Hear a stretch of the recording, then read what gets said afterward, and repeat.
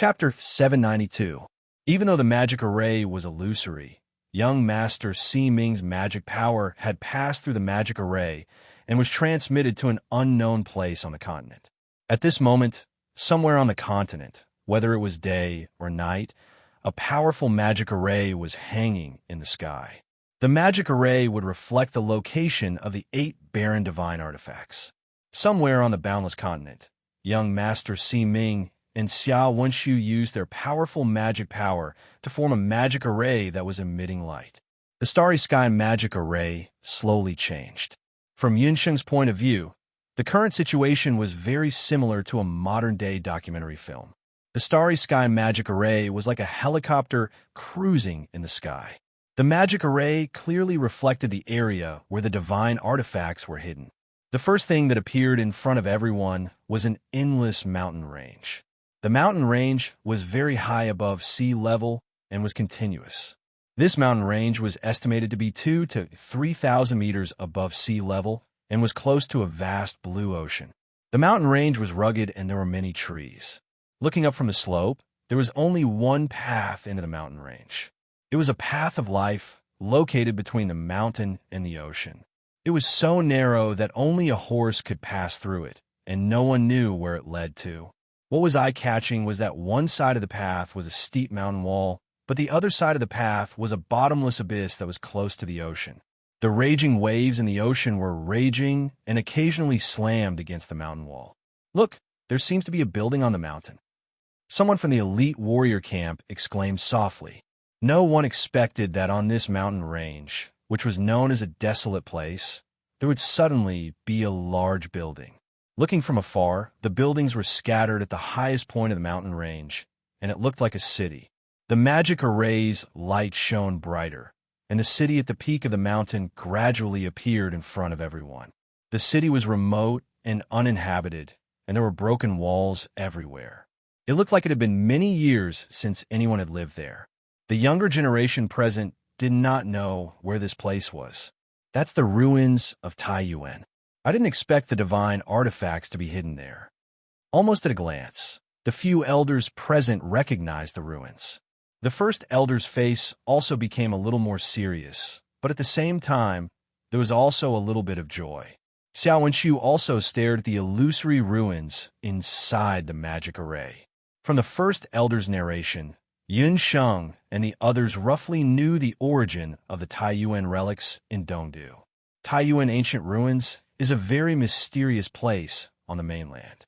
It is located in the Taiyuan mountain range. Taiyuan Mountain was originally a nameless mountain. It was located at the border between the mountains and the sea. The spiritual energy of heaven and earth was abundant. However, due to the steep terrain and the presence of magical beasts, there were very few people in the nameless mountain range for a period of time. This situation did not improve until the appearance of the famous Penglai people called Taiyuan. Taiyuan was a talented member of the royal family of Penglai. It was said that he used to be the prince of Penglai, but because of the emergence of the Zhao state, he took over the royal power of Penglai. Taiyuan could only leave Penglai in anger. In order to avoid the Zhao state and to re-establish his own political power, he took his family and had been looking for a suitable place to live on the mainland. He finally came to the nameless mountain area. He found that the mountain was full of natural dangers. It was easy to defend and not easy to attack. It was also close to the sea, so it could develop shipping and ports. As a result, Taiyuan led his family to rename Nameless Mountain as Taiyuan Mountain and build an otherworldly land that resembled a small city-state. Even the Grand Emperor's City and Tianyi City that appeared in the future were built in the form of Taiyuan City at that time. However, not long after Taiyuan built the Taiyuan town, the town attracted several heavenly thunders in one day. The whole Taiyuan City was turned into ruins by the heavenly thunders. Some people said that Taiyuan City was destroyed because Taiyuan accidentally attracted the heavenly thunders when he broke through the Taiyuan City. Ever since Taiyuan City fell, many people explored the Taiyuan mountain area. This was because there were rumors on the mainland that as the Prince of Penglai, Taiyuan carried a lot of treasures with him. Some people even said that Taiyuan had accumulated considerable wealth in Taiyuan City. Taiyuan City fell overnight, but countless treasures were still left in Taiyuan City.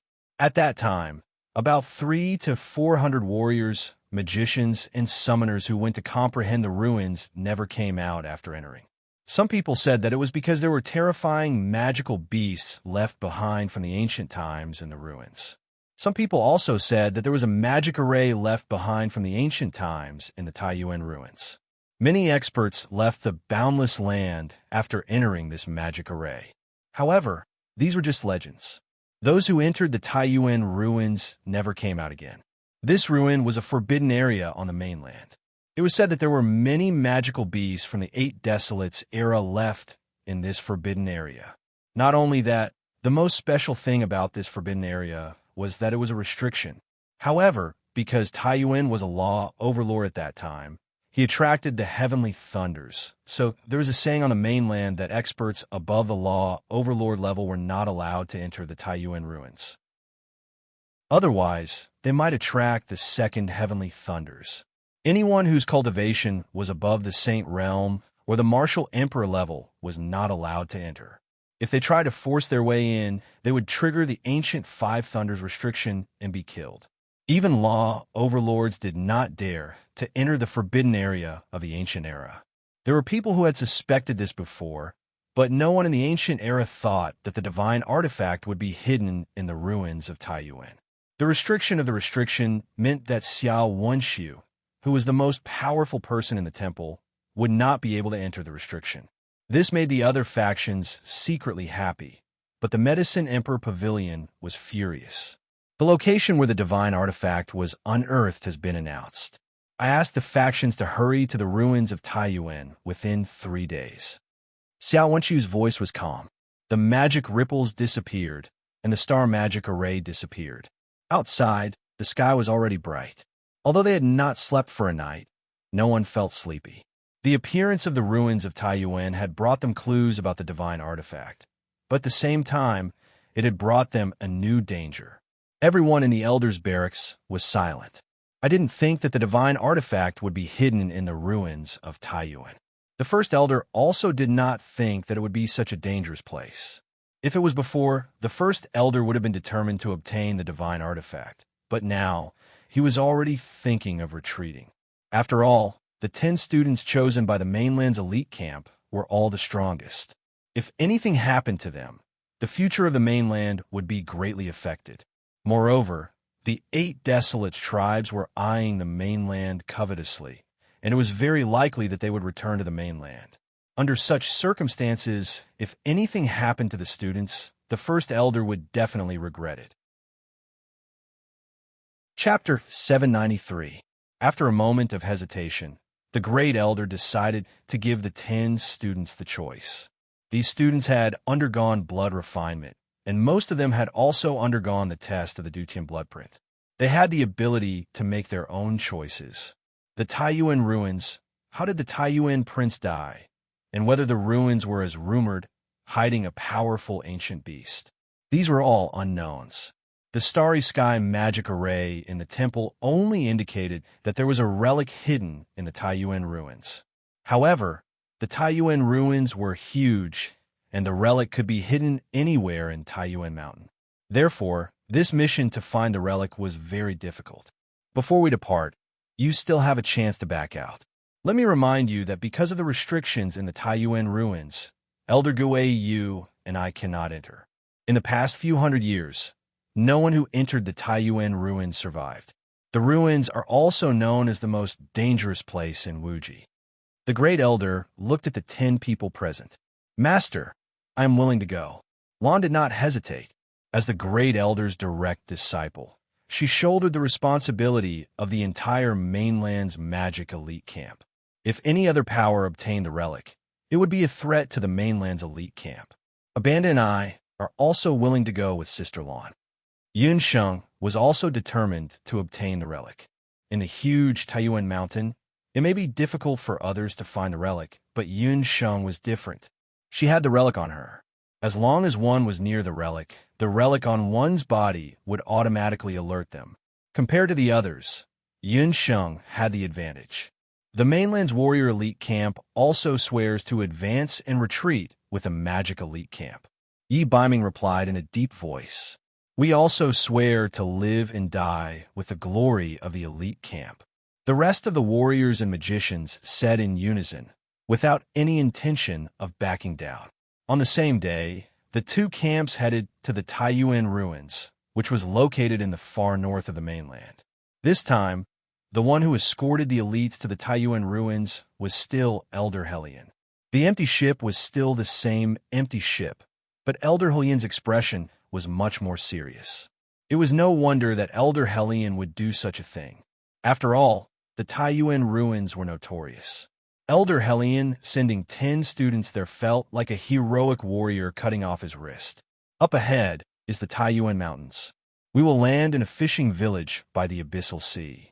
You will have to rely on yourselves for the rest of the journey. The airship slowly flew by the Abyssal Sea. White seagulls flew across the blue sea. In this season, there was no wind or waves on the beach. It was a beautiful seaside landscape. But at this time, no one was in the mood to enjoy this beautiful scenery.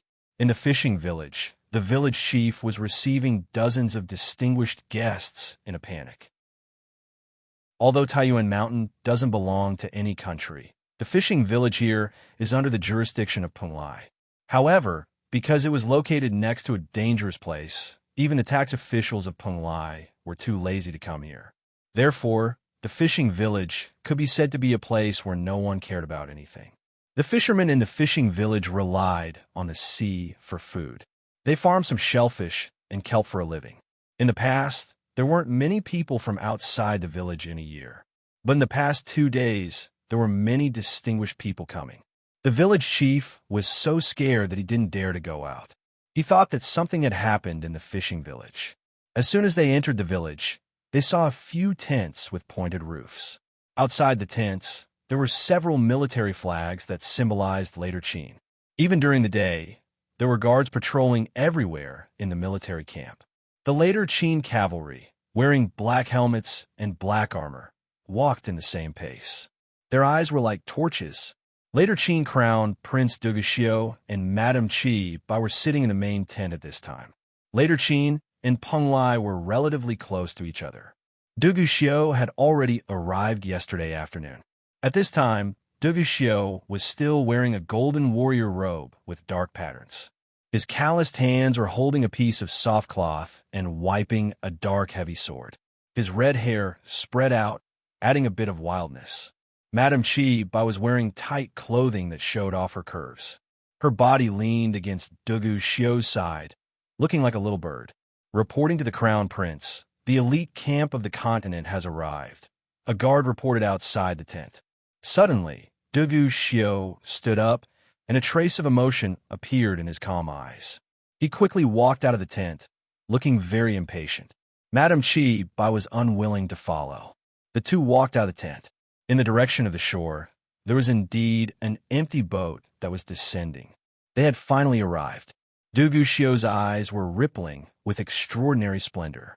People walked down from the empty boat one after another. Yunsheng walked in third. She was wearing blue today. Her black hair shone like black silk under the dazzling sunlight. The moment Duguxiu saw Yunsheng, there was only shock in his eyes. Then, that shock was quickly ignited and turned into a prairie fire, turning into a desire that he had never felt before. Not far away, Yunsheng was standing there. Ever since he met Yunsheng again in the eastern capital, although he did not see her appearance clearly, Duguxiu's heart was like a cat's claw that would scratch it from time to time. Duguxiu had once guessed what Yunsheng would look like now, enchanting or full of spirit. He had fantasized countless times. But no matter how many fantasies he had, it could not compare to a living person. After not seeing her for so many years, Yunsheng had become even more moving. Duguxiu's eyes were fixed on her body, not even willing to move. But right at this moment, a hand appeared from under Duguxiu's eyes and landed on Yunsheng's shoulder, ruining the mood. There was a hint of dominance in his laziness. Just like that, Yi Baiming's face blocked Duguxiu's line of sight. Yi Baiming, why was he here? Duguxiu was also careless. He He had planned to form an alliance with the mainland's elite camp with the intention of getting close to Yun Sheng, who knew that it would be a buy one, get one free deal. He had completely forgotten that Yi Baiming was also in the mainland's elite warrior camp. It was really like meeting a love rival, especially with red eyes. Back in Zhou State's Yujing City, Yi Baiming's warning was still vivid in his mind. However, as the Prince of Zhou State, Yi Baiming did not represent Zhou State in this divine weapon mission. This really surprised Dugu Xiao. It seemed that the rumors outside were true. Yi Baiming and Zhou State's emperor did not get along well. Lord Baiming, long time no see. Dugu Xiao narrowed his eyes. Prince Dugu, long time no see. But before we greet each other, can I trouble you to move your eyes and love away from this prince's woman? This woman is, and will be mine. As he spoke, Yi Baiming reached out with his long arm and threw a look at Dugu Xiao, pulling Yun Sheng into his embrace. He did not hesitate to declare his ownership of her. The smile on Dugu Xiao's face disappeared completely. Chapter 794. What Yi Baiming meant was that he was telling Dugu Xiao that Yun Sheng was his fiancée. As early as a few years ago, Dugu Xiao had already been struck out and lost his chance. The two of them hadn't even started the mission yet, but they were already at each other's throats. This wasn't a good sign. Dugu Xiao's expression could be described as changing faces in a Beijing opera, making Yun Sheng blush with shame.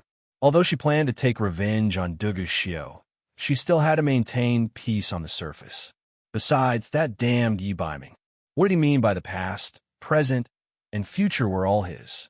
Yun Sheng could imagine the expressions of the people on the empty ship behind her. She reached out her hand and pinched Yi Baiming's waist.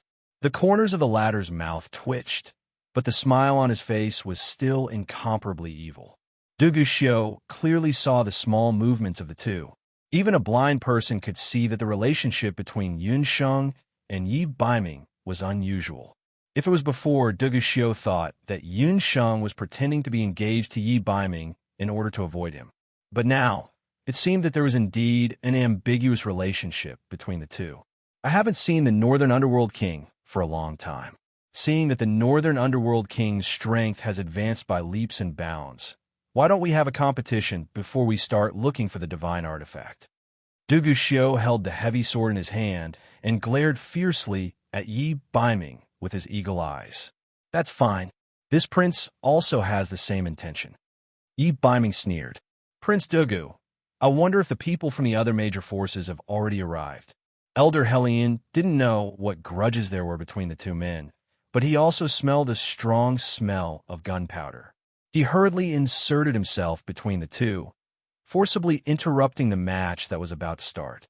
The people from Penglai and Grand Emperor City have already arrived. The people from the Dharma Temple and the Medicine Emperor Pavilion are also in the village. Tang Yuan and Li Xiao will arrive this afternoon. The people from the Immortal Residence and Tianyi City's Everlasting Chamber of Commerce have yet to arrive. As for Zhou State, I thought Dark North King would know better than me. Dugu Xiao couldn't flare up in front of Elder Hellion. True swords and spears could not be compared, but Dugu Xiao's words were full of sarcasm. Yi Baiming was a prince of Great Zhou, but he did not care about his motherland and represented the elite camp to participate in this mission. As he spoke, several people dressed in Zhou State's uniform walked over. When they saw Yi Baiming, two of them were pleasantly surprised to see Yi Baiming. Yi Baiming, good boy. It really is you. The one who spoke was a scholarly man. He had red lips and white teeth, and he held a folding fan in his hand. He was one of Yi Baiming's childhood friends, Cheng Bai. Behind Cheng Bai stood a few people, and one of them also nodded towards Yi Baiming. It was Bu Jiuxiao from Wu Profound Limitless School. As for the others, judging from their clothing, they were actually two magicians. However, the two of them were very mysterious. They wore masks on their faces, so it was impossible to see their specific appearances. After Yi Baiming joined the elite camp, he hadn't returned to Zhou State. He hadn't seen his two good friends for 5 or 6 years. When the three men who had been good friends since childhood met, even Yi Baiming, who had always been cold, could not help but smile. Boy, You really don't have a conscience. After you went to the elite camp, you didn't even send a letter. Chung Bai and Bu Jiuxiao walked forward. The three men gave each other a solid bear hug. There was a kind of friendship that could withstand the test of time and hardships. Yi Baiming, Chung Bai, and Bu Jiuxiao were like this. Yeah, you're already a martial emperor. Look at this boy. His body is very strong. Chung Bai didn't hold back as he touched Yi Baiming up and down. Bu Jiuxiao also couldn't help but nod. The two of you are not bad either. You've already broken through to the martial sage realm. Yi Baiming also had a look of emotion. Hey, I heard that Yun Sheng also went to the elite camp. Chung Bai searched the crowd before his gaze finally landed on Yun Sheng, who was standing behind Yi Baiming. Wow, amazing. That fierce tigress from back then has actually become a great beauty.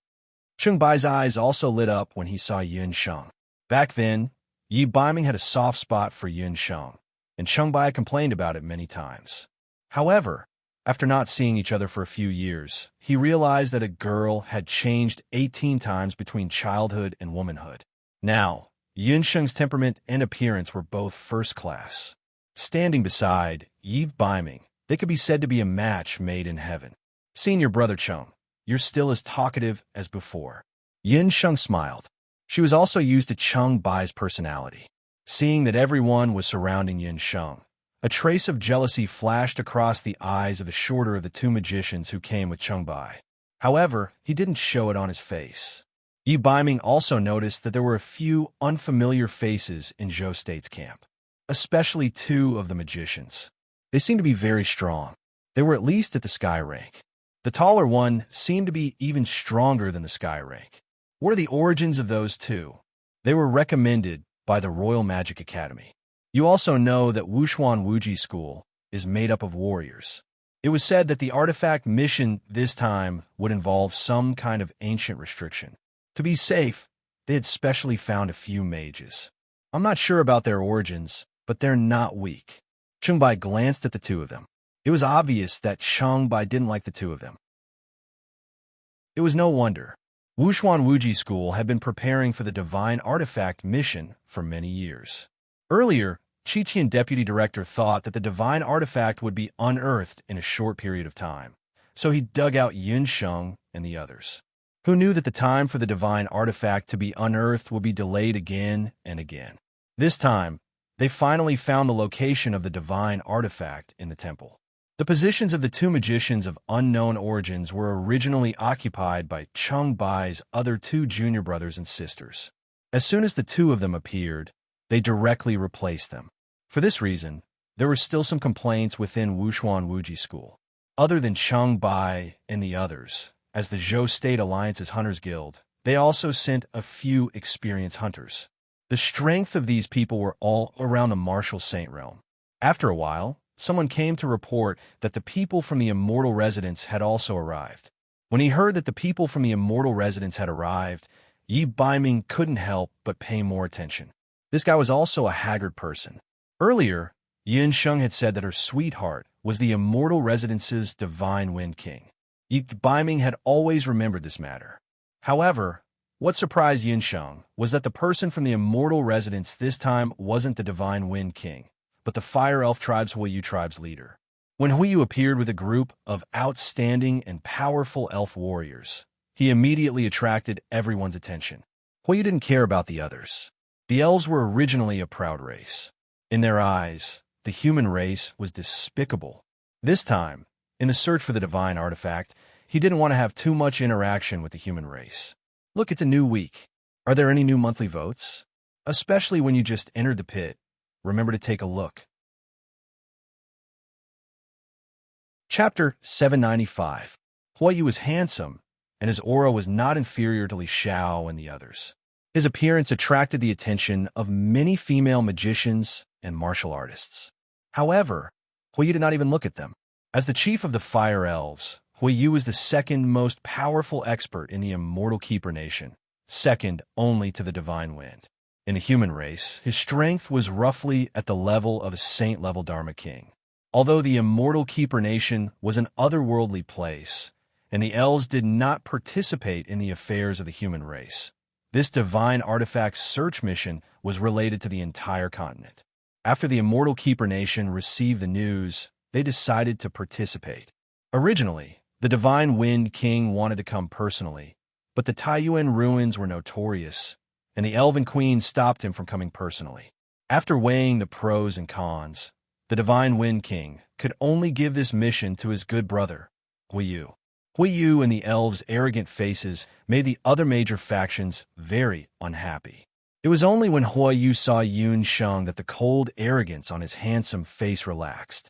Huiyu respectfully walked in front of Yun Sheng and bowed. "Respected Lady Yun Sheng, I represent the Fire Elves tribe to extend my most sincere greetings to you." He knelt on one knee and touched Yun Sheng's hand with his forehead. This was the highest form of etiquette in the elves, and it was only used when meeting the most respected king. Well, you actually did this to an ordinary human. This showed that Yun Sheng's identity was not ordinary. Yun Sheng had the inheritance of the Fire Elves tribe's queen, and Huiyu had long regarded her as the true chief of the Fire Elves tribe. However, because Yun Sheng insisted on not inheriting the inheritance, he could only give up. However, in Huiyu's opinion, Yun Sheng's status was very noble. To a certain extent, it was comparable to the Divine Wind King and the Elven Queen. This was especially true for some of the forces that were not clear about Yun Sheng's background. They began to discuss softly when they saw this. "Hui, long time no see." Yun Sheng had stayed in the Immortal Keeper Nation before, so she was very calm about Huiyu's words and actions. She was just a little surprised that the Divine Wind King did not appear for such an important mission. "Divine Wind King, as you have just ascended the throne, it is inconvenient for you to leave. He asked me to tell Lady Yun Sheng that he is fine." Huiyu sighed inwardly. Why did Divine Wind, that silly boy, need to find an excuse? After Yun Sheng left, he looked fine on the surface, but his heart was empty. The Divine Wind King ordered the female officer of the King Tree to not touch anything in Yun Sheng's room. Yun Sheng's residence was exactly the same as when she left.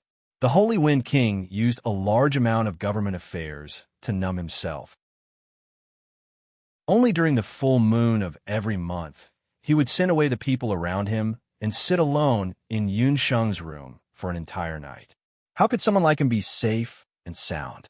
This time, the Holy Wind King had promised the queen that he would not come. Part of the reason was that he was afraid that if he saw Yun Sheng, he would not be able to resist bringing her back to the immortal residence. If they could not be together, there was no need to meet. Huiyu stood up and noticed that behind Yun Sheng, there were Yi Baiming, Dugu Xiao, Qi, and the others, who also had outstanding looks and temperaments. He could not help but take a few more glances. These few men each had their own merits, and their strength was the absolute powerhouse of the human race. Among them, Dugu Xiao was the crown prince of the later Qin. He was incomparably fierce, and was the crown prince of the region. Qi's magic power was very special. Although he was a commoner, at first glance, people would feel that he was very unusual. As for the man standing closest to Yun Sheng, Huiyu only took a glance, and his pupils unconsciously shrank. Huiyu actually couldn't see through this man at a glance. Huiyu also keenly sensed that Yun Sheng was somewhat different from a few years ago. Not only in terms of appearance and height, Yun Sheng's magic power had also soared greatly compared to when she was in the immortal residence. Back then, when she was in the immortal residence, Yun Sheng was called trash, and she did not even know magic. But now, she was a sky magician, worthy of being the successor of the Fire Spirit Queen. Compared to when she was in the immortal residence, her temperament was different. The current Yun Sheng was stronger and more attractive. No wonder the Holy Wind King was dead set on her. Seeing the flower protector beside Yun Sheng, Huiyu could not help but mourn for his good friend in his heart. Yun Sheng, however, recalled how the Holy Wind King took care of her in every possible way when she was in the immortal residence. She could not help but sigh. Just as Huiyu stood up, there was a roar in the sky, and a ship marked Wuji. The empty airship of Heaven's Wings slowly descended under its own control. Seeing this, a smile appeared on Yun Sheng's face. Ever since Dongwang Ling Er's incident, Yun Sheng no longer had a smile on her face. Heaven's Wings Jade had come. Yinsheng's guess was right. This time, the representative of Heaven's Wings City and Wuji Chamber of Commerce was Heaven's Wings Jade, as well as a group of contestants from Heaven's Wings City. Third sister. Heaven's Wings Jade flew towards Yunsheng as soon as she got off the ship. She no longer had the image of the city lord of Heaven's Wings City. However, the only one who could make the Heavenly Winged Jade reveal such an expression was Yunsheng. Heaven's Wings Jade and Yunsheng had only been separated for a few months, but after learning about her second sister, Yunsheng, she had been very worried about Yunsheng. Big sister. Yunsheng smiled like a flower. Then, she looked at Zhou Qingchuan, who was walking down from the ship with Heaven's Wings Jade, and winked at Heaven's Wings Jade. Heaven's Wings Jade understood and could not help but spit. Damn girl, it's not what you think. Qingchuan and I are just partners. This is just a partnership, and you're already calling each other by their names. Big brother and big sister, they just happen to be a pair. Yunsheng teased. Hearing that, Heaven's Wings Jade blushed and wanted to hit Yunsheng. Big sister, please spare me. I don't dare to say anymore. Yunsheng repeatedly begged for mercy. Only then did Heaven's Wings Jade give up. What a pity. If second sister was here, the three of us would be able to fight side by side again. Heaven's Wings Jade sighed. After Dongwang Ling got into trouble, Heaven's Wings Jade even sent over a lot of spiritual medicine. Don't worry, Ling. She'll be back sooner or later.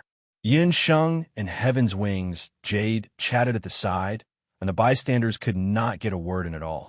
Zhou Qingchuan, who got off the ship one step later, could only helplessly stand at the side and watch the two play around with a smile. Yunsheng had long intended to make Zhou Qingchuan and Heaven's Wings Jade marry each other.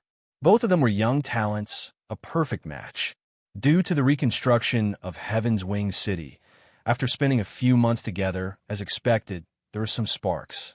This time, they came together, and their relationship was much closer than before. Yunsheng suspected that it would not be long before she could attend their wedding banquet. When Zhou Qingchuan saw Yunsheng, he also felt a little embarrassed. When Zhou Qingchuan first met Yunsheng, he had a good impression of her. He admitted that he still felt a little uncomfortable when he saw Yunsheng. However, when he found out that Yunsheng was already engaged to someone, and that this person was the Zhou State's Lord Biming, Zhou Qingchuan already knew that it was impossible for him and Yunsheng to be together.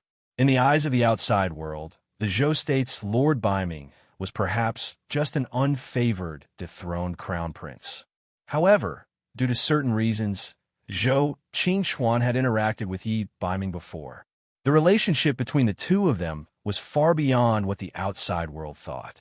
Part of the reason why Zhou Qingchuan came to participate in the Divine Artifact search mission this time was to see Yunsheng. The other reason was for Yi Biming. Chapter 796. Strictly speaking, Zhou Qingchuan knew Yi Biming a few years earlier than he knew Yunsheng. At that time, Yunsheng was just an abandoned girl who had just arrived at the Jade capital.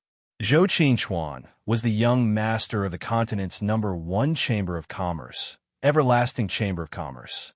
He had followed his grandfather, Chairman Zhou, to learn all kinds of Chamber of Commerce's affairs. At that time, Yi Biming was just a low-key dethroned crown prince. However, Yi Biming had already begun to secretly cultivate his own power. After Empress Li's death, she left some properties and old subordinates to Yi Biming. After Yi Biming returned to the Jade capital, he reorganized his subordinates and bought the Wanlong gambling house. Within a few years, the Wanlong gambling house had rapidly amassed wealth in the Jade capital and became a local snake. At that time, Yi Biming, who was hiding behind the Wanlong gambling house, had already made some transactions with Everlasting Chamber of Commerce through Longhua. These transactions involved weapons, herbs, and soul stones.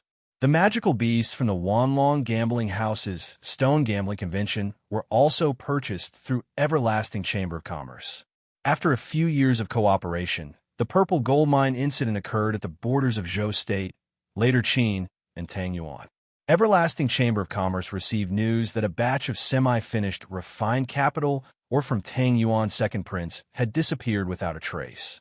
This news was tightly sealed at that time. However, as the overlord of commerce, Everlasting Chamber of Commerce still managed to obtain some gossip. At that time, the rumor was that later Qin's Dugu had swallowed that batch of purple gold mine. Some people even said the Grand Emperor had dug a secret passage and stolen the capital, or there were also rumors that the old and cunning Emperor of Zhou State had reaped the benefits. However, just as the capital or incident was gradually forgotten by people, one night, Chairman Zhou suddenly called Zhou Qingchuan over to discuss a transaction with a mysterious guest. That was the first time Zhou Qingchuan saw Yi Baiming. Accompanied by Long Hua, that young man who was so handsome that he didn't seem like a mortal, had a candlelight talk with Chairman Zhou for the entire night. That night, Yi Baiming revealed a side of himself that the world did not know. Whether it was the situation of the continent or the advantages and disadvantages of the Everlasting Chamber of Commerce, he was able to analyze everything. In the end, he used a batch of refined purple gold to convince President Zhou to purchase half of the Everlasting Chamber of Commerce's business. After Yi Baiming left, Zhou Qingchuan questioned why he sold the Everlasting Chamber of Commerce's businesses to others. However, Chairman Zhou sighed with emotion. Each new generation excels the previous one. Zhou State's Lord Baiming is destined to stand at the pinnacle of the continent. It's really scary to be enemies with such a person. It's better to form an alliance with him as soon as possible so that the descendants of the Zhou family can enjoy wealth forever. After President Zhou passed away, the partnership between the Everlasting Chamber of Commerce and Yi Baiming became even more secretive. In the entire continent, only Yi Baiming and Zhou Qingchuan knew about it. The two of them also appreciated each other after many collaborations in the future and became close friends. After that, Zhou Qingchuan met Yun Sheng by chance. He was attracted by Yun Sheng's special temperament and could not extricate himself. Later, when Zhou Qingchuan heard that Yun Sheng and the Zhou State's Lord Baiming were engaged, he realized that he and Yi Baiming had fallen in love with the same person. Yun Sheng and Yi Baiming were not ordinary people. Just from this point alone, Yun Sheng and the Lord Baiming were a good match. After a painful struggle in his heart, Zhou Qingchuan chose to give up. A gentleman had the beauty to fulfill someone's wish. A person like Yi Baiming would not be easily moved. Once he was moved, he would never leave, regardless of where he went. Zhou Qingchuan was relieved to hand Yun Sheng over to Yi Baiming. After thinking this through, Zhou Qingchuan felt relieved. Not long after the people from Skywing City and the Everlasting Chamber of Commerce arrived, the people from Grand Emperor City also arrived. This time, the team sent by Grand Emperor City did not have Yuan Wuji or Xian Mimi. Instead, it was a group of young men and women who looked like cannon fodder. They were led by the Grand Elder of Grand Emperor City. Yuan Wuji did not come because he was still in seclusion. As for Xian Mimi, she originally wanted to participate in the mission to find the divine artifact. However, after the Starry Sky magic array in the temple predicted the exact location of the divine artifact, she decided to back out. Xian Mimi did not dare to go to the Taiyuan ruins, a dangerous place where one could not return from. The Grand Elder also recognized Yun Sheng. He nodded at Yun Sheng and was surprised to find that Yun Sheng was already a sky magician. Now that Grand Emperor City had few talents, the Yun family of Zhou State was on the rise. Fortunately, Yuan Shahua was married to Yun Songlong. The Grand Elder sighed. As for the people from Zhou State, they were also unfamiliar summoners. Yun Sheng did not recognize any of them. Just as everyone was gathering, a very discordant voice cut in. Prince Dugu, Lord Baiming, long time no see. Tang Yuan's second prince, Li Xiao, walked over with a group of magicians. Unlike the other major forces who had formed an alliance, Tang Yuan had formed an army alone this time. Second Prince Li Xiao still had a modest and gentle look on his face. However, when his gaze fell on Yun Sheng, Lan, and the others, it was somewhat sharp. Lan, Your luck is not good this time. You have to lead this group of child soldiers. If it were me and Lu Tongtian, this divine artifact mission would have been a cinch. His words were very arrogant. Earlier, Second Prince Li Xiao had wanted to use his identity as a student of the elite magician camp to propose to the Grand Elder that Tang Yuan and the elite magician camp form an alliance. Who knew that the Grand Elder, that old fart, would turn him down immediately? What made Li Xiao even angrier was that the Grand Elder actually formed an alliance with Later Qin. This was clearly a slap in his face. Li Xiao was narrow-minded. After failing to form an alliance, he returned to Tang Yuan and prepared his own personal team of magicians. His purpose was to defeat the elite magicians of the continent in one fell swoop during the search for the divine artifact. Blue frowned and glanced at the magicians behind Li Xiao. The magicians behind him attracted Yun Sheng's attention. Among them was Kuling, who had been kicked out of the elite magician camp by Yun Sheng. After Kuling left the elite magician camp, there was no news of her. Yun Sheng thought that she would never meet her again. She did not expect that the two of them would meet again during the divine artifact mission. Li Xiao, you have no right to judge my team members. In the eyes of others, you are a prince, but in my eyes, you are worthless. You went behind the back of the elders and took the initiative to rope in the elite magician camp. This matter, after I complete the mission, I will settle the score with you.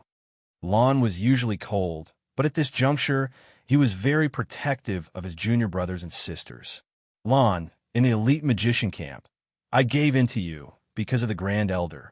These people are all ostracized by the mainland's elite camp. They already belong to Tang Yuan. In the ruins, we won't be merciful. Li Xiao completely disregarded the camaraderie of his fellow disciples and completely fell out with Lon. Chapter 797. Second Prince, why bother with these lowly people? Yin Sheng, don't think I left the elite camp because I'm afraid of you. I have another identity. I'm from the Ku family of Tang Yuan. Kuling said arrogantly. The Ku family of Tang Yuan was a magician family under the second prince, Li Xiao. They were good at bribery and assassinations and had a bad reputation in Tang Yuan. Li Xiao was ambitious. On one hand, he had a good relationship with the temple, but on the other hand, he joined the elite camp. When Li Xiao joined the elite camp, he initially wanted to use his identity as the second prince to become the disciple of the Dark Gold Minter. Unfortunately, the Dark Gold Minter was not afraid of power.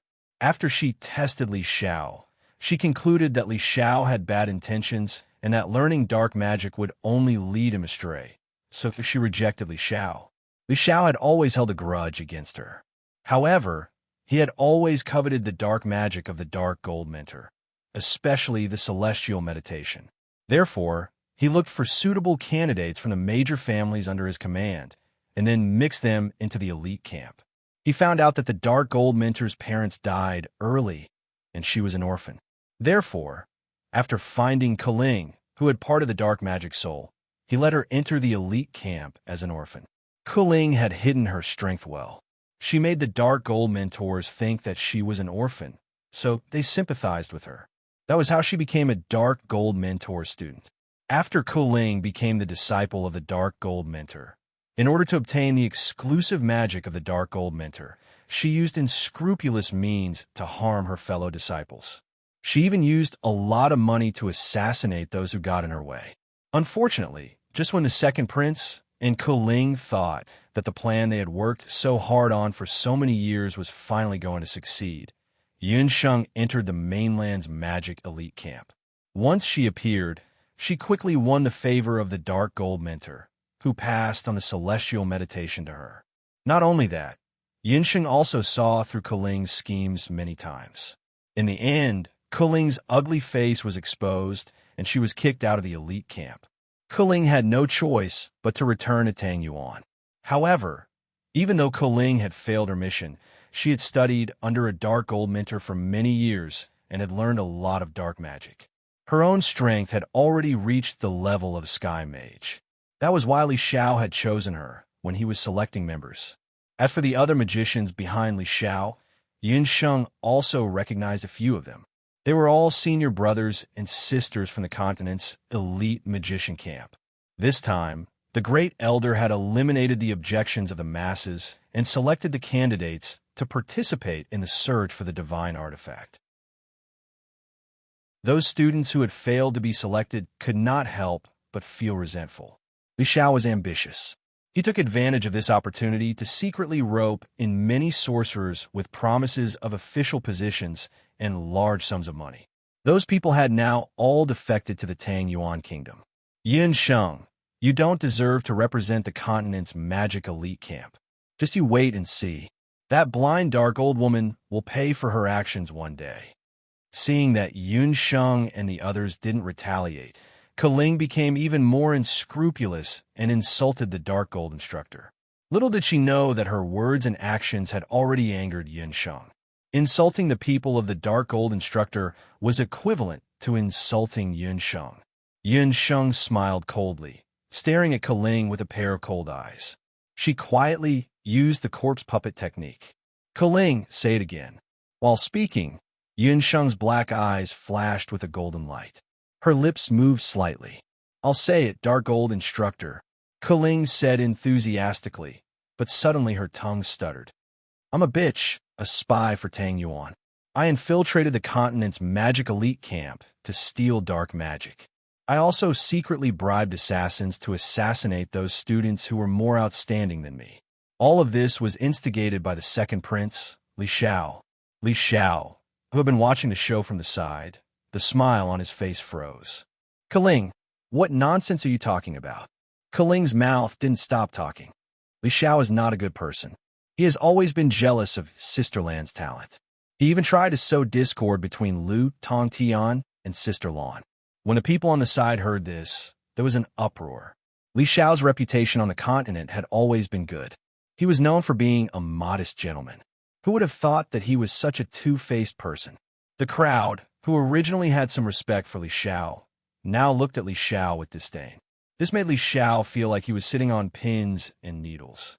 He flew into a rage out of humiliation and rushed forward. Kaling, you're crazy.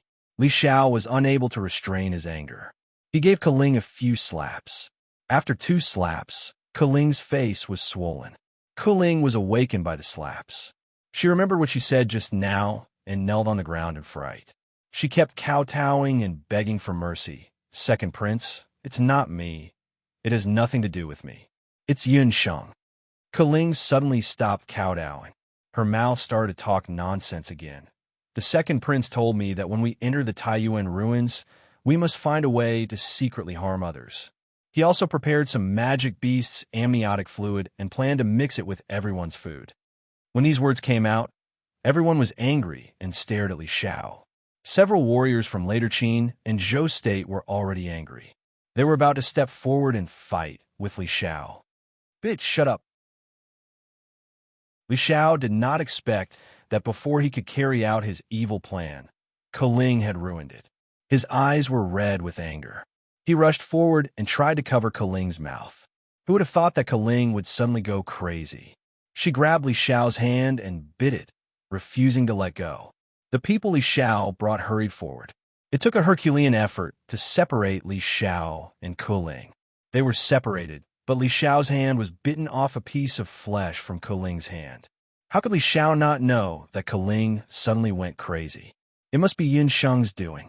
Li Xiao immediately ordered his men to tie Kaling up and gag her.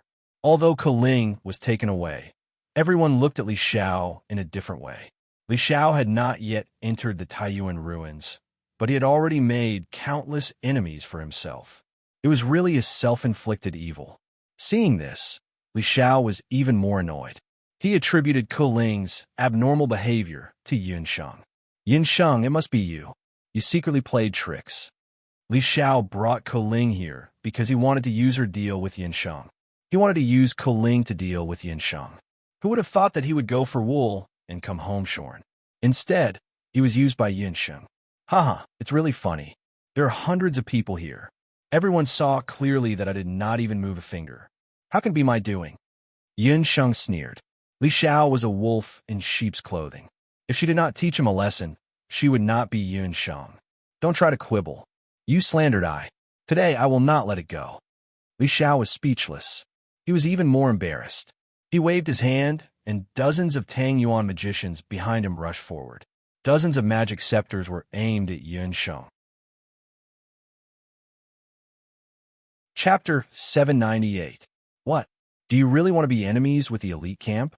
The consequences of being enemies with the elite camp are not something you can bear. Azura coldly looked at the magicians.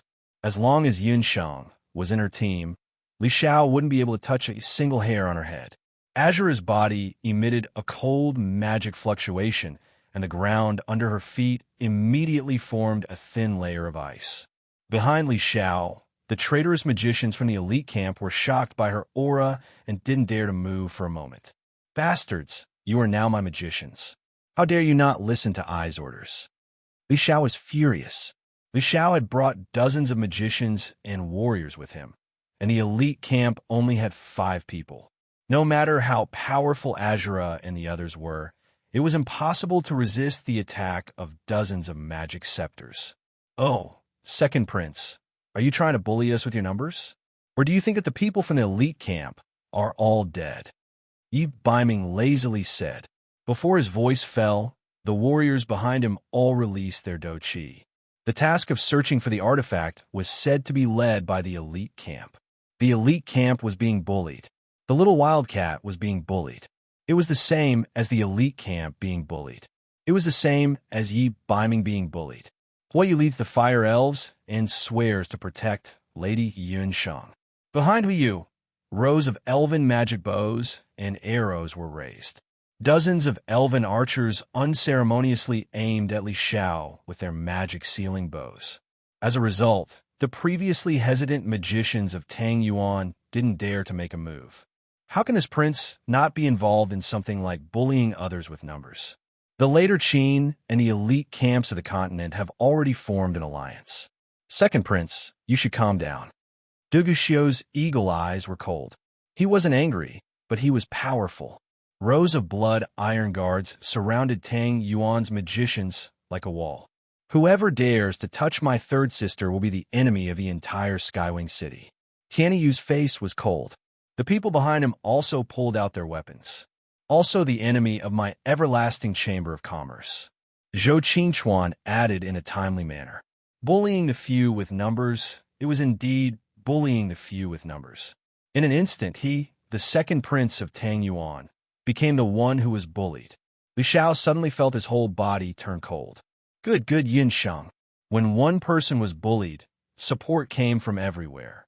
Even Li Xiao did not dare to offend Yun Sheng at this moment. However, if Li Xiao were to admit defeat now, he would appear even more cowardly. How would he be able to establish himself in the magic world of the continent in the future? Behind Li Xiao, the magicians had already put down their magic scepters in fear, but Li Xiao was still glaring at Yun Sheng. In his opinion, Yun Sheng was the cause of his predicament. As Li Xiao held the magic scepter in his hand, he felt a chill run down his spine. The magic scepter in his hand felt as if it weighed a ton. At this time, only the Zhou State and the Hunters Guild, as well as the coalition forces of Penglai and Dihong City, did not rashly intervene. Although they didn't make a move, they all realized that a seemingly ordinary student from the continent's elite camp actually had so many people protecting him. The situation was so urgent that even Elder Hellion did not know what to do. At this moment, there was a wave of magic and a teleportation magic array appeared. In the teleportation magic array, the people from the temple appeared under the lead of Xia Wenxiu and Ru Yi. When he saw Xia Wenxiu, the originally nervous Li Xiao relaxed. It was as if he had seen his savior, and he went forward to greet him. The temple was originally located in Tangyuan. The second prince, Li Xiao, had studied magic in the main temple of the temple in his early years and had some friendship with Xia Wenxiu. He thought that Xia Wenxiu's appearance would be of more help. Moreover, Xia Wenxiu was quite knowledgeable in the field of illusions. He would definitely be able to see through Yun Sheng's tricks. Brother Xia, it's good that you're here. This woman used illusions to slander I. Xia Wenxiu's gaze first landed on Yun Sheng's side, then on Koling. I didn't see any illusions on her. He looked very normal and did not have any extra emotions. However, if one looked closely, they would see that Xiao Wenxu's hands were clenched tightly under his magic robe. Second prince, forget it. It's better to bury the hatchet. You know senior brother's personality the best. He doesn't like to participate in such disputes. Since everyone is here, it's about time to enter the Taiyuan ruins. Besides Xiao Wenxu, Ru Yi shook his head. He was very disdainful of Li Xiao's actions. You're really stupid. Can't you see that senior brother can't be bothered with you? Ru Yi's words gave Li Xiao a way out. Thus, Li Xiao did not say anything else and retreated to the side. However, he still glared at Yun Sheng and Lan with venomous eyes. Elder Helian walked forward. Xia Siming, you're here today? Elder, don't worry. I'm only here on behalf of Master. I'm only in charge of supervising the battle and treating the injured. I won't be entering the Taiyuan ruins. Xiao Wenxu's words made Elder Helian sigh in relief. The other major factions had the same reaction. With Xiao Wenxu's law overlord cultivation, Ru Yi, and the help of the Starry Sky magic array, if he wanted to enter the Taiyuan ruins, there would be no suspense to this divine artifact search mission. Sure enough, Xiao Wenxu was also wary of the forbidden legends of the Taiyuan ruins, so he gave up on entering the Taiyuan ruins. Ru Yi was the representative of the Law Temple to enter the Taiyuan ruins. Xiao Wenxu's arrival meant that everyone participating in this divine artifact search mission had arrived. Everyone.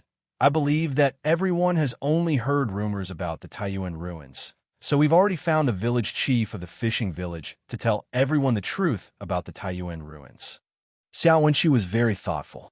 Before everyone entered the ruins, he first called the village chief over. The fishing village had existed beside the Taiyuan ruins for nearly 100 years. Although the fishermen in the village had never entered the ruins before, they knew more about the Taiyuan ruins than Yun Sheng and the others, who were here for the first time. The village chief's face was filled with fear.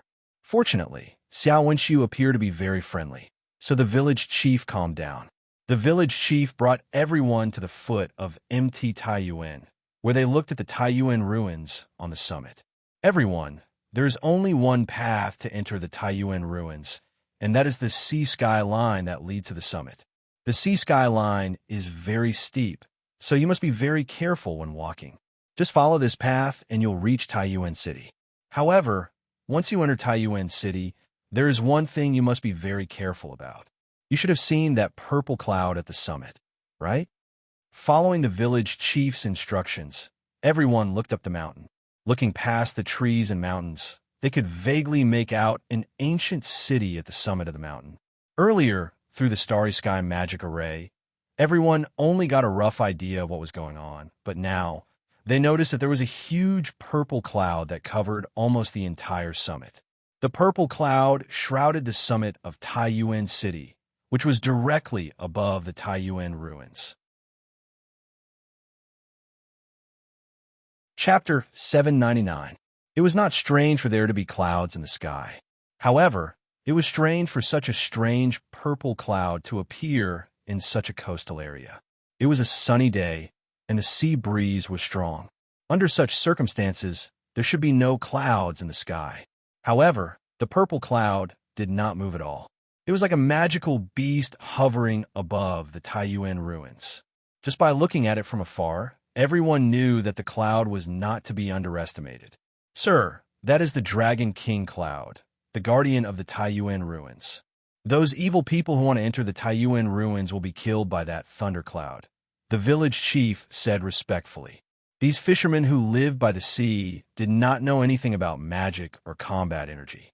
To them, the most powerful thing was the Dragon King, who symbolized good weather. According to the village chief, that purple cloud would shoot out lightning every half a month. Once the lightning was shot out, the sea would be filled with thunder and lightning, making it difficult for fishing boats to go out to sea. However, after the lightning, the sea would be peaceful for a period of time. This pattern was so accurate that the fishermen called the purple cloud the Dragon King Cloud. It's just a purple cloud with relatively lush, lightning magic elements. Why are they being so secretive? A mage muttered after hearing this.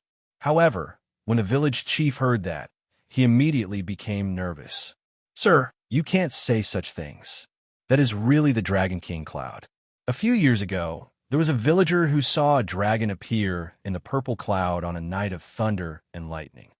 Dragon? The group of magicians and martial artists didn't really believe it. Magical beasts like dragons had long been extinct in the boundless world. How could there be a cloud in the Taiyuan ruins? Everyone was skeptical about the village chief's words and did not take it to heart. Thereafter, the people from the various forces questioned the village chief about the situation of Mount Taiyuan. The village chief told everyone that Mount Taiyuan was like spring all year round. However, the villagers did not dare to offend the Dragon King, so they had not entered the mountain for many years. It was like spring all year round on the mountain. There were various herbs and some magical beasts growing there. As for any magical weapons or treasures, the villagers did not know anything about them. However, even if there is a treasure, it should be hidden in the city lord's mansion. The village chief remembered something. A few years ago in the fishing village, a child entered the Taiyuan ruins. After that child got lost, he walked all the way to the deepest part of the ruins. It was said that at the top of the mountain, he saw a collapsed white castle. Inside the castle, all kinds of treasures were piled up. After the child went down the mountain, he told the adults at the foot of the mountain about this matter. However, when the fishermen gathered their courage and prepared to enter the mountain to search for treasure, the purple cloud suddenly struck down many lightning bolts, killing many villagers. The villagers no longer dared to go up the mountain. In that case, the goal of our trip is that white castle. Xiao Wenxiu thanked the village chief after hearing this. Taiyuan Mountain was huge, and the Taiyuan ruins were not small either. The sooner they locked onto a target, the easier it would be for them to complete the mission. Moreover, the words of the village chief just now gave everyone some hope. Previously, it was said that anyone who entered the Taiyuan ruins would never return. However, now that the village chief had said that even a child could successfully escape, it proved that the Taiyuan ruins were not as they had said before. After entering, there was no way to leave alive. Looking around, Xiao Wenxiu said, "There is only one way into the mountain. It is best if there are not too many people going in. A team of 20 people is best." No one had any objections to Xiao Wenxiu's suggestion. If there were too many people, it might not be safe. On the contrary, it would delay the journey. The remaining people could set up camp at the foot of the mountain. This time, there were no more disputes between the mainland's elite camp and Duguxiu. The elite camp only had 10 people in total. Duguxiu chose Madame Qi Bai and 8 other martial artists to accompany him. The other forces also selected 20 people respectively. After everything was ready, the major factions entered the mountain one by one. Everyone left one by one. When almost everyone had left, Yun Sheng walked past Xiao Wenxiu. "Miss Yun," Xiao Wenxiu suddenly said. "Xia Siming, congratulations on your breakthrough." Yun Sheng stopped and smiled brightly. Her bright smile made Xiao Wenxiu absent-minded for a moment. Yi Baiming, who was standing to the side, coughed a few times in displeasure. He muttered in his heart, "Damned little wild cat. She looks so fierce when she sees this prince, but smiles so brightly when she sees Xiao Wenxiu. I have something to tell you. It's about Uncle Yun." Xiao Wenxiu deliberately wanted to speak with Yun Sheng alone. Ever since they parted ways in Skywing City, Yun Sheng had not seen her father again. She had been worried about whether or not her father had found her mother. Hearing Xiao Wenxiu say this, she walked to the side with him. "My father went to find you?" Yun Sheng did not know when her father had met Xiao Wenxiu. He came to ask about the heart crystal.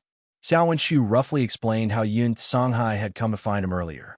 He also told Yun Sheng that Hu Jiusheng was most likely under the control of the heart crystal.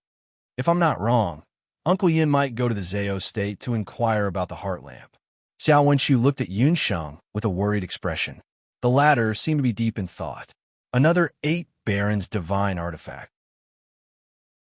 After hearing about the heart crystal, Yun Sheng sighed. If it really involved the 8 barons' divine artifact, then her father might not be able to help her mother recover in a short time. However, Yun Sheng thought again. If the heart lamp was the heart sorrow divine artifact unearthed in the Taiyuan ruins, then her mother would be saved. Many thanks to Xia Siming for telling me these things. I will definitely repay you in the future. Including Yun Sanghai this time, Xiao Wenxiu had already saved her many times. With Yun Sheng's personality, she did not like to owe people favors.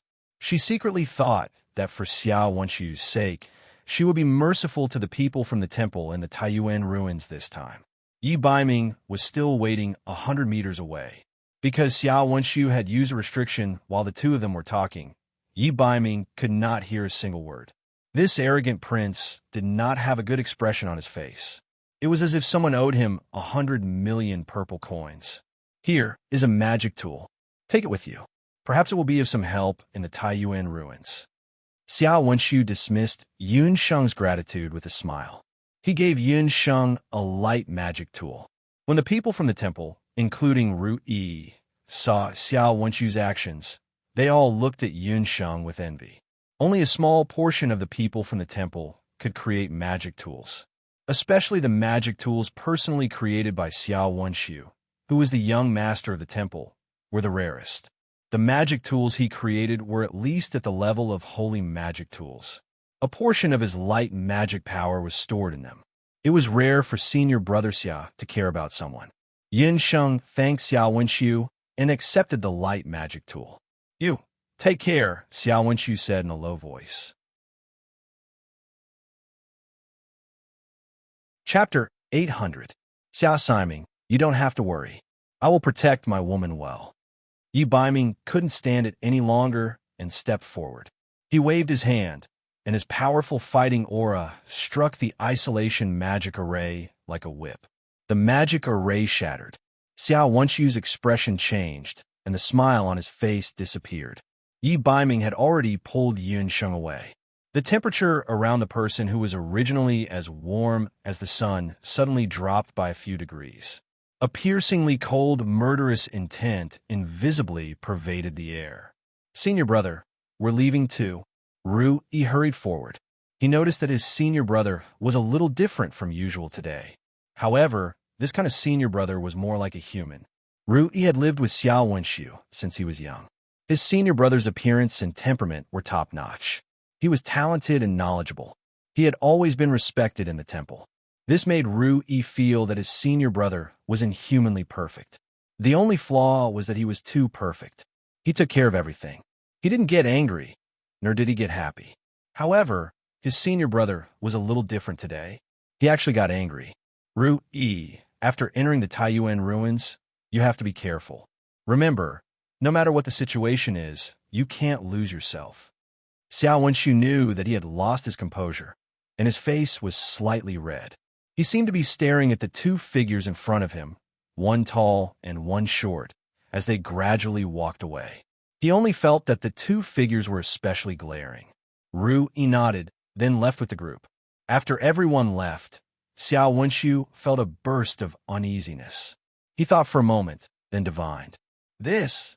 Xiao Wenxiu's eyebrows twitched on his gentle face. This divination was actually a sign of great misfortune.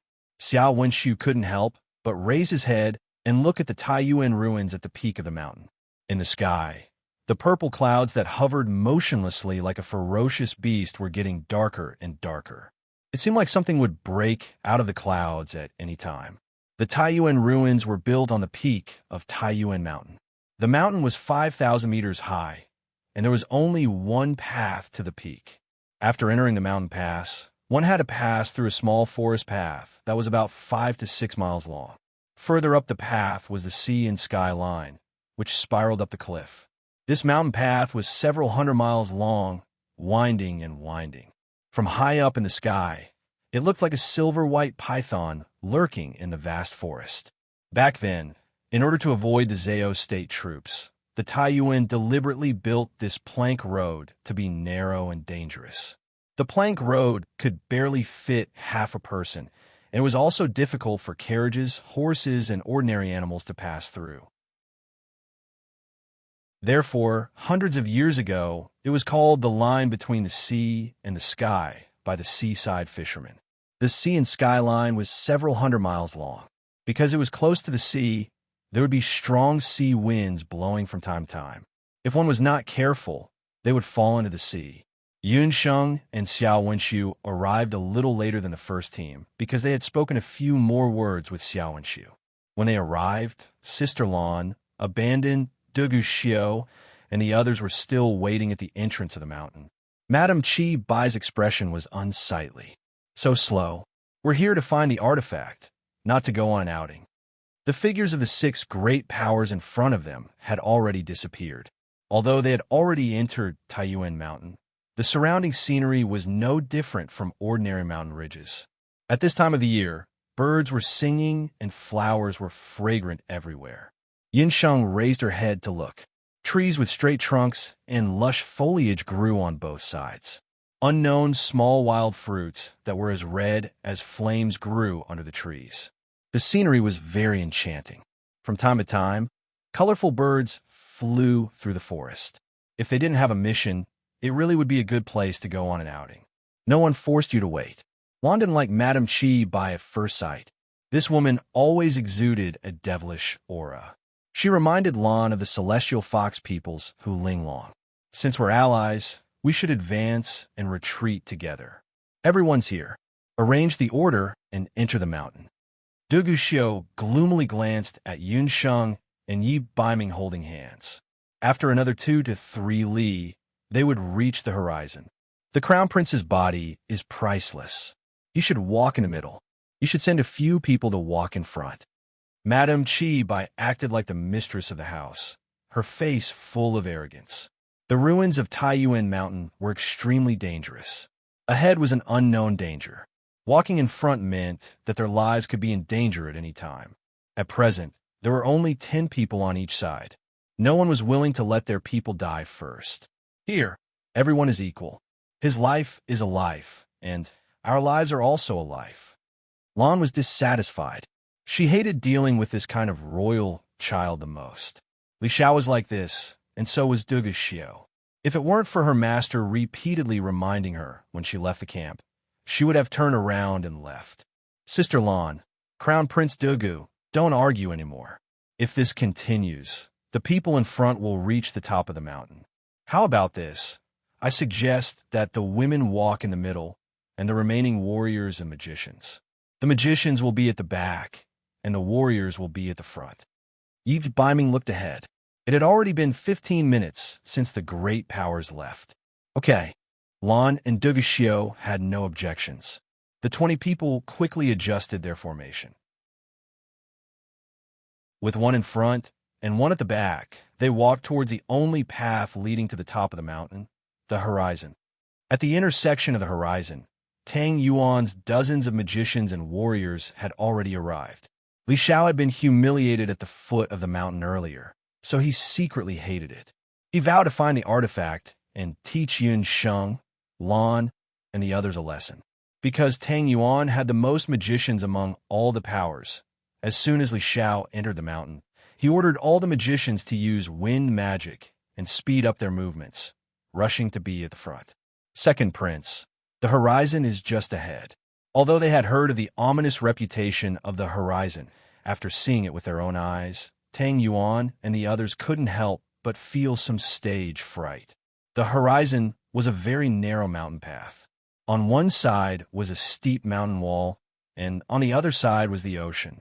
The entire path was said to be several hundred li long. Here, even magic couldn't be used. It was said that it would take more than 6 hours for an ordinary person to walk through this mountain path. Because it could only accommodate half a person, if one wanted to pass through this mountain path, they had to lean their body close to the mountain wall and hold the wall with both hands like a crab crawling sideways. The most frightening thing was that after the mountain was higher, the sea breeze also became stronger and the sound of the wind was incessant. Looking down at the bottom of the cliff, all he could see was darkness. Vaguely, he could see stone pillars that were as sharp as knives standing on the surface of the sea. When everyone saw this, the soles of their feet turned cold and their knees went weak. The mountain pass started at 1,000 meters and stopped at 4,000 meters. If they were careless and were swept into the sea by the wind, even if they had magic wings and doqi wings, they could be blown away by the sea breeze and fall to pieces. Seeing such a dangerous place, Tang Yuan's people hesitated for a moment. No one wanted to be the first to pass through. Cowering, the people behind are about to catch up. Wang Chung, you, come out and be the first to pass. Li Xiao saw his subordinate's cowering appearance and was full of anger. Chapter 801. The second prince, Li Xiao, pointed at one person and ordered him to pass. The sky and sea line. The wind-type sky sorcerer called Wang Chun was the most agile among the group. Wang Chun braced himself and walked forward step by step with his hands pressed against the mountain wall. He was very careful with every step. He walked for about a mile, and everything was normal. The rest of you, follow me one by one. Li Xiao saw this and walked in the middle, letting the others follow him one by one. Li Xiao and the others had just walked a few steps when they heard a scream in front of them. Everyone looked up and saw the magic scepter in Wang Chen's hand being blown by the wind. He seemed to be possessed and lost his footing and fell down the mountain path. When he fell, he didn't even use basic protection spells. He fell like a falling leaf. He smashed into a stone pillar and his body went through it. It was a terrifying sight. Wang Chung had just fallen off the cliff when 3 or 4 of the people walking at the front also fell off the cliff as if they had bumped into a ghost. Their deaths were very tragic. Li Xiao felt as if his liver and guts were about to split open, and he almost stepped on air. Retreat, everyone retreat. One Wang Chun was easy to explain, but 3 or 4 people in a row, regardless of whether they were sorcerers or warriors, all died the same way. Li Xiao was also scared out of his wits. He panicked and asked everyone to retreat. When they retreated, everyone's faces were pale. Second prince, 4 of us are dead. Kuling's face was pale as she counted the number of people. Out of 20 people, 4 had died before they even entered the ruins. It was really a bad start. Bad luck. If I knew this would happen, I would have let the other forces go first. Li Xiao managed to calm himself down. Second prince, it seems a little strange. When we reached the plank path just now, I felt like my mind was blank and I couldn't remember any spells. A sorcerer shivered. The others nodded in agreement. When they reached the plank path just now, they were all in a daze. Just as Li Xiao and the others were panicking and didn't know what to do, the people from Dihong City and Zhao State who followed closely behind Li Xiao also rushed over. Second prince, why haven't you passed through yet? A summoner from Zhao State walked out. You can't walk on that mountain path. Li Xiao still hadn't recovered from the earlier incident. His face was full of panic, and his usual carefree calmness was all gone. Everyone says that Tang Yuan's magicians are powerful. Today I see that they are just SOSO. They can't even pass through a small plank road. Then we'll go first, the Zhao State's people jeered. That being said, Tang Yuan's experience had taught the people of the Zhao State a lesson. After some discussion, they decided to use a safer method. A summoner began chanting. A summoning circle flashing with magic light appeared. Soon, a rank 8 white-headed eagle flew out from the summoning circle. This type of white-headed eagle would appear in the high and cold snowy mountains all year round. It could withstand the biting cold wind and had a strong sense of direction. It could ride 2 to 3 people at a time. It turned out that the Zhao State had come prepared this time. Among the magicians, several of them had medium-sized flying magic beasts. Li Xiao cursed inwardly. Encountering a summoner with a flying magical beast while searching for a divine artifact is really bad luck. The white-headed eagle circled in the air a few times before landing steadily. A summoner with a flying magical beast would have a natural advantage when traversing such a dangerous terrain.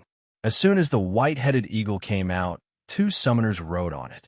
2 people and 1 eagle flew in the direction of the sea and the sky. The sea breeze was still biting cold, but the white-headed eagle, which was like a small plane, spread its 2-meter-long wings and tore the sea breeze apart. It glided hundreds of meters away. Tang Yuan and the others were envious and jealous. Li Xiao really wished that they had brought a few flying magic beasts with them. But flying magic beasts alone were not enough. Without a summoner, everything was just empty talk. However, only the Zhao state and their allies, Dihong City, could use this method to cross the sea and the sky. Later, the other forces would be blocked outside the sea and the sky, just like Tang Yuan. This time, the divine artifact would fall into the hands of the Zhao state. The people of the Zhao state and Dihong City all looked proud. Extreme joy and extreme sorrow.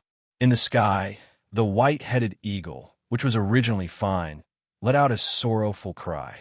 It suddenly changed its flying direction and crashed into the side of the mountain. The two summoners riding on the back of the white-headed eagle were caught off guard. They fell into the raging sea with the white-headed eagle. 2 more died. The people of the Zhao state and Dihong City were speechless for a moment. Now, no one dared to say anything, and no one dared to cross the sea and the sky. When a mainland magic elite camp and the people of the later Qin arrived at the sea and the sky, they thought that the other forces had already passed. Who knew that everyone was still waiting at the sea and the sky? I think everyone can go back now. If we can't even cross this plank road, how can we enter the Taiyuan ruins? Chengbai and the others were the 4th batch to arrive. Before that, Huiyu and the others had also arrived. Huiyu refused to believe the words of the humans and sent an elf archer to scout the way. The result was the same as the result of Tang Yuan and the people of the temple. The elf archer went crazy halfway and almost fell into the sea. Luckily, Huiyu reacted quickly and pulled the elf archer back at the last moment, saving the elf archer's life. The elf archer's life was saved, but after he was rescued, he kept talking nonsense like he was in a dream. He was dizzy. Huiyu was also helpless. When Chengbai and the others arrived, they decided not to try. The situation was in a stalemate. Although no one could cross the sea and the sky, no one was willing to go down the mountain. When Yun Sheng and the others arrived, they were met with this situation. Lan Yu and Dugu Xiu asked around, but they didn't know what to do either. It was already late, and no one was willing to go down the mountain. After some discussion, they decided to rest at the entrance of the sea and the sky for the night, like the other forces. That night, more than 100 people set up camp in their respective camps. The wind was strong by the sea, and the sound of the waves was endless. That night, no one slept well. The next day, another day passed. No one had any idea what to do. A summoner from the Zhao state summoned another flying beast. This time, it was a small soaring skylark. Under the watchful eyes of the crowd, the soaring skylark let out a squeak as if it was flying and plunged into the raging waves below the cliff. We can't go on like this. The people from the Zhao state were the first to lose their patience. Normally, these summoners were the most arrogant, but they relied on magical beasts the most. Their true abilities were inferior to magicians and warriors. Seeing that they couldn't cross the sea and the sky, the people from the Zhao state went down the mountain that afternoon. Seeing their allies leave, the people from the Hong Emperor city couldn't help but follow them down the mountain. Chapter 802. Before they even entered the Taiyuan ruins, one faction had already left. The only ones left were the elite camp, later Qin, and Wuji. Heaven's Wings, Immortal Abode, Zhou State, Hunter's Guild, Dharma Temple, Medicine Emperor's Pavilion, and Tang Yuan. The next night, Yin Sheng took out some food from the Beast-Speech ring and ate a few bites. Because the night wind was cold, Sister Lan had a few male sorcerers, including Abandon, gather some firewood to start a fire. It's already the 2nd day. If we delay any longer, we won't have enough food and water. No matter what, I have to try tomorrow. Lan was already impatient after waiting for a few days. She had wanted to try earlier, but Yun Sheng and Abandon had stopped her.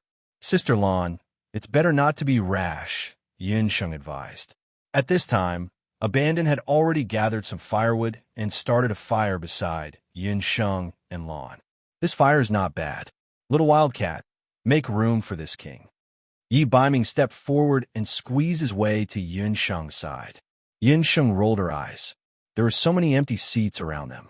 Yi Baiming could sit anywhere, yet he insisted on sitting beside her.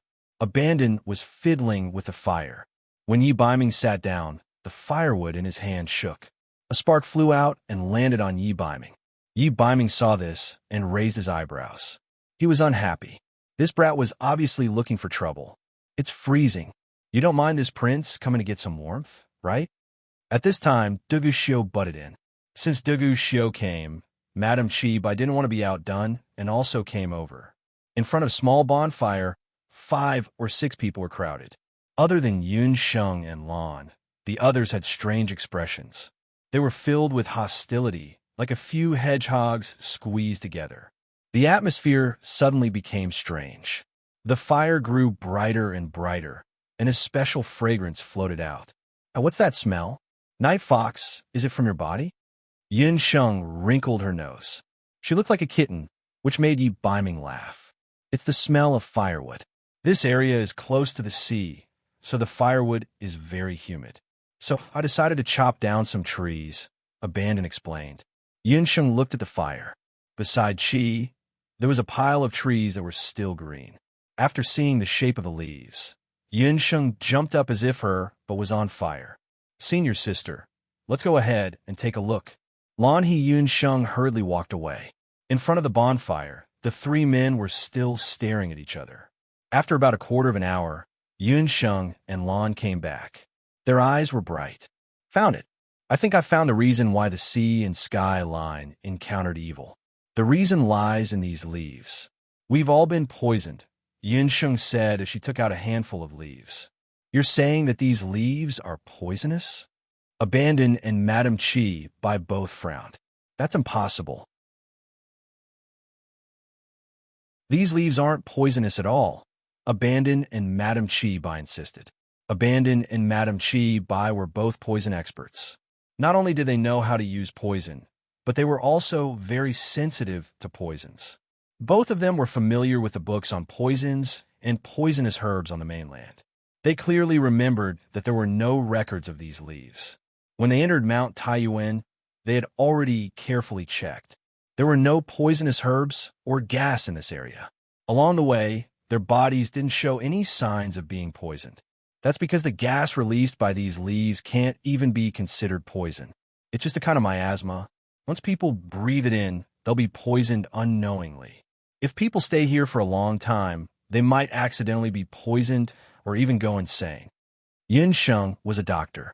After she came to the Boundless Land, she learned a lot about poisons and herbs. However, she really didn't read about the attributes of these trees that grew in Mount Taiyuan. These trees didn't exist anywhere else on the mainland. They seemed to only grow in Mount Taiyuan. Yun Sheng was able to recognize these special trees because of a memory from her previous life. When Yun Sheng was still studying in the medical university, she had a good friend called Xiao Shui. After Yun Sheng graduated, she inherited a small clinic, while Xiao Shui went to Australia. She remembered that once, Xiao Shui and Yun Sheng had an overseas call. Xiao Shui even complained to Yun Sheng that she had become a lot more lazy ever since she went to Australia. This was because there were many eucalyptus trees planted in Australia. These eucalyptus trees would emit a special irritating smell. After smelling this smell, people would become lazy and sleepy easily.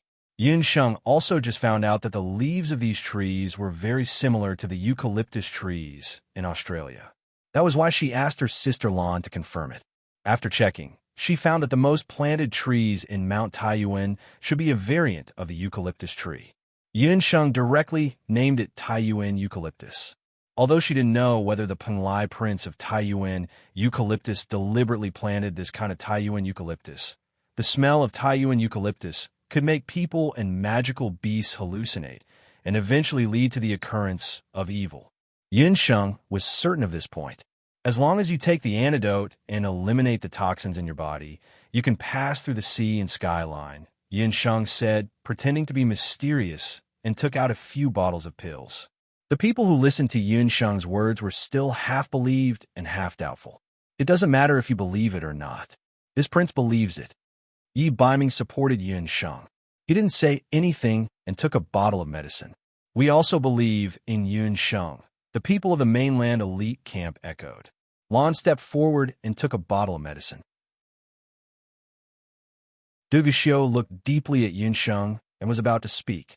If it's really like what you said, then why wasn't the child that the village chief mentioned earlier not poisoned when he passed through the Taiyuan eucalyptus forest? Madame Chibai questioned. She just couldn't bear to see these people only have Yunsheng in their eyes. In her opinion, they were the ones who were possessed. They were all possessed by a kind of evil spirit called Yunsheng. Because the child is short, the Taiyuan eucalyptus trees grow in a higher position. When the wind blows, at most, it can only sink a part of the smell. Adults will be affected, but the probability of children being poisoned is greatly reduced. Yunsheng finished speaking and made a gesture about a meter below. The eucalyptus tree's gas was relatively light, and because of the direction of the sea breeze, most of it floated above a meter. If one admitted to inhaling too much of the smell emitted by the Taiyuan eucalyptus and walked forward to the sea and skyline, the poison would take effect, and they would lose their senses and fall to the bottom of the sea. This would explain why the village chief said that the child could enter the ruins, but the others couldn't. The villagers who entered the ruins of Taiyuan and didn't come out were most likely poisoned by the Taiyuan eucalyptus. The miasma was a slow-acting poisonous gas. At first, it didn't cause any harm, but after a long time, it would affect the person's visual nerves and slow down the body's reaction. Nonsense. Madame Chibai still didn't believe Yunsheng. Chibai, shut up. Duguxiu reprimanded. Duguxiu stared at Yunsheng. The latter's expression was calm, as if it was up to him to believe it or not.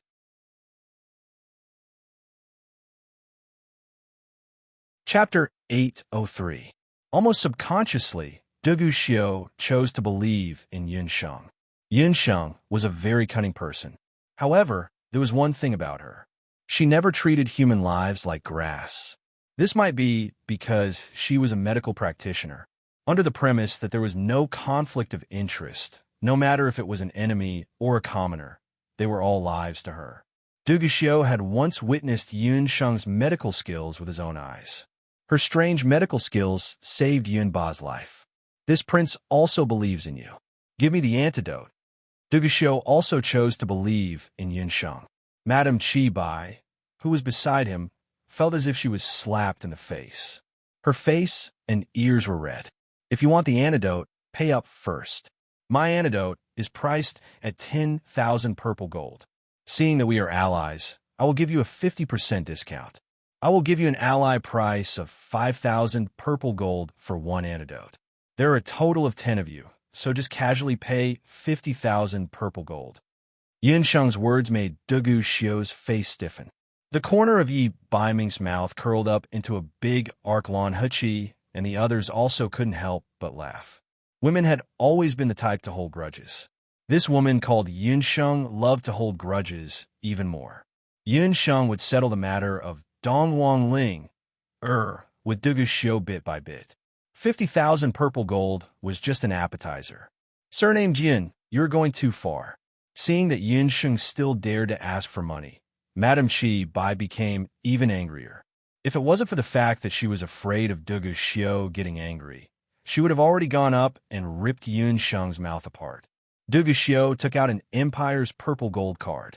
Yunsheng straightforwardly threw a bottle of medicine over. After seeing the medicine in the bottle, Duguxiu's face stiffened again. Resisting the urge to scold, Duguxiu kept the medicine. Yunsheng, can you sell some of your medicine to us as well? Hee, according to the ally price? Cheng Bai and the others had already pricked up their ears to listen. Yunsheng's analysis was clear and logical. More importantly, Cheng Bai, Bu Jiuxiao, and the others were well aware of Yunsheng's superb medical skills. They also chose to believe in Yunsheng. Yunsheng was also straightforward and threw 2 bottles of medicine to them. Lady Yunsheng, we are willing to purchase the pills at their original price. Will you also step forward? Huiyu, you're a good friend of Divine Wind, so you're also a good friend of mine. I, Yunsheng, never accept money from my good friends. It's a great price, free of charge. Yunsheng smiled and offered the pills with both hands. She also gave 2 bottles of pills to Heaven's Wing Jade. Yunsheng suggested that everyone take the elixir first thing in the morning. By then, they would be able to pass the sea and sky line in one go. In this way, among the remaining 5 forces, apart from the Zhao state and Dihong city who had left earlier, only Tang Yuan and Li Xiao did not have the antidote. Although Li Xiao and Yun Sheng were enemies, there was one thing that he had to admit. Yun Sheng's medical skills were extraordinary. She was able to become the continent's youngest national healer. Her reputation was not undeserved. Li Xiao had also witnessed Yun Sheng's miraculous medical skills with his own eyes. Yun Sheng's title of national healer was personally conferred by Emperor Tang Yuan. At that time, Yun Sheng only relied on a little pollen to cure the Empress. When Yun Sheng mentioned the Taiyuan eucalyptus, Li Xiao already believed it. Yun Sheng, I'm also willing to buy the pills. In order to pass the sea and sky line, Li Xiao could only put down his face and buy the pills from Yun Sheng. 10,000 purple gold coins were equivalent to 100,000 gold coins in the Empire's gold coins. If it was not related to the artifact, Li Xiao would never be a sucker. Oh, the second prince is also interested. Good. My little Entong has always adhered to this principle, but everyone has a price. Since there's a price for friends and family, and also a price for allies, I'll also give you a price. I'll sell it to you for 20,000 purple gold coins per pill.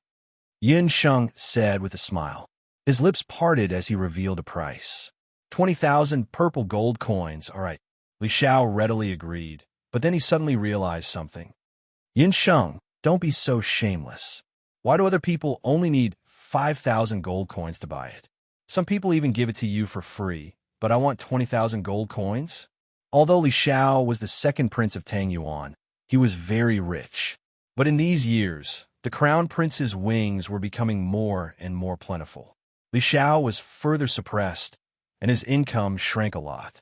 20,000 purple gold coins for 20 people was equivalent to 4 million gold coins, which was already a sky-high price. I like it. I am willing. What do you care? My price also depends on the person who gives it. The price I give you is called a cheap price. Doubling the original price is already a small price. But first of all, there are only 2 bottles left. If you don't want them, I can throw them into the sea to feed the fish. Yun Sheng sneered and made a gesture to throw the last 2 bottles into the sea. Cheap woman. Second prince, you must not be fooled by her. She is threatening us. Keling saw Yun Sheng's threat, so she jumped out to dissuade Li Xiao. I was careless. My hand slipped. Yun Sheng's hand trembled, and the bottle of medicine in her hand flew out with a whoosh. Li Xiao wanted to grab it, but it was too late. He could only watch the bottle fall into the dark cliff and be swallowed by the sea. Li Xiao almost fainted. With 1 bottle missing, it meant that he could only take 9 people into the ruins. 50,000 purple gold coins for 1 pill. Remember, every time you curse this ant, I will raise the price. Yun Sheng smiled innocently, and her black eyes were surprisingly bright. Keling wanted to curse again. Get out. Li Xiao was afraid that she would anger Yun Sheng again, so he kicked her to the side. Afraid that Yun Sheng would really throw away the last bottle of medicine, Li Xiao painfully took out a purple gold card with 500,000 imperial purple gold coins on it. Everything would have been fine if you had taken the money earlier. Alas, second prince, you were smart all your life but stupid this time. You didn't want to buy 2 bottles of medicine with 400,000 purple gold coins, but you wanted to buy 1 bottle with 500,000 purple gold coins. You can be willful when you have money. Yun Sheng took the purple gold card and did not forget to give Li Xiao a fatal verbal blow. When Li Xiao took the bottle, he almost crushed it with his hands. The other major forces were dumbfounded when they saw this. Yun Sheng was not threatening. She was simply robbing them. After the 6 major forces got the antidote, they waited until dawn. When dawn broke, the magicians of Tang Yuan, who were stationed at the sky and sea line, had already woken up. Last night, Li Xiao reorganized the team and chose 9 magicians to accompany him. He decided to take advantage of the geographical advantage and be the first to cross the sky and sea line. Li Xiao could not wait to open the bottle. When he poured out the pills in the bottle, he was so angry that his nose almost went crooked. In the early morning, Li Xiao's voice resounded through the forest like a mad dog. Yinsheng, you slut! You actually dare to deceive this prince. What made Li Xiao so furious was the bottle of pills that he had spent 500,000 purple gold coins to buy. Li Xiao thought that it would be some kind of elixir, but when he opened the bottle, what poured out was small red wild fruits. Have you all been led astray by the night fox? You all are cute at the age of youth, but you all are like wolves and tigers urging me to change. Chapter 804. Li Xiao opened the bottle to take a look. He had spent 50,000 purple coins to buy the antidote. It was the wild fruit that Li Xiao had seen when he entered the mountain earlier. These bead-sized red wild fruits could be found all over the mountain. They weren't valuable at all. He didn't expect that Yinsheng would use this kind of wild fruit to pass off as the antidote. Li Xiao's roar alarmed all the people from the five powers. Other than Dugu Xiao, when everyone discovered that the antidote was the small wild fruit, their faces became twisted and they became furious. They looked like they had been played to death. At this time, Yinsheng was still meditating.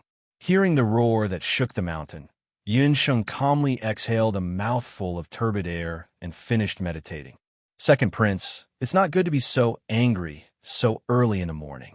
Yinsheng took out a small wild fruit. This is the antidote. I didn't say that the antidote was a pill that I refined. How long has it been since I entered the mountain? How could I have refined a pill?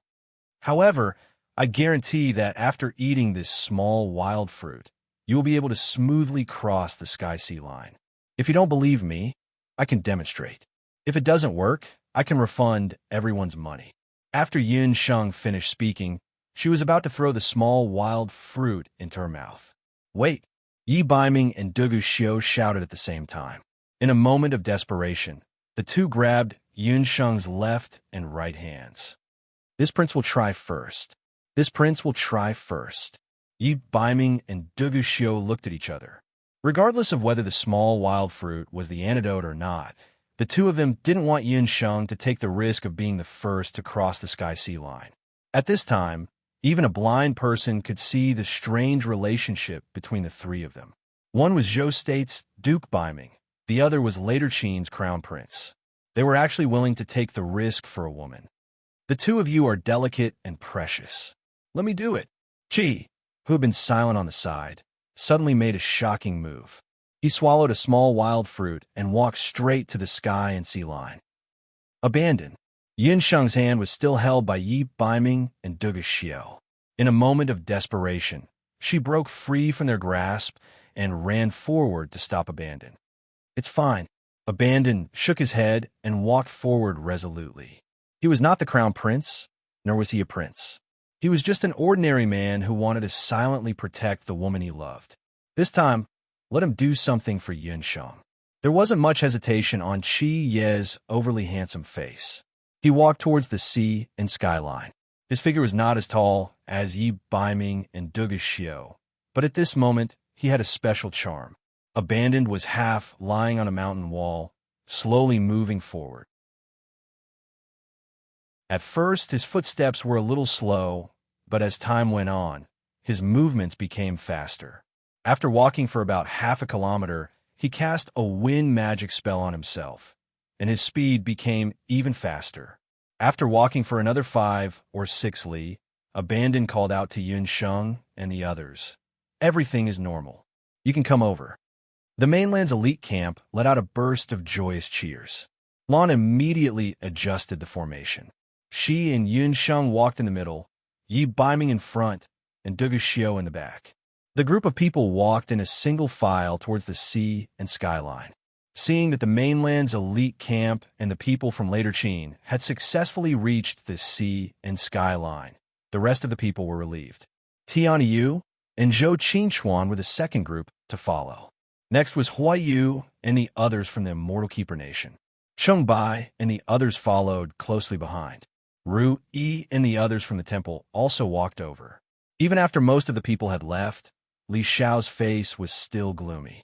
With Yi Baiming and Dugu Xiao's protection, he didn't dare to openly cause trouble for Yinsheng. Second Prince, should we follow them? Kuling was afraid when she saw Li Xiao's appearance, so she asked boldly. What are you following for? Why aren't you gathering some more wild fruits? Li Xiao was so angry that he almost had a stroke. He had been completely tricked by Yun Sheng. Even though they had already walked 2 or 3 li, Yun Sheng could still hear Li Xiao's angry curses along with the wind. They had already walked for a long time. After dispelling the poison of the Taiyuan eucalyptus, no one else had encountered any danger. At the beginning, the sea and skyline was a bit difficult to walk, but it became easier towards the end. Yun Sheng could even chat as they walked. Next to Yun Sheng was Sister Lan. Yun Sheng's actions this time made Lan have a whole new level of respect for her. At first, Lan thought that Yun Sheng only had some talent in magic medicine. She didn't expect that she was also so good at ancient medicine. Yun Sheng, how did you know that the wild fruits were the antidote? Lan had accompanied Yun Sheng to find the Taiyuan eucalyptus. After Yun Sheng confirmed that the Taiyuan eucalyptus was the antidote, she didn't turn back immediately. Instead, she searched the forest and gathered more than 100 small wild fruits. Then, she put them in medicine bottles. It's very simple. Sister Lan, when you entered the Taiyuan mountain, you should have noticed that there were many birds resting on the Taiyuan eucalyptus trees. They lived on the Taiyuan eucalyptus trees all year round, but they weren't poisoned. I thought that they must have taken the antidote. Sometimes, magical beasts are much more sensitive than humans. In her previous life, Yun Sheng had studied Chinese medicine since she was a child. According to the theory of Chinese medicine, yin and yang complemented each other. Wherever there was poison, there must be something that could counteract it. For example, where venomous snakes appeared, there must be herbs that could suppress their toxicity. This was the most mysterious law of nature. With this thought in mind, Yun Sheng searched the forest and found that the red wild fruits growing at the bottom of the eucalyptus trees had many traces of birds pecking at them. After confirming that the wild fruits weren't poisonous, Yun Sheng found that her consciousness had become much clearer after eating the wild fruits. Only then did she feel at ease to gather the wild fruits. As for selling the wild fruits at a high price, it was just an idea that came to her on the spur of the moment. Li Xiao of the Tang Yuan dynasty, Du Guxiu of the later Qin dynasty, and Ru Yi of the Buddhist temple, which one of them wasn't rich? She would be a fool if she didn't make a big profit. Yun Sheng's words fell into Du Guxiu's ears without missing a word. Madame Qi Bai heard this and took the opportunity to say, "Crown Prince, I told you, that woman is very cunning." But looking at Du Guxiu, there wasn't the slightest bit of displeasure in his eyes. On the contrary, there was a rare trace of smile on his usually cold face.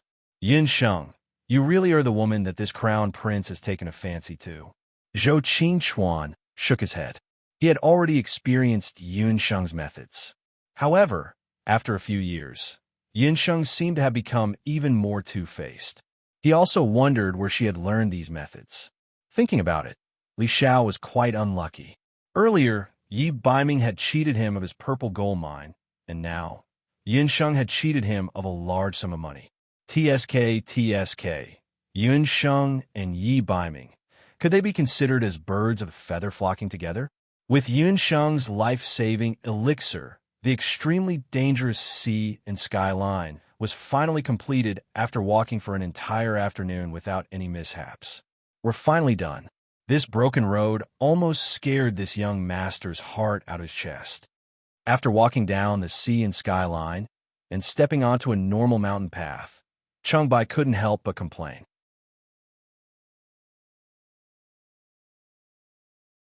Chapter 805. With Xiao Yegui's help, except for Tang Yuan and Li Xiao, the other 5 forces successfully crossed the line between the sea and the sky. After crossing the line between the sea and the sky, they had already reached the ridge of the mountain more than 4,000 meters above sea level. After crossing a section of the mountain road ahead, they officially entered the territory of the Taiyuan ruins. For where they were standing, they could already vaguely see the ruins behind the dense forest. Thinking of the various legends about the Taiyuan ruins, even Cheng Bai, who was used to laughing, could not help but become serious and dignified. It was unknown whether it was because of the giant purple cloud or because the temperature had dropped due to the elevation, but the mountain road no longer had the bright sunshine when they entered the mountain. The sky was dark and gloomy, giving off an oppressive feeling.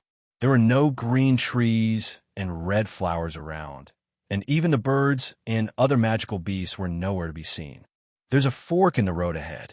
After walking for a while, there were 5 forks in the road ahead. 5 forked paths lay there quietly. Every single one of them looked exactly the same. It looked as if any of the roads could lead to the top of the mountain, but it was also possible that only one of them could lead to the top. A strange feeling welled up in everyone's hearts. The village chief did not mention that there were forks in the mountain before. These forks looked very new, which was very contradictory to the ancient history of the Taiyuan ruins. Why were there just 5 of them? It was as if someone had already known that the 5 forces would enter the mountain and had specially prepared for them. No one chose rashly. After all, whether the chosen route was correct or not was directly related to whether they could find the Taiyuan ruins. The leaders of the several forces came out. After some discussion, they decided to draw lots, and each force chose a fork in the road. After drawing lots, Lon picked the first fork in the road on the left. By Jiu Xiao, we have to go our separate ways. Be careful. Yi Baiming separated from Cheng and Bu. Yin Sheng also said goodbye to Tianyi Yu, Hui Yu, and the others. The people of the 5 forces went into their own forks. After half an hour, the unlucky second prince of Tang Yuan, Li Xiao, arrived with a group of Tang Yuan's magicians. However, there was only a lonely mountain path in front of them. Traces of people walking on it could be seen faintly. Fisk, sure enough, they've all left. Let's hurry up and catch up with them. Li Xiao led his men and rushed forward on the mountain path. After choosing the fork in the road, Yun Sheng and her team continued to walk forward. Along the way, everything was normal. Both sides of the mountain path were covered with thick layers of fallen leaves. It looked like no one had passed through it for a long time. However, after walking for a while, Dugu Xiu suddenly stopped the group. There seems to be something wrong. It seems that the Taiyuan ruins are already very close, but after walking for 2 hours, the top of the mountain still seems very far away. Dugu Xiu frowned as he looked at the faintly visible white buildings on the top of the mountain. Not only Dugu Xiu, but Yun Sheng and the others also noticed it. They were clearly walking, but the scenery around them and the mountain road seemed to be endless. It's getting late. Let's rest here for a while. The sky was gloomy, so Lon decided to let the students rest for a while. That night, the 20 students and the later Qin warriors rested in the open. When they woke up in the morning, they hastily ate some dry food and water and prepared to continue walking. Who knew that when they were doing a head count, Lon would suddenly discover that there was one person missing from the elite camp. We're also missing a warrior. Dugu Xiu also checked his subordinates and discovered that there was one person missing. The atmosphere suddenly became tense. After a series of inquiries, Lon found out from a missing magician's companions that the magician had left the group in the middle of the night because he needed to go to the toilet. He had entered the mountain forest to relieve himself. That warrior was the same. He also left the group in the middle of the night. Dugu Xiu also had the same information. The sky was still gray. If it weren't for the hourglass, Yun Sheng and the others wouldn't even be able to distinguish between day and night. Let's enter the mountain forest and see if we can find any clues. Remember, don't scatter. Maintain the same formation as when we were on the mountain path. Dugu Xiu ordered his subordinates to immediately line up. Yun Sheng and Lon followed in the middle. Everyone's expression was very grave. They hadn't returned for an entire night. The lives of those 2 members were probably... Everyone left the mountain path and walked step by step into the depths of the forest. Taiyuan Mountain was very large. Because the trees here hadn't been cut down for hundreds of years, the ground was covered with withered grass and dead leaves. In the deepest part of the forest, even someone as tall as Yi Baiming and Dugu Xiu would be submerged by the grass and leaves if they were to fall. The later Qin warriors walked at the very front. They cut down the trees as they walked and walked for almost half an hour. Everyone look up ahead. The warrior walking at the front saw a familiar figure leaning against a tree with his back facing everyone. After finding the missing warrior, the later Qin people, including Dugu Xiu, all breathed a sigh of relief. These people were all Dugu Xiu's personal guards. They had followed Dugu Xiu since they were young. The relationship between master and servant was very strong.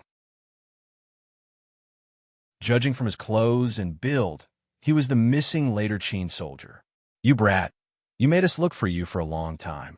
The warrior in the lead complained and stepped forward to punch the missing warrior. When he heard the sound, the missing warrior turned his head. There was a weird, creaking sound of bones moving. After seeing the man's face, the later Qin warrior in the lead screamed and staggered back a few steps. How was this a Ho Qin martial artist? This was clearly a skeleton that had lost all humanity. Half of its face was rotten to the bone, while the other half was covered in rotting flesh. The eyeballs in its eye sockets were yellowish, with the eyeballs hanging out. The skeleton warrior suddenly pulled out the saber at his waist and looked at the warrior in the lead. The warrior in the lead wasn't on guard. The saber slashed through the air and chopped off his left arm. Dugu Xiu and the later Qin warriors were shocked. A zombie. The later Qin Iron Blood Knights were worthy of being called elite troops. At this moment, they showed great discipline. They split into groups of 3. One group covered the injured warrior, while the other group covered Dugu Xiu and Madame Qi Bai. Bang!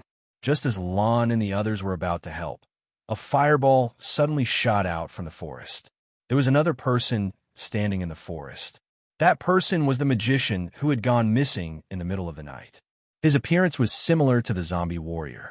He was also half a corpse and half a skeleton. He had been hiding in the forest and sneakily attacking everyone. In just one night, the warriors and magicians, who were still alive and kicking earlier, had turned into zombies that were neither human nor ghost. It was too strange. Chase. Lan didn't hesitate and immediately led a group of magicians to chase after the zombie magician.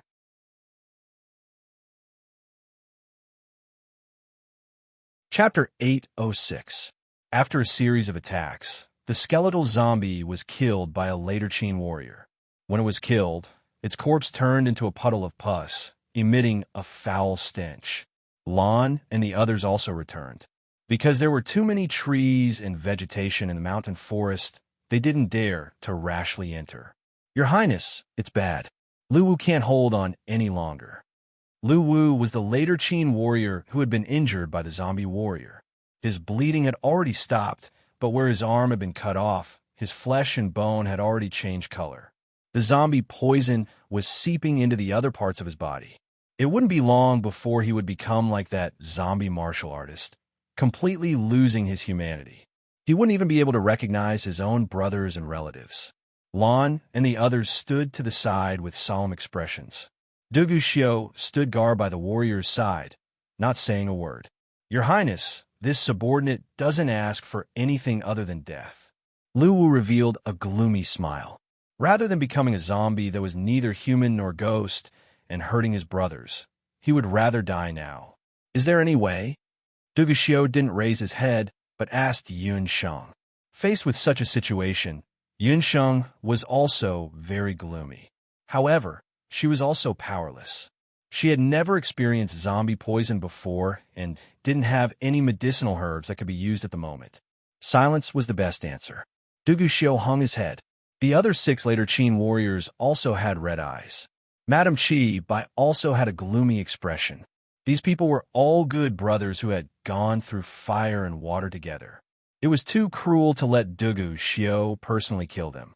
"Lu Wu, this crown prince promises you that as long as I, Dugu Xiu, am alive, I will ensure that your family will not have to worry about food and clothing." Dugu Xiu suddenly stood up and pulled out his heavy sword. With a blunt sound, the skull was shattered.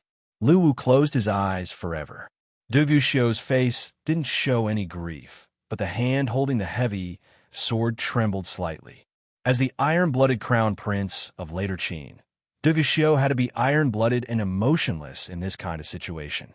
Because the zombie poison was contagious, Dugu Xiu asked Lan to burn Lu Wu's corpse. The weapons in the hands of the martial artists who had slaughtered the zombie martial artists earlier were all tempered with fire once again. Since the zombie magician had escaped, no one dared to rashly enter the depths of the forest. After discussing for a while, everyone decided to turn back the way they came. That night, no one slept well. They still couldn't find a way out. Everyone was guessing what had happened in the forest that night. What had caused the warrior and magician to become like this? In the latter half of the night, a whimpering sound came from the forest, as if some wild beast was moving around. There's an enemy attack. Yi Baiming suddenly sat up. The others also stood up. When they saw the situation in front of them clearly, everyone's scalps went numb, and a sense of horror arose spontaneously. The sound came from the trees. Looking carefully, the trees that had been empty during the day were now filled with owl-like birds. They looked the same as the zombie warriors and zombie magicians during the day, half rotten flesh and half skeletons. There were no feathers on its body, and its body was burning with a strange green flame that resembled a will-o'-the-wisp. In the dark night, balls of willow-the-wisp were like the willow-the-wisp of the netherworld in a graveyard. It was very frightening. Kiki, on a tree in front of them, the magician who had escaped during the day, was looking at everyone with a ghastly expression. He waved the magic scepter in his hand, and a green magical wall of fire instantly drilled out of the ground, forming a circle of fire that surrounded all 17 people.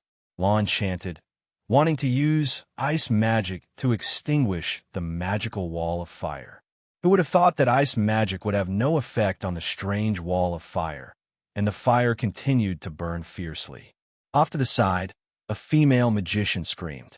Because she couldn't dodge in time, her body was stained by the green wall of fire. It was just a bit of fire, but in the blink of an eye, her body quickly changed. Her flesh quickly decayed, and her white bones could be seen. She quickly turned into a zombie magician.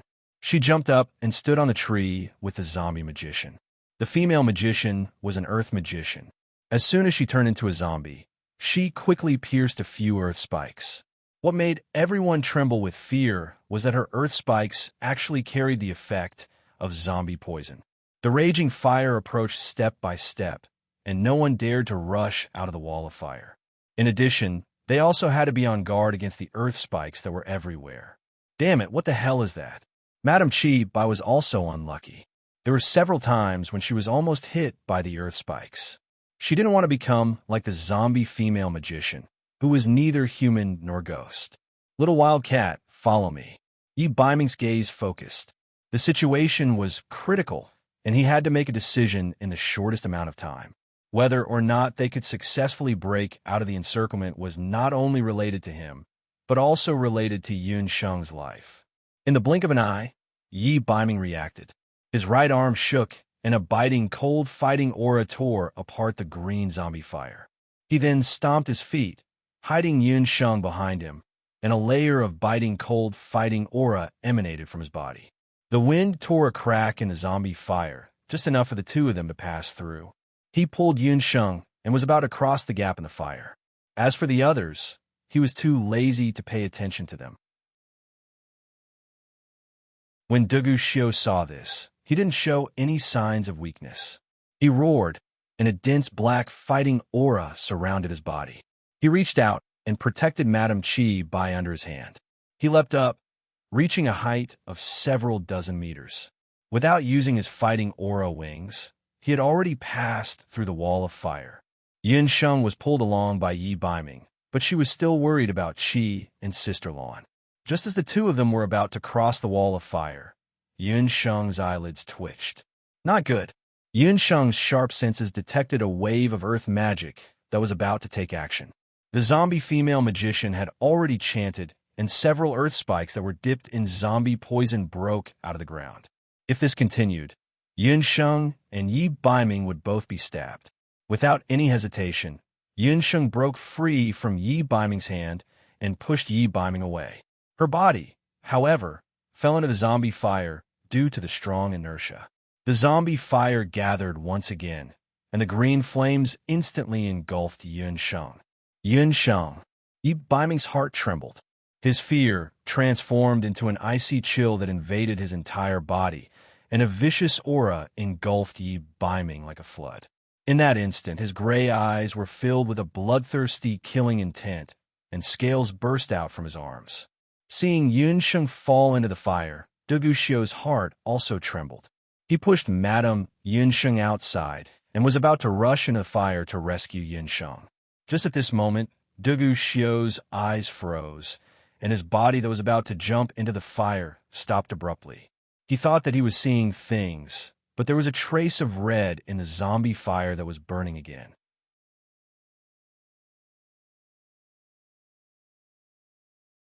Chapter 807. At first, the red was just a small dot, but later on, the red was like a spark that could not be stopped. Like a demonic lotus fire from hell, it burned crazily as if oil had been poured on it. A figure walked out of the wall of fire. The figure became clearer and clearer, and it was Yunsheng. Bathed in fire, Yunsheng's magic robe fluttered even though there was no wind. Her face was fair and flawless in the green zombie fire. But the most frightening thing was her forehead. The mark that symbolized the elven hellfire was tender and beautiful, as if it would burst out of her forehead at any time. When Yunsheng fell into the zombie fire, she was not afraid at all. Playing with fire with her? What a joke, showing off one's slight skill in front of an expert. Tonight, she was going to let those blind zombies take a look. Who was the ancestor of playing with fire? A sense of pride arose spontaneously. She was the only inheritor of the elven hellfire on the continent. The elven hellfire was the king of all flames. All other flames would retreat when they saw it. Deguxiu seemed to be possessed as he stared at the beautiful face in the flames. Yunsheng's black hair fluttered in the flames. Her eyes were as dark as the night. One look from her could suck away a person's soul. With every step she took, a lotus-like ball of hellfire would appear under her feet. With every step she took, the remaining green zombie fire would shrink back a little. The elven hellfire that came from the Fire Elven Queen was a divine fire that had a part of the power of the ancient divine beast, Swanee. How could ordinary zombie fire compare to it? Once Yunsheng's elven hellfire appeared, the zombie fire retreated as if it had met its natural enemy. It was engulfed by the elven hellfire in an instant. It was as if an army of 1,000,000 ferocious lions were charging toward a defeated army. The zombie fire was forced to retreat, and the elven hellfire was closing in on them. The zombie fire was extinguished, but Yunsheng did not forget the culprit. She raised her left hand high, and the second soul stone on her magic scepter shone. The incantation in her mind was completed in an instant. She waved her right hand, and a fiery explosion hit the zombie mage on the tree. The latter didn't even have time to cry out before his entire body turned into a ball of flames and burned to ashes, falling to the ground. When a zombie-like male magician was burned to ashes and fell to the ground, the people trapped in the fire took the opportunity to rush out. When Madame Chi Bai saw Yunsheng's karmic fire of the Red Lotus, her face revealed a terrified expression. She didn't expect that Yunsheng could release such a domineering fire. The mages, including Azura, were also dumbstruck. At this moment, Yunsheng was like a killing god bathed in flames. With a raise of her hand, she possessed a terrifying power that could take people's lives. An ear-piercing bird cry pierced his eardrums. Just as Yunsheng killed the zombie male magician, an ear-piercing shriek came from the tree. Only then did everyone realize that among the hundreds of night owls resting on the branches, there was one that was the most special. Its appearance somewhat resembled an owl, but upon closer inspection, one would realize that it was different from the other zombie owls. Its entire body was covered in purple feathers, and its feathers were glossy. Its pair of eyes emitted a pale green glow as it stood at the highest point of the branch, looking like a monarch overlooking the world. Needless to say, this night owl was the leader of this group of zombie owls, the purple-feathered night owl king. When Yunsheng suddenly released the karmic fire of the elves, the purple-feathered night owl's eyes revealed a human-like rage. Its among bean-sized eyes stared hatefully at Yunsheng. When it first discovered that this group of strangers had entered Taiyuan Mountain, the night owl king first targeted Yi Baiming and Duguxiu in the crowd. These two people were the strongest among all of them. Therefore, just now it also focused its attack on the two of them. But it didn't expect that such a terrifying flame would suddenly burst out from within this female magician's body. Out of a magical beast's intuition, the Night Owl King's consciousness had an additional warning. Threat, threat, that woman is a threat. Kill her, kill her. Her flame carries a trace of divine power. She must be killed first. As soon as the Night Owl King's shrill cry fell, the zombie owls that were originally perched on the tree trunk flapped their wings one after another. There were actually hundreds of them in the flock. Their feathers fell and turned into daggers covered in zombie poison. They blotted out the sky and covered the earth as they flew towards Yun Sheng and many other places behind her. These feathered beasts. Yi Baiming's gaze turned cold. He pushed his palm forward, and a gust of fighting aura swept towards those daggers like a gale. The fighting aura was like the roar of a dragon and the roar of a tiger. Its power was astonishing. The moment it touched those daggers, the daggers were shaken into powder. Release the arrows and kill that purple night owl, Duguxiu ordered, and the later Qin cavalry raised their arrows one after another. At this moment, everyone, including Duguxiu, could already clearly see that the purple Night Owl King was the leader of these zombies. Lan and the others were entangled with the female zombie magician. The later Qin soldiers drew their crossbows and shot randomly at the zombie bird. However, the purple Night Owl King's movements were extremely agile. Many of the crossbow arrows were dodged by it one by one. It flapped its wings, and from time to time, it created a small purple whirlpool. As soon as the crossbow arrows got close to the whirlpool, they were sucked into the whirlpool. It flapped its wings again, and the whirlpool spat out more crossbow arrows. The crossbow arrows changed direction and shot toward the soldiers who shot the arrows. Not only did this Night Owl King have amazing strength, but it also knew how to think like a human. It was extremely difficult to deal with. Let me borrow your bow. Just as the later Qin soldiers were in a terrible state, Yun Sheng asked for a crossbow. The later Qin cavalryman looked at Duguxiu. Although Duguxiu didn't know what Yun Sheng wanted a bow for, he still nodded and let the soldier pass the bow to Yun Sheng. She knocked the bow, aimed at the Night Owl King, and moved her fingertips. The arrow, which had the effect of sealing magic, whistled through the air. It was extremely sharp and shot directly towards the Night Owl King. In terms of arm strength, Yun Sheng, who only had the physique of a magician, could not even compare to the later Qin cavalryman's arrows. This move again. A trace of disdain flashed across the Night Owl King's mung bean eyes. It casually flapped its wings, and a purple whirlpool was about to form. Unexpectedly, just as the Owl King raised its wings, a wave of magic rippled, and its wings were instantly immobilized. The elf's magic sealing arrow came into play in a timely manner. Immediately after, the second and third arrows were shot. The Night Owl King's body was firmly fixed. For the first time, there was fear in its eyes. With the Night Owl King's body restrained, the rest of the battle became much simpler. Azura and the others killed the female zombie magician, and the zombie night owls were also cleaned up. She stepped forward and caught the Night Owl King. What surprised everyone was that this Night Owl King was not a zombie. It was a living magic beast. The origin of the zombie poison was quickly investigated. It was all the doing of this Night Owl King. Its beak and claws carried zombie poison. The warriors and magicians who had turned into zombies had turned into zombies because they had been infected with the zombie poison from its body. After the battle, a small number of people in the elite camp suffered minor injuries, and 2 magicians died.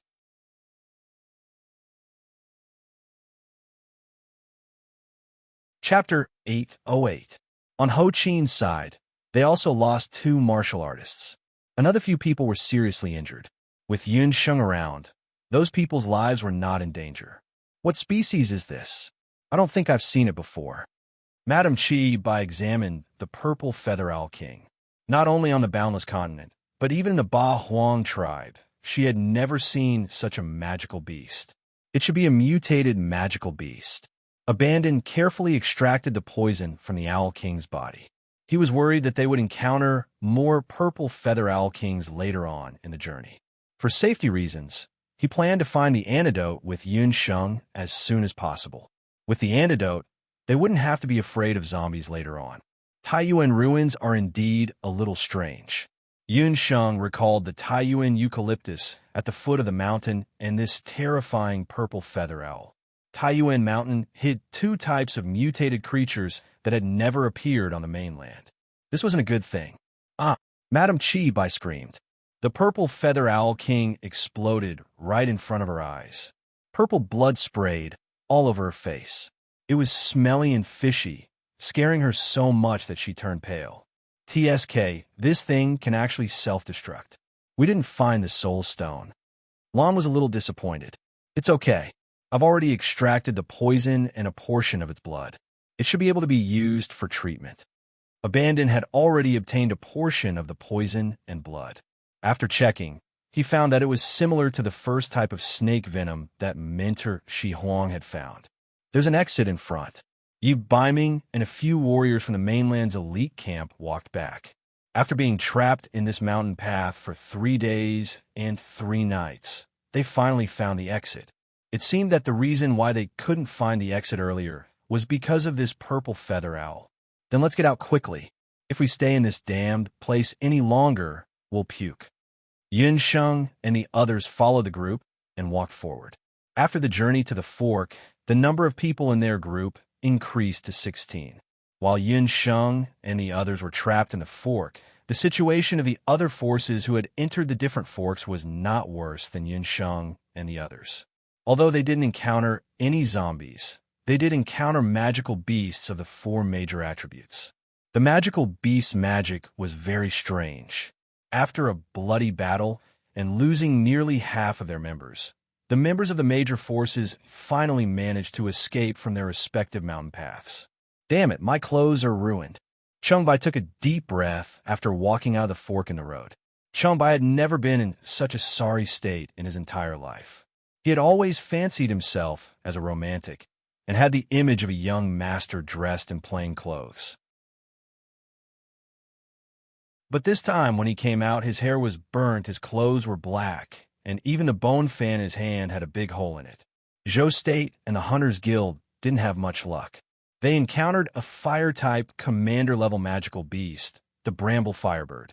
The flames spat out by this kind of bird could even melt purple gold, although there were a few mages in the team, they didn't help them at all. They caused the deaths of several people in the Wushuan Everlasting Hall and 1 person in the Hunters Guild. Because of this, Chengbai and Bu Jiuxiao had some opinions about the mages. Along the way, they didn't say a word. It's good enough that we're alive. I think the other forces aren't much better than us. Bu Jiuxiao's situation was worse than Chengbai's. At the last moment, he killed the flaming bird with his own strength. Although he successfully killed the flaming firebird, Bu Jiuxiao's arm was also burned by the fire and couldn't be used for a while. His left arm was already wrapped in a thick bandage and couldn't be used for the time being. I hope Baiming and the others are fine. Isn't that Baiming and the others? Chengbai was still worried about the situation on Yi Baiming's side. As he spoke, he saw Yi Baiming and the others walking out of the forest. At the same time, Tianyu, Zhou Qingchuan, Huyu, and the others also walked out. The few teams actually arrived at about the same time. Even Li Xiao came out with several of Tang Yuan's mages. Everyone's situation wasn't good. There were fewer people, and some people in the team were injured.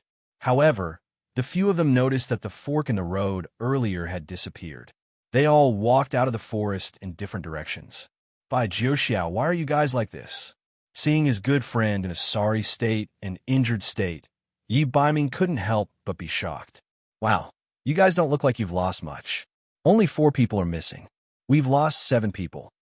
Chengbai glanced at Yi Baiming's team.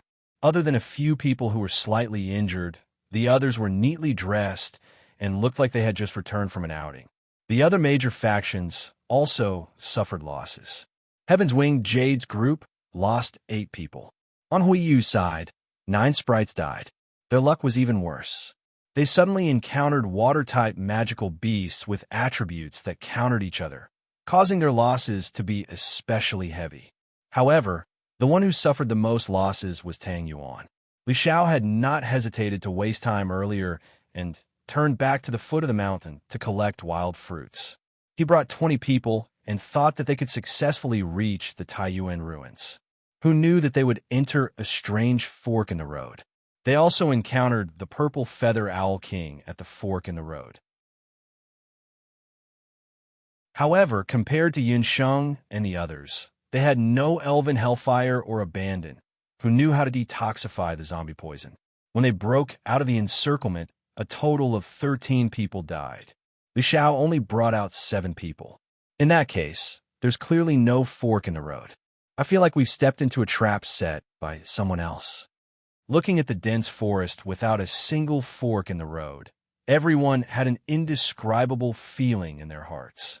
In the past 3 days, this seemingly peaceful forest had devoured dozens of lives. Who knew how many human bones were buried in the withered leaves and bushes in the forest? This damned ghost historical site is really strange, Chung Bai spat. But even so, no one was willing to withdraw at this time. They were here for the divine artifact. After climbing another 500 meters, they would be able to enter the Taiyuan ruins. The ancient Taiyuan ruins were already clearly visible. The white buildings that looked like they were carved out of ivory were waiting for them at the top of the mountain. The major forces decided to rest for a day before entering the Taiyuan ruins. This time, no one planned to go first. After the strange Toan eucalyptus and the bizarre appearance and disappearance of the mountain path, everyone felt that they could not act rashly. No one knew what kind of ridiculous creatures would exist in the Taiyuan ruins. At night, everyone camped in place to rest and set off for the ruins the next morning. At that time, it was already the 6th day since the 6 major forces entered the Taiyuan ruins.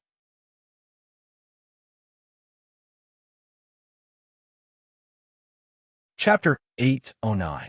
On the top of the mountain, the purple cloud was entrenched. It was a clear night. If there were no purple clouds, one would be able to see the sky full of stars on such a high mountain. But because of the purple cloud, the moonlight could only pour down through the purple cloud. The moonlight was also dyed purple and fell on the white Taiyuan ruins. The whole ruins seemed to be dyed purple. Back then, Prince Taiyuan of Penglai had chosen Mount Taiyuan as his new territory. He brought his family and subordinates to settle down in Mount Taiyuan, which had been a barren wasteland at the time. How many people did the Prince of Taiyuan bring with him? This point was already unknown, but from the number of houses in the ruins of Taiyuan, the number of people should not be less than 100, because there were hundreds of houses in the entire Taiyuan city. White was the main color of the ruins of Taiyuan. The buildings here, from the houses to the Taiyuan city lord's mansion, were all made of white stone. It was like a village in a fairy tale. She walked up the steps that were covered with moss. The cold wind on the top of the mountain blew in their ears. Late at night, the ruins were silent. Even the sound of insects could not be heard. They kept walking forward.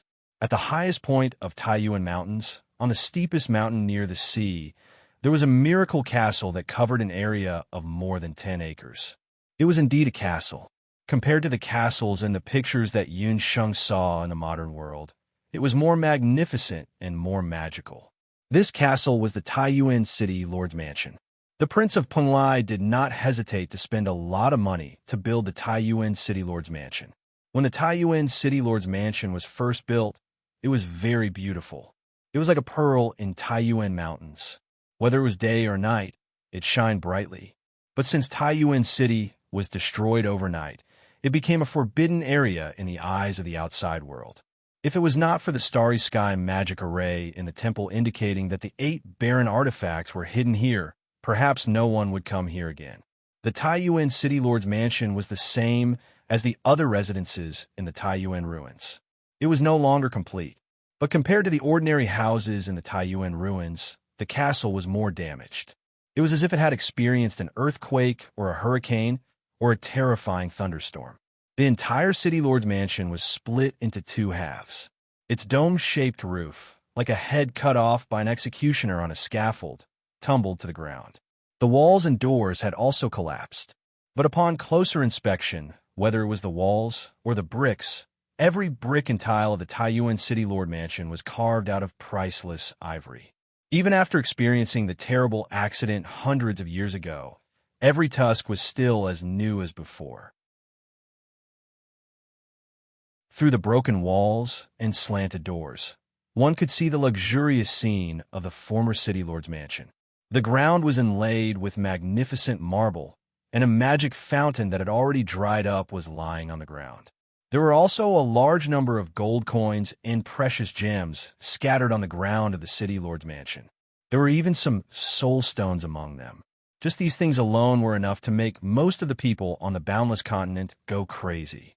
As long as one casually took some of them, it would be enough for many people to live without worries for the rest of their lives. However, all of this had been quietly scattered on the ground for hundreds of years. The night deepened. At this moment, from the deepest part of the City Lord's mansion, a strange sound came from somewhere.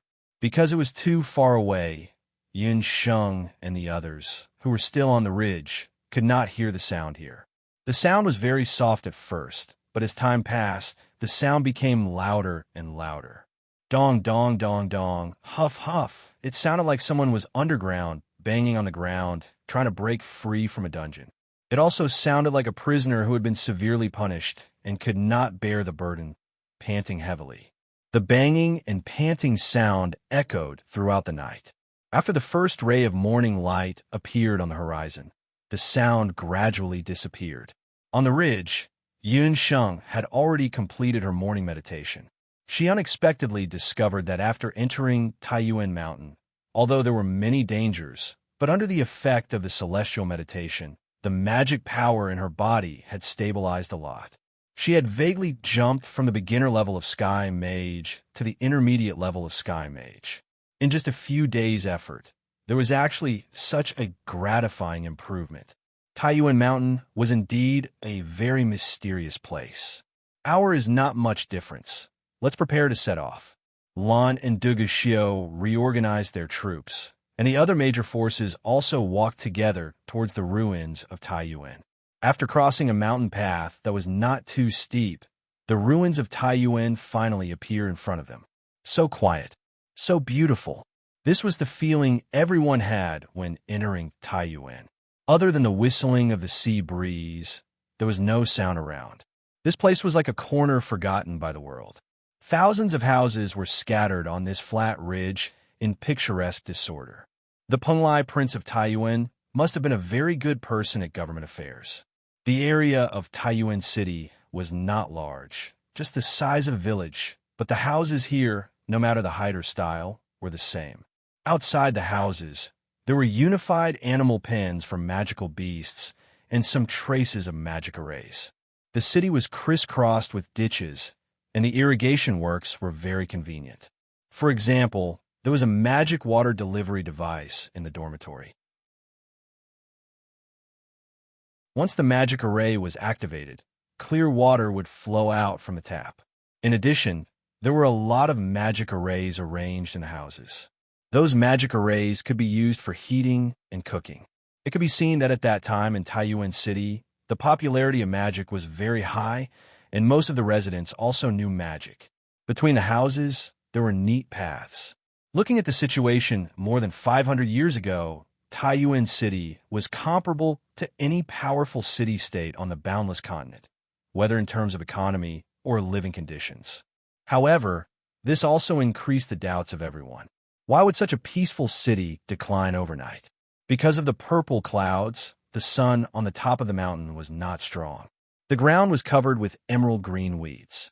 The crowd did not rush to find the City Lord Mansion, but went to the nearby houses to look first. After 5 or 6 days of respawning, everyone was running low on food and water. Although they did not have much hope, they still wanted to see if they could find any food and water in the houses. Because of the ruins of Taiyuan, 60 to 70% of the houses have been damaged or collapsed, or the walls have collapsed.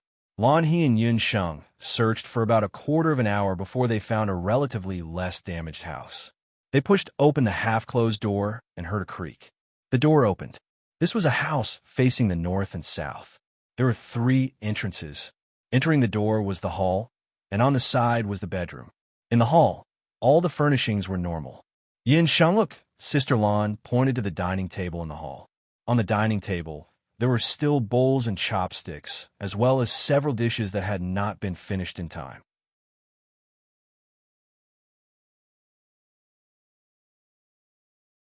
Chapter 8:10. On the dining table in the bungalow, there were a few bowls and plates. Because too much time had passed, the food had dried up. Judging from the furnishings and the tidiness of the house, when the devastating disaster happened in Taiyuan City, the residents of this house were eating. It doesn't look like a disaster happened, Yunxing pondered. There were several theories about what happened in Taiyuan City. Some people said that it was a sudden natural disaster that caused all the villagers to be struck by lightning and turned into ashes. But why were these houses still intact? Everything in the house was intact. Another theory was that because Taiyuan City was close to the sea, it experienced a sudden shipwreck. But Taiyuan City was located on such a high mountain, so a shipwreck was obviously impossible. The last theory, which was also the most reliable one, was that Taiyuan City experienced a beast disaster. As everyone knew, Taiyuan City was built by Taiyuan, the former prince of Penglai. He was expelled from the country because he disobeyed the authority of the Zhao state. Some people said that the Zhao state secretly sent a group of powerful magical beasts to kill the residents of Taiyuan City overnight. According to the situation in the house, this possibility was very low.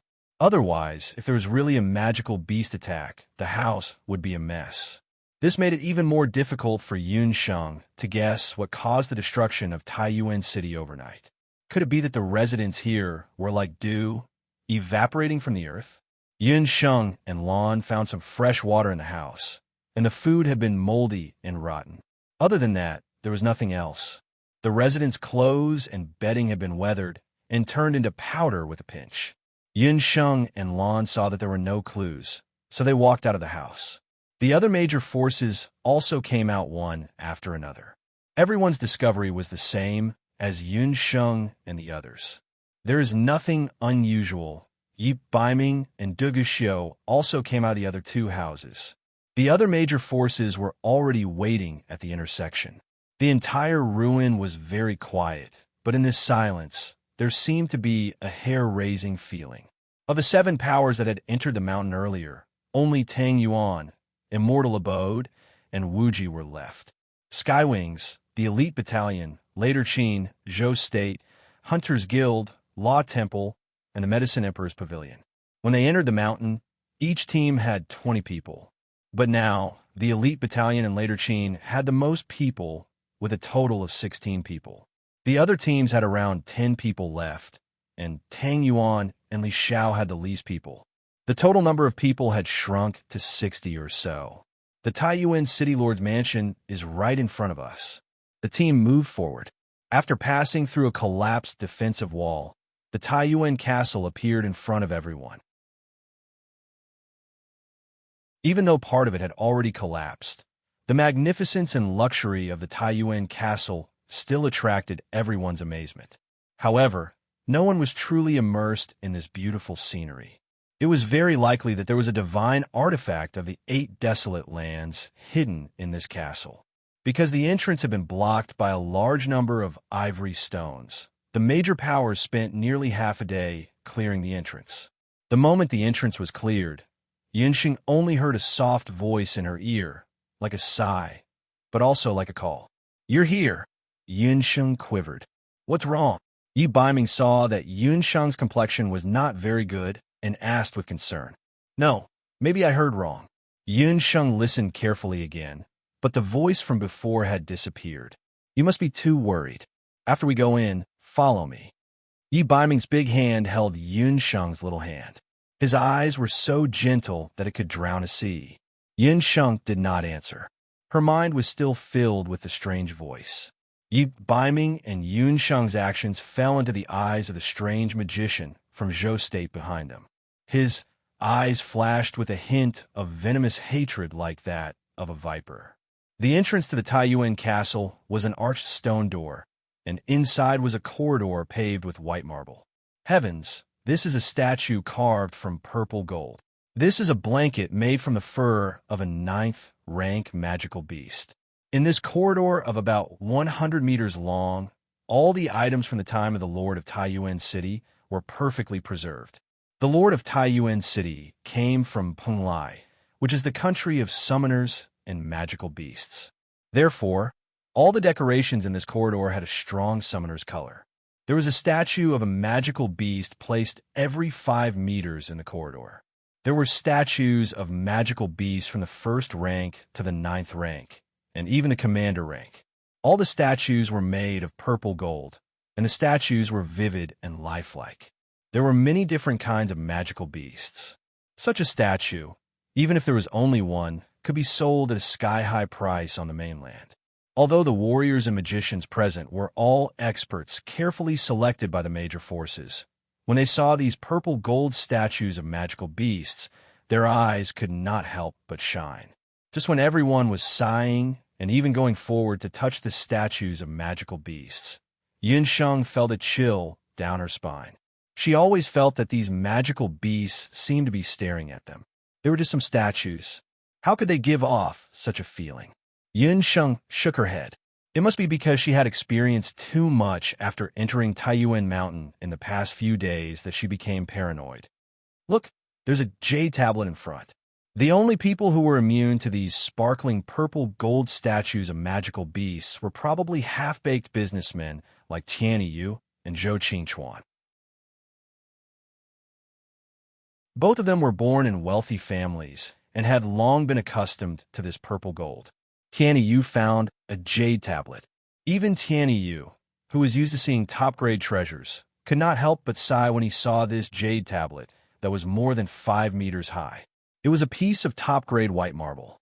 A jade tablet with such perfect cut and jade color was rare on the mainland. The jade tablet was engraved with the structure of the whole castle.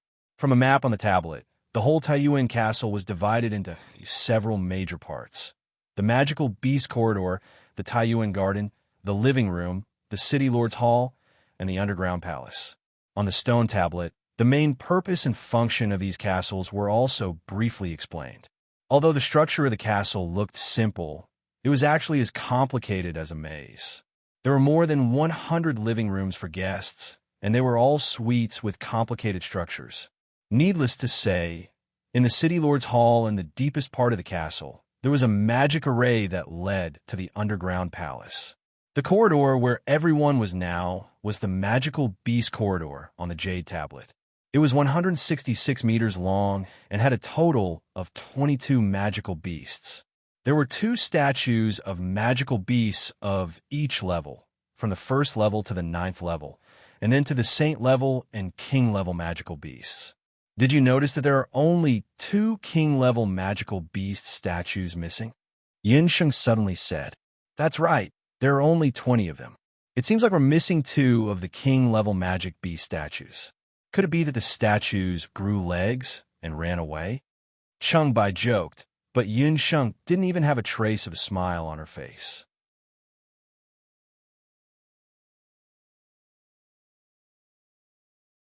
Chapter 811. Hey, Yunsheng, you're too serious. You're making me nervous. No matter who it is, let's hurry up and find the divine artifact. Chengbai was getting goosebumps because of Yunsheng's words. Apart from the magical beast corridor, the Taiyuan garden was further down. According to the jade tablet, the Taiyuan garden was built by the Taiyuan city lord to commemorate his beloved concubine who had passed away. It was a garden in the city, and there were many rare and precious herbs planted in it. There were also some holy and even divine-grade herbs that were rarely seen in the mainland. Seeing this, the eyes of the people from the Medicine Emperor Pavilion and the Dharma Temple burned with desire. Even if they didn't find any divine artifacts on this trip, there was no need for them to make this trip. TSK, this castle is too big. It's even bigger than the palace. There are so many living rooms. As they looked further down, they couldn't help but grumble. Not to mention finding the divine artifact, it would take at least a day to explore all these living rooms. Grumbling aside, they still had to find the divine artifact. After all the living rooms, they arrived at the core area of the Taiyuan Castle, the city lord's palace. The city lord's palace was divided into the inner and outer halls. The outer hall was where the city lord of Taiyuan used to discuss important matters. It could be seen as a meeting room. The inner hall was where the city lord of Taiyuan slept. Seeing this, the leaders of the various factions thought to themselves, the divine artifact might be in the inner hall. Apart from the inner hall, the most special part of the entire Taiyuan castle was the underground palace. The underground palace was a special mausoleum where the city lord of Taiyuan buried his remains after his death. Before the mysterious incident in Taiyuan City, the underground palace had always been empty. Seeing this, the structure of the entire Taiyuan castle was very clear. The leaders were still deep in thought. I have a suggestion. After passing through the Taiyuan garden, why don't we let each faction choose their own destination? As for who can find the divine artifact, it'll all depend on their own abilities, Ru Yi suggested. After entering the Taiyuan ruins, and especially after entering the Taiyuan city lord's residence, the leaders of the various factions understood that the real competition had only just begun. When they first entered Taiyuan Mountain, to put it bluntly, they were just fighting against demonic beasts and the harsh environment of Taiyuan Mountain. But now they were fighting against humans. In this world, the most terrifying thing was humans. The map was placed at the entrance. Taiyuan Castle was huge, so whoever could find the divine artifact first would be the winner. Everyone, including Lan and Dugu Xiao, agreed with Ru Yi's suggestion. Although they were looking for the divine artifact separately, they all had the same goal in mind. Something as important as the divine artifact was most likely hidden in an important place like the city lord's palace. Every force sent one person to make a copy of the map. The Magic Beast Cloister and Taiyuan Flower Garden were still a straight path, but according to the map, once they passed through the flower garden, they would see a corridor that led to a large number of living rooms. As they walked to the end of the corridor, Yinsheng frowned. However, the people from the Medicine Emperor Pavilion all cheered in unison. In front of them, the fragrance of herbs hit their faces. Although no one had taken care of it for 500 years, this indoor garden in Taiyuan Castle was still growing well. The secret lay in the huge four elements magic array in the middle of the garden.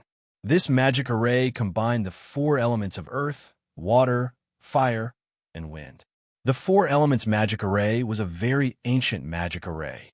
The drawing of this magic array had been lost. It could maintain the temperature, humidity, soil fertility, and air circulation in the garden, so that the herbs and flowers here could be maintained in the best condition. It's 7-leaf sage ginseng, St. Grade, jade, snow lotus, and golden arrow pine.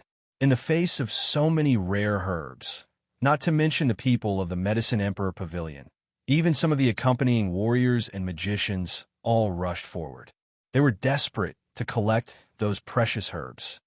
Yinsheng, there's no problem with these herbs. Instructor Shi Huang needs some jade snow lotus. I'll go collect some. Abandon also wanted to collect some. The herbs here were all priceless. Abandon was sure that these things were not poisonous. Wait, Yinsheng pulled Abandon. Don't forget about the Taiyuan eucalyptus. Yinsheng could also see that these herbs were not poisonous. Regardless of color or smell, they were similar to the herbs she had seen on the continent. But when she thought of the experience of the Taiyuan eucalyptus before she left, Yinsheng did not dare to act rashly. The city lord of Taiyuan was not only a summoner, but he was also unique in the field of herbs and poisons. Why would such a man spend so much effort to build a magic array and build the Taiyuan garden just to commemorate a woman? Ah, a miserable scream interrupted Yinsheng and Abandon. A doctor from Medicine Emperor Pavilion was picking a 7-leaf purple ginseng. But when he touched the purple ginseng, his hand suddenly turned into a pool of pus. That speed was as if it had come into contact with concentrated sulfuric acid, corroding it in an instant. He wasn't the only one. Many warriors and magicians were screaming and kneeling on the ground. Their hands and feet touched the herbs, and they were all turned into rotten water. The rotten water quickly eroded a living person. Come back. No one is to act rashly. When the leaders of the major forces saw this, they immediately ordered their team members not to touch those herbs and flowers. Abandon was also shocked. His hands and feet instantly turned cold. If not for Yunsheng holding him back just now, he was afraid that he would be, What the hell is this? Chungbai wiped his cold sweat. Oh my god, he almost had the idea of digging up a stalk of sage ginseng to make ginseng wine for his old man. That was a matter of life and death, and he almost turned into pus. What exactly is going on? These herbs are obviously not poisonous. The leader of the Medicine Emperor Pavilion wanted to cry. Just now, the Medicine Emperor Pavilion had the most people who went to pick the herbs. Just counting the doctors alone, 3 or 4 of them were corroded by these poisonous flowers. 2 magicians from the temple were also affected. The situation of the other forces was slightly better, but there were still less than 2 deaths. This seemingly beautiful garden suddenly became as scary as a mass grave. Yunsheng walked to a pool of pus, checked the color, and sniffed the smell. The herbs are not poisonous. Just now, these people all touched the purple gold statues. If I'm not wrong, the problem lies with the purple gold statues of the magical beasts. There should be something on the statues. Once it comes into contact with the herbs in the garden, it will form a strong, corrosive poison.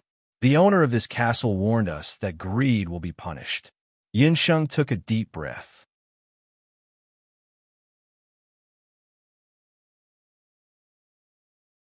Chapter 8:12. It was only then that everyone recalled that the magicians and warriors who had been corroded had indeed touched the purple gold statues in the corridor. If not for their leaders stopping them, some of them would have already stolen the statues. Rather than saying that these people had ended up like this because of a moment of greed, it would be better to say that the person who had designed this poison was vicious and had taken advantage of a sliver of greed in people's hearts to design this kind of cereal poison. Then, since I didn't touch those purple gold statues, does that mean I can dig up a few herbs? Chungbai asked recklessly. If you're not afraid of death, then try. However, I suggest that unless absolutely necessary, don't touch anything in this castle. Yunsheng had felt a little strange ever since she had entered Taiyuan Castle. She had a feeling that something was watching her from some unknown corner of the castle. Along the way, she had a feeling that she was being watched. Chungbai shrank back. He didn't have the guts to do so. They had only stayed in Taiyuan Garden for a quarter of an hour, and more than 10 people had died. It was easy to imagine how ugly the expressions of the leaders were.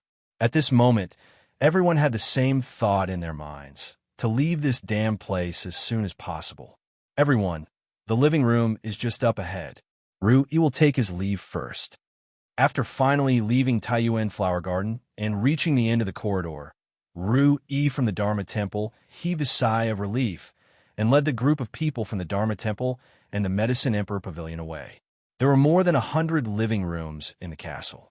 Just searching through them would take a long time. The other major forces also took their leave. Prince Dugu, I will also part with you for the time being. Let's meet again in the City Lord's Hall. Sister Lan decided to let her team members go their separate ways for the sake of efficiency. We'll meet at the City Lord's Hall too. Yunsheng nodded at Yi Baiming. Without waiting for his reply, she disappeared like a wisp of smoke. Yi Baiming didn't know whether to laugh or cry. However, it wasn't a big deal to part with Yunsheng for the time being. In any case, he and Yunsheng had the special binding magic of a unicorn. If she was in danger, he could rush over in time. Right now, he could do something of his own. Yi Baiming took a few steps and saw a special symbol in the shape of the Taiji 8 trigrams on a living room. He walked in. Zhou Qingchuan and several of the Everlasting Chamber of Commerce's martial artists were all waiting there. Baiming, according to your instructions, I have brought the item. Zhou Qingchuan waved his hand. Behind him, a few demon warriors who had disguised themselves as ordinary warriors knelt on the ground. Then he took out an exquisite box. As soon as he opened the box, a golden sparrow flew out from within. I'll have to trouble you this time, Brother Zhou. With this thing, it'll be much easier for me to find the 8 Desolations divine artifact. Yi Baiming asked Zhou Qingchuan to bring over the bird that the everlasting trading firm had specially purchased for this divine artifact mission. This kind of bird was called Spirit Rhino, and it could detect the whereabouts of special treasures. No matter how well hidden the 8 Desolations divine artifact was, there would definitely be a trace of its aura left behind. As long as he used this Spirit Rhino Sparrow and his subordinates, Yi Baiming had a greater chance of finding the 8 Desolations divine artifact. As soon as the Spirit Rhino Sparrow flew out, it circled around in the air. Then, it suddenly flapped its wings and rushed out of the living room. Looking at its posture, it was clear that it had found the trace of the divine artifact.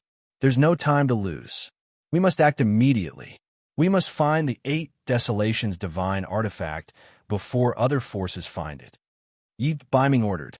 Several demon warriors and Zhou Qingchuan followed closely behind, passing through the living room. On the other side, after Dugu Xiu saw that Yun Sheng and Yi Baiming had separated, he also led his subordinates to a secluded corner. Qi Bai, are you sure that your little guy can find the whereabouts of the 8 Desolations divine artifact? The main reason Dugu Xiu brought Madame Qi Bai to the Taiyuan ruins was because Madame Qi Bai's spirit snake could find the aura of the 8 Desolations divine artifact. Crown Prince, please believe me. The ancestor of the Ba Serpent clan once fought a life-and-death battle with experts who possessed the 8 Desolations divine artifact. My spirit snake hatched from an egg laid by the ancestor's spirit snake. As long as there is an 8 Desolations divine artifact in the castle, it will be able to find it. Madame Qi Bai's face was full of confidence. Earlier, because of Yin Sheng, she and Crown Prince Dugu had almost fallen out. Madame Qi Bai was determined to mend their relationship. She wanted to let Crown Prince Dugu know that she was more suitable to be his woman than Yun Sheng. After Madame Qi Bai finished speaking, she took out her little piccolo. As she chanted, the piccolo slowly transformed into a small emerald green snake. The small snake coiled around her wrist and let out a sizzling sound in the direction of the Taiyuan castle. It's in that direction. Crown Prince, follow this servant. When Madame Qi Bai heard this, she immediately beamed with joy. The spirit snake meant that it had found the location of the 8 Desolations divine artifact. Let's go, Dugu Xiu also ordered. His subordinates followed Madame Qi Bai through the living rooms. Ru Yi and a group of people from the temple were also walking through the living rooms at this time. He heard a flurry of footsteps and knew that the people from the other major factions must be on the move. Seeing this, the magicians behind Ru Yi couldn't help but become anxious. Lord Ru Yi, are we not going to chase after them? Why lower yourself to their level? Do you think that Elder Ming will really let them find the 8 Desolations divine artifact? Ru Yi's kind face had a hint of slyness. This time, the temple used the Starry Sky magic array to detect the whereabouts of the 8 Desolations divine artifact. Elder Ming Ji Yu suffered a great loss because of this. Finding the whereabouts of the 8 Desolations divine artifact made the other 6 major factions very grateful to the temple. This also brought about a good reputation for the temple. In the past few years, with the rise of the mainland's elite camp and the little C.I. Entong, the temple had suffered a great blow. Elder Ming Ji Yu had always wanted the temple to regain the recognition of the mainland. Therefore, this time, he had set up this trap. He took out a magic crystal ball. Elder Ming, before we set off, we have already injected a portion of the Starry Sky power into this crystal ball. As long as we get close to the 8 Desolations divine artifact, this crystal ball will emit a dazzling light. We will find the 8 Desolations divine artifact before the other factions. There's no time to lose. Let's move out immediately. He led a group of magicians and headed towards the depths of the Taiyuan castle. After Yi and the others left, Yun Sheng stepped out from the corner. She looked at the backs of the people who were leaving with a faint smile. She pretended to be deep in thought and stroked her chin. It seems that everyone came prepared. Everyone wants to find the 8 Desolations divine artifact, right? Then I'll let you guys find it to your heart's content. Girls who are out of books can go and read a few of Fuzi's old books. Reborn Socialite. I'm the biggest, reborn space farming, unlimited army, and the strongest abandoned immortal.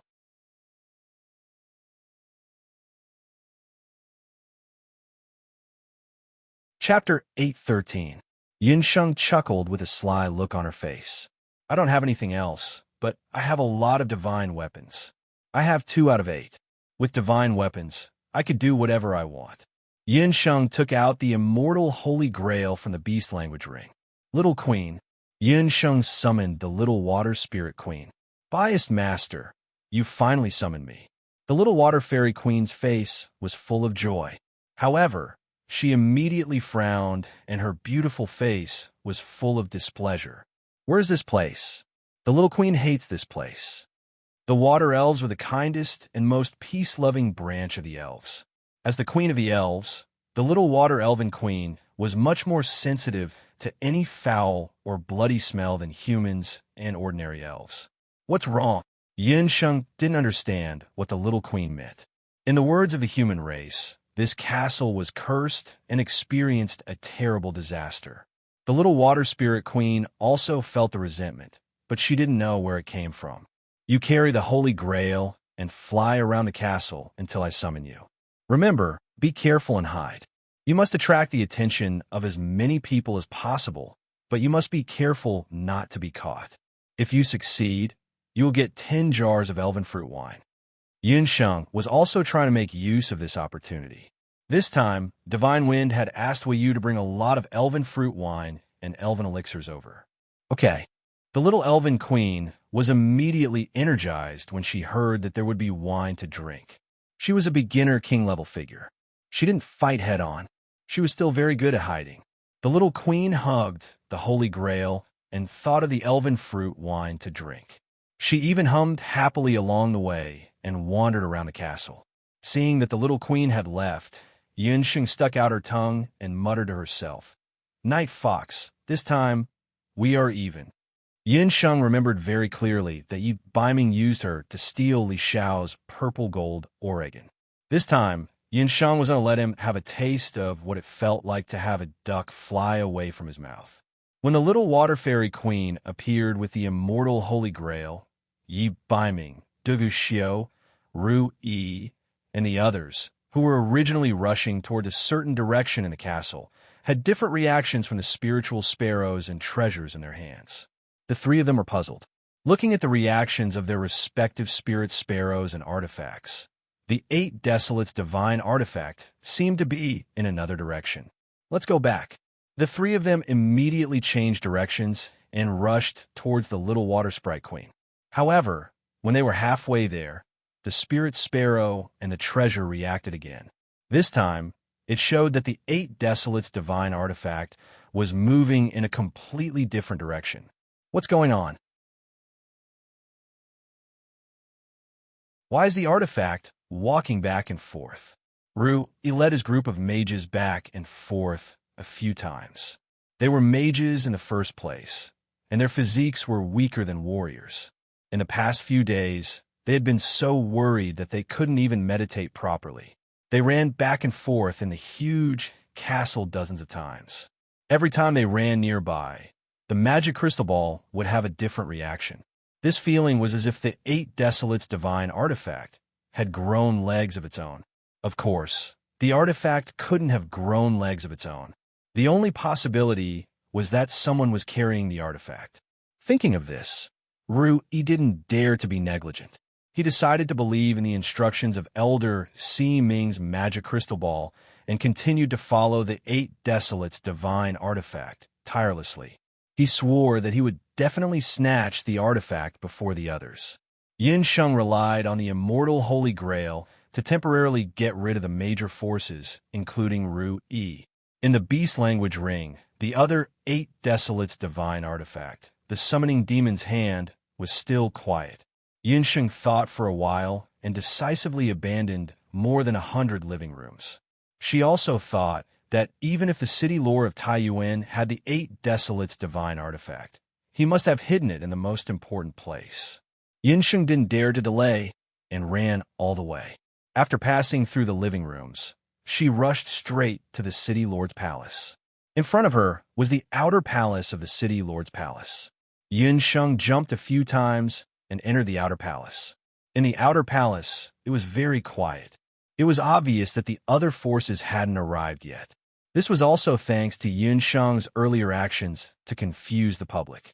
However, what made Yun Sheng disappointed was that she was already standing in the outer palace.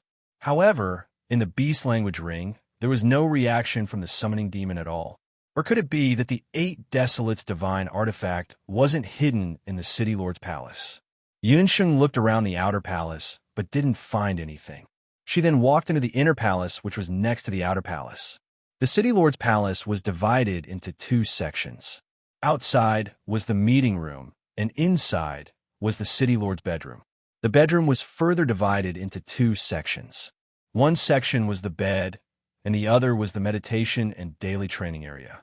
Yun Sheng looked at the meditation area of the city lord. The summoning demon's hand still didn't respond. Still nothing. Could it be that the 8 Barons' legendary weapon is hidden in the underground palace?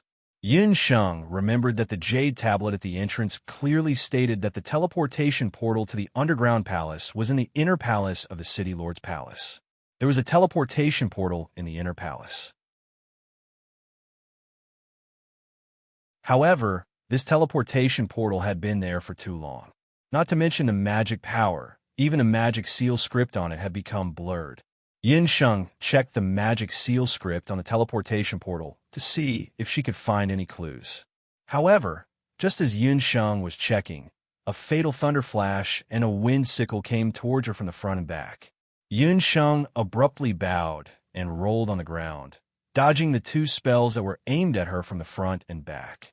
I didn't expect you to be able to dodge our attacks. Yun Sheng, you're quite capable. A cold laugh came from a corner of the inner palace. 2 people walked out from the direction of the curtains. They were the 2 sorcerers from Zhou State. This voice, the 2 sorcerers who had mysteriously appeared, took off their masks. No wonder I always felt that you were hostile towards me. Sigh, Chenlian jealousy is a disease. You really are sick. You and Lu Tongtian were actually willing to join Zhou State and work for others. Yun Sheng shrugged. She had forgotten that Chenlian was also from Zhou State. Since Keling could return to Tang Yuan after betraying the elite camp, Chenlian, a woman who would do anything for her own benefits, would naturally return to Zhou State after losing the mission to find the legendary weapon. However, Yun Sheng didn't expect that Chenlian would give up searching around the living room and come directly to the city lord's palace. I'm the crown princess of Zhou State. There's nothing wrong with returning to Zhou State. However, you actually managed to come here alone. However, you're also seeking your own death by coming here. Without Yi Baiming, that poison brat, and Dugu Xiao, I'd like to see how you're going to deal with us. Chenlian had always wanted to take revenge on Yun Sheng. Unfortunately, she hadn't found the opportunity.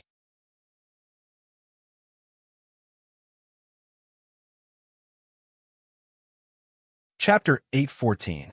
Chenlian had always wanted to plot against Yun Sheng, but she didn't have the chance to do so. Now, she had a rare opportunity.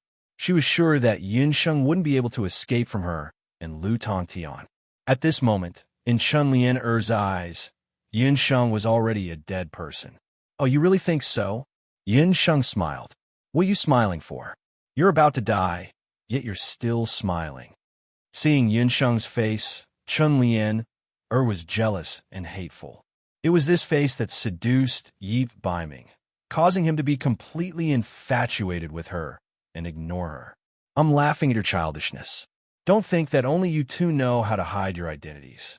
You have to know, the same trick that you 2 used, I've already gotten tired of it when I was in Skywing City.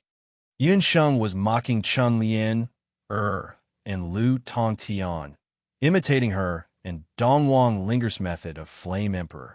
As she spoke, she clapped her hands. Suddenly, a few warriors rushed in from the outer palace. Seeing those warriors, Chenlian, and Lu Tongtian's expressions changed slightly. Aren't you people from the Hunters Guild? How is this possible? These warriors, including the only martial emperor in the Hunters Guild, all stood behind Yun Sheng and respectfully greeted, Vice Guild Leader. XX Crown Princess, you're still the same as before. Your chest isn't big and your brain isn't good. Don't you know that my master is the guest elder of the Hunters Guild and my second uncle is the guild leader of the continent's top heaven expedition hunting corps? Tell me, in this kind of situation, will the Hunters Guild help you or help me? Yves Biming wasn't the only one who had secretly hidden the everlasting chamber of commerce's power. Yun Sheng had also made ample preparations before heading to the Taiyuan ruins. First, she contacted second uncle and asked him to invite a martial Grand Emperor expert who had a close personal relationship with Yun Ba to hide in the Hunters Guild. Then, she selected a few devil warriors and hid them in the Hunters Guild in Zhou State. Yun Sheng had prepared all of this in secret without anyone noticing. Facing the sarcastic Yun Sheng and the hunters behind her, Yi Zichen was stunned. Chun Lianer's face paled. She didn't think that Yun Sheng would have a trick up her sleeve. If it was just Yun Sheng alone, she and Lu Tongtian would definitely be able to kill Yun Sheng. However, there were a few more strange devil warriors and a martial emperor expert. With these people added together, it was still unknown who would be able to kill who between her and Yun Sheng. Why did she always lose to Yun Sheng? Whether it was the man or the mission, she had lost so miserably. Yun Sheng, today, either you die or I die, Chun Lianer said word by word. Chun Lianer, you're not my opponent. Not now, and definitely not in the future. Yun Sheng also raised her magic scepter. Chun Lianer had plotted against her many times, especially just now.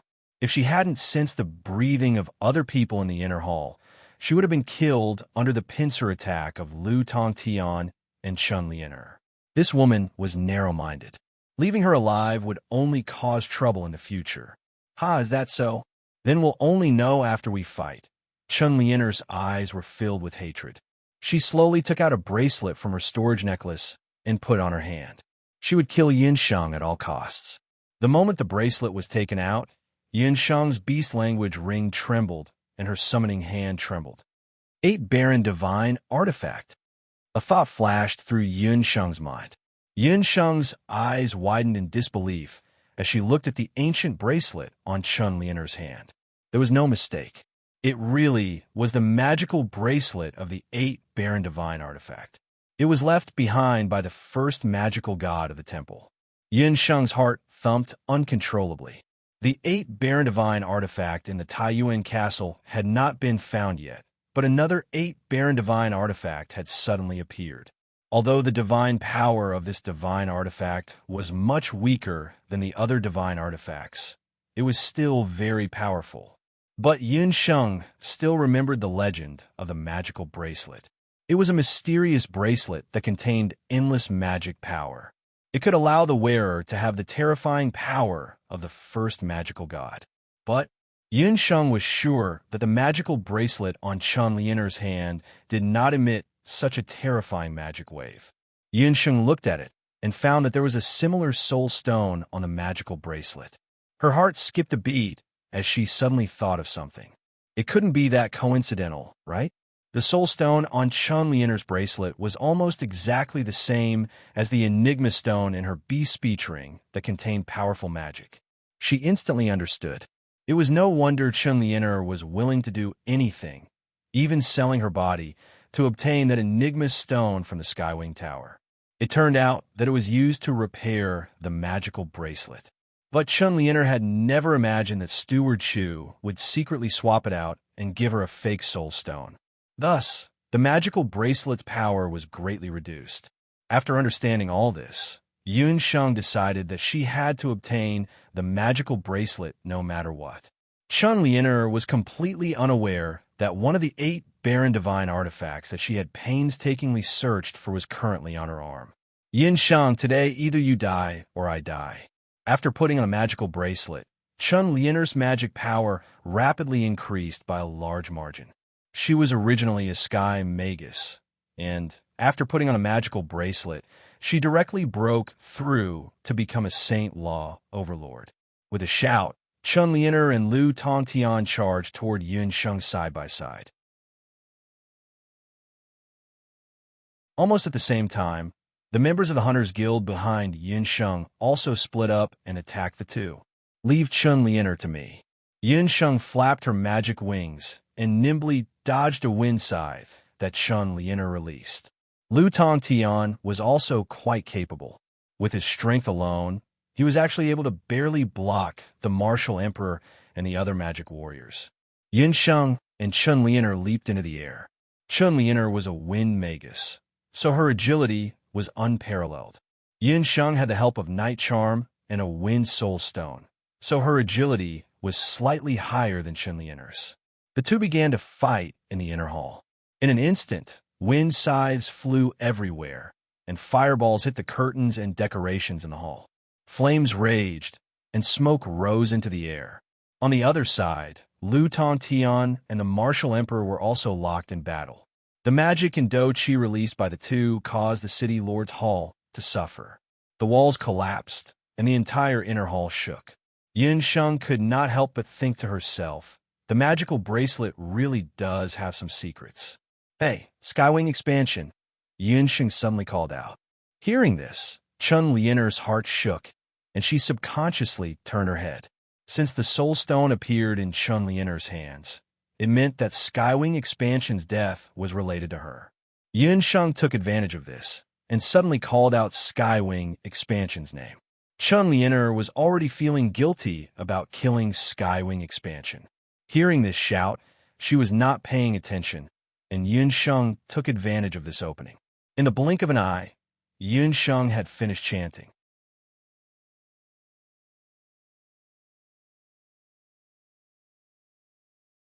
Chapter 8:15. In terms of strength, Yun Sheng was only a sky magician. Chun Lianer, who had obtained the magic god bracelet, had already reached the level of a saint-level magician. In the magician realm, every level of difference was like the difference between heaven and earth. Even if they were both high-level magicians, the effect of a grand sanctuary magician and a sky magician would be very different. Therefore, Yun Sheng decided not to use nature magicians to deal with Chun Lianer. The moment Chun Lianer was fooled, a wave of dark magic flowed out of Yun Sheng's body like a tide. Dark thorns. Cracks appeared on the white marble floor, and dark thorns that were as sharp as blades rose from the ground. "Yun Sheng, you're courting death." Chun Lianer turned around and realized that there was nothing behind her. Only then did she realize that she had fallen into Yun Sheng's trap.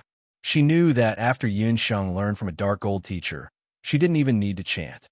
Because she couldn't dodge in time, her foot was pierced by a dark thorn, and a piece of flesh was scraped off. The magic soul stone on the magic god bracelet on Chun Lianer's hand flashed. Chun Lianer actually managed to use her powerful wind-type magic to avoid the thorns at the critical moment. Even so, Chun Lianer's legs and body were already covered with scratches.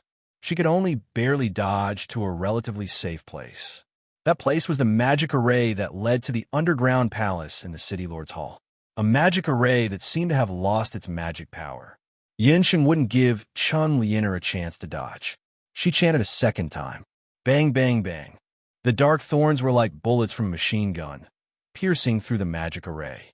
Many soul stones on the magic scepter flickered with a shocking light. Then, a raging sea of fire began to burn. Only then did Chun Lianer realize how terrifying the elven hellfire was. Yun Sheng's elven hellfire was not something that ordinary magic flames could compare to. Ordinary water magicians couldn't extinguish it at all. Not only that, when it burned, it would be further consumed and corroded by magic shields. With the sound of spikes rising from the ground and the heat from the blazing flames, a third of the entire City Lord's palace had been destroyed by Yun Sheng's magic attack. Chun Lianer had never imagined that she would be trapped to death by Yun Sheng. The air was filled with Yun Sheng's tyrannical, dark magic fluctuations. The fire and rocks brushed past Chun Lianer's face. She no longer had her usual seductive and noble appearance. In comparison, Lu Tongtian's fight with the martial emperor paled in comparison. So this is a competition between magicians. Many people had already arrived at the City Lord's palace. The duel between the mages in the City Lord Hall made everyone who had just arrived click their tongues in amazement. When Cheng Bai and the others saw Chen Lianer and Lu Tongtian, and then looked at the Zhou state hunters surrounding Lu Tongtian, they were confused. After thinking about it for a while, he immediately understood. Cheng Bai couldn't help but curse in his heart. What kind of lousy team was this? Not only did Chen Lianer and Lu Tongtian sneak in, they even planted Yun Sheng's spy. He and Jiu Xiao were being played like monkeys. Jiu Xiao, what do you think?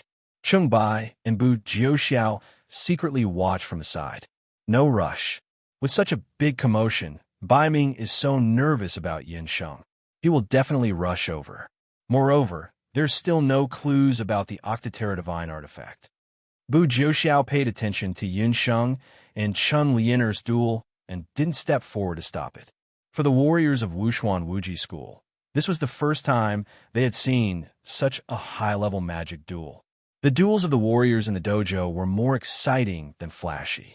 Just in terms of visual effects, the dark thorns all over the ground and the blazing elven hellfire were much more exciting than the warriors punching each other and kicking each other. However, Bu Jiuxiao also understood that in a duel between magicians, especially magicians of similar strength, the final outcome would be a competition of endurance and magic power. Yin Sheng's attacks were fierce, but he was afraid that she wouldn't have enough magic power. However, Bu Jiuxiao didn't know that Yun Sheng had a 5-elemental magic spirit. Her magic power wasn't inferior to Chen Lianer's, who had a magical bracelet. In comparison, the duel between Lu Tongtian and that warrior was much more inferior. You guys, why aren't you helping? Lu Tongtian saw that Chen Lianer was being forced to retreat by Yun Sheng. He himself was being entangled by the martial emperor and couldn't escape. In his anger, he roared at Cheng Bai and the others. Ah, that's funny. Help! Earlier on at the fork in the road, our people were attacked, but I didn't see you guys helping. Besides, what help? Yin Sheng is a member of our Wushuan Wuji school, Yi Baiming's woman. Compared to her, Zhou State is nothing, Cheng Bai spat. In front of his brother, what was the rotten Zhou State's government? Cheng Bai's words almost made Lu Tongtian choke to death. Lu Tongtian still wanted to say something fierce, but who knew that the martial emperor's leg would sweep over, solidly kicking his magic wooden helmet. How could a martial emperor's leg be so easy to endure? Lu Tongtian only felt a sharp pain in his chest and spat out a mouthful of blood. What's going on? Why are they fighting? The huge commotion in the City Lord's palace had already alarmed the people from the other factions who were still searching for the Octiterra Divine artifact outside. Even Yi, Baiming, and the others, who had been fooled by the little water sprite queen, heard the sounds of fighting in the inner palace and rushed to the inner palace. Yin Sheng, I want you dead, Chen Lianer was chanting when Yi Baiming arrived. She had never been in such a sorry state before. She was crazily chanting, and a magical bracelet in her hand emitted a blood-red light. Beneath her feet, there was a huge explosion, and the entire City Lord's palace shook violently. Lianer, don't use Nightmare Dragonstorm. Otherwise, the entire City Lord's palace will be destroyed. Lu Tongtian saw Chen Lianer's actions and felt his insides crack. He didn't expect Chen Lianer to risk her own life to fight to the death with Yin Sheng. After repairing the magical bracelet, Chen Lianer realized that she could reach the magic realm of a saint-level magical emperor. She begged Lu Tongtian to enter the magic forest and help her find a super magical fruit. Lu Tongtian didn't agree at first because he knew the power of a super magical fruit was not to be underestimated. It could even destroy a small village. Even Lu Tongtian himself didn't dare to rashly learn how to use a super magical fruit. He also knew Chen Lianer's temperament. He was afraid that Chen Lianer would do something extreme. But Chen Lianer didn't care. She even promised that as long as Lu Tongtian agreed, she would marry him after completing this divine artifact quest.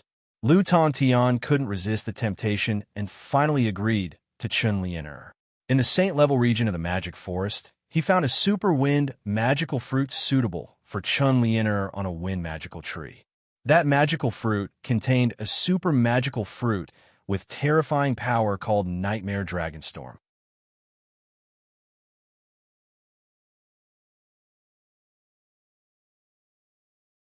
Chapter 816. According to the memory of the magician in the magic fruit, if she triggered the flood Dragonstorm, not to mention a Taiyuan castle, even the entire Taiyuan ruins would be razed to the ground. Yinsheng also realized Chun Lianer's madness. Under the effect of the magic bracelet, countless wind magic elements rushed to Chun Lianer's body. Her whole body was surrounded by magic elements. The wind magic elements gathered together and formed the shape of a green wind dragon. The dragon shape was still expanding. It was more than 20 meters tall and emitted terrifying magic waves. It was about to take shape in front of Yinsheng. It opened its huge mouth as if it was going to swallow Yinsheng at any time. Yinsheng looked so weak in front of the flood dragon. Damn it, this woman is crazy. Yi Baiming, Dugu Xiao, and the others who had just arrived happened to witness this shocking scene. The two of them did not hesitate. They rushed to Yinsheng in a flash. The loud sound of the wind was incessant. The whole palace trembled, as if the castle was about to be shattered. Yi Baiming and Dugu Xiao stood on the left and right, sandwiching Yinsheng in the middle. The two of them looked at each other and saw the hostility in each other's eyes. Lord Baiming, why don't we make a bet to see who will defeat this flood dragon first? Okay, as Prince Dugu said, let's have a competition. Yi Baiming raised his eyebrows evilly. Fighting energy was dense on his right arm.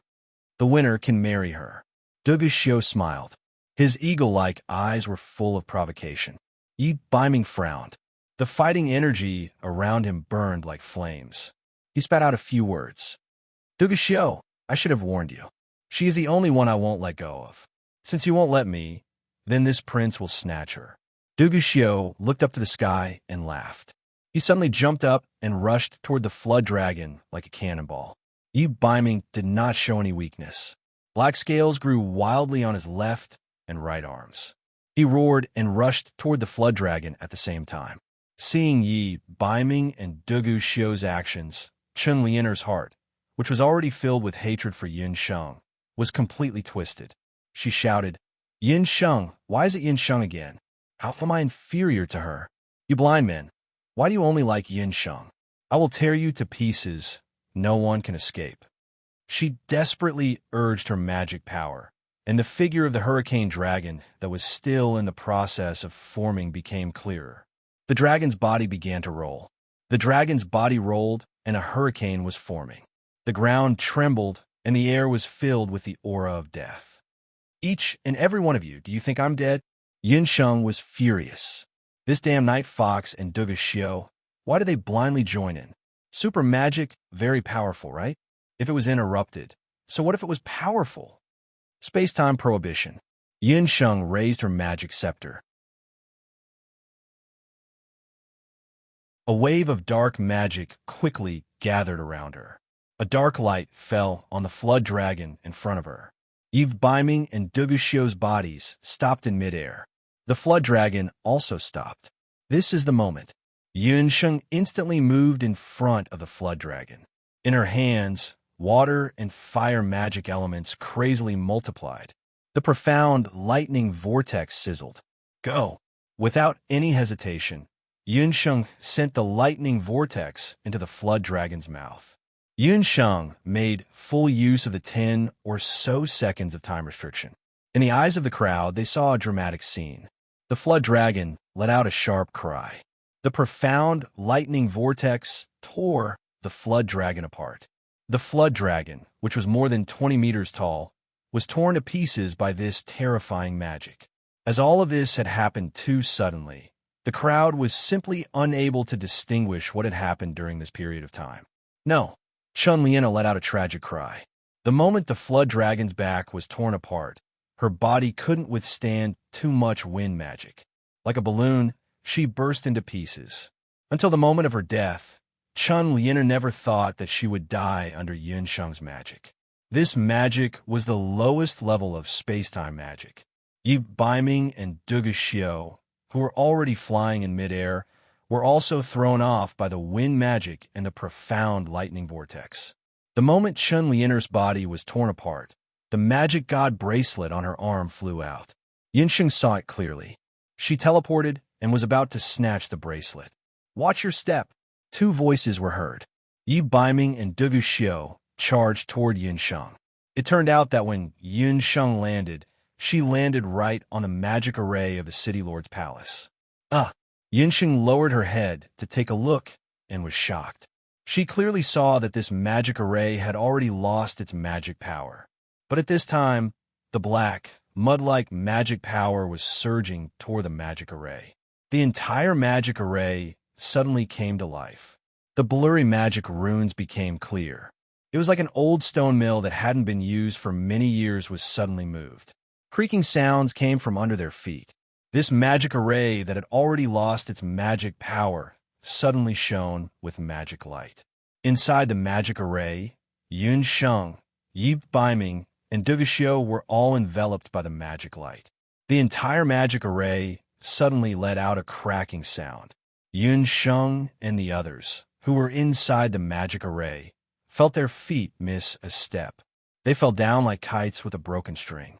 "Yinsheng, Baiming, Crown Prince." There was a series of exclamations. The cracked magic array was still expanding.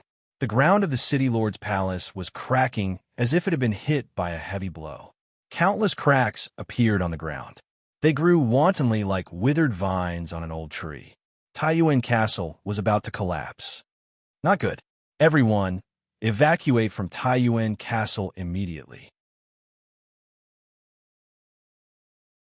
Seeing Yinsheng and the others being swallowed up, the leaders of the major forces panicked.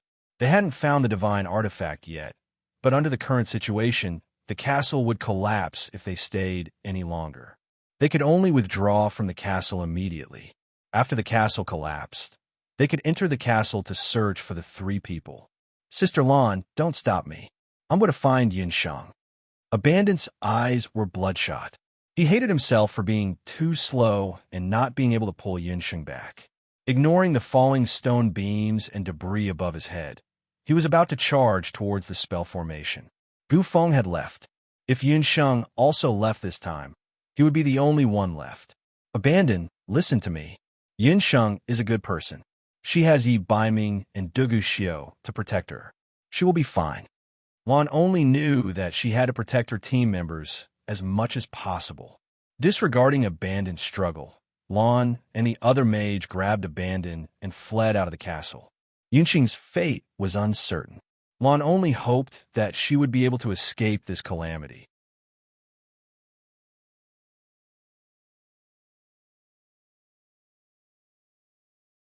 Chapter 817. It didn't matter whether they could find the divine artifact or not.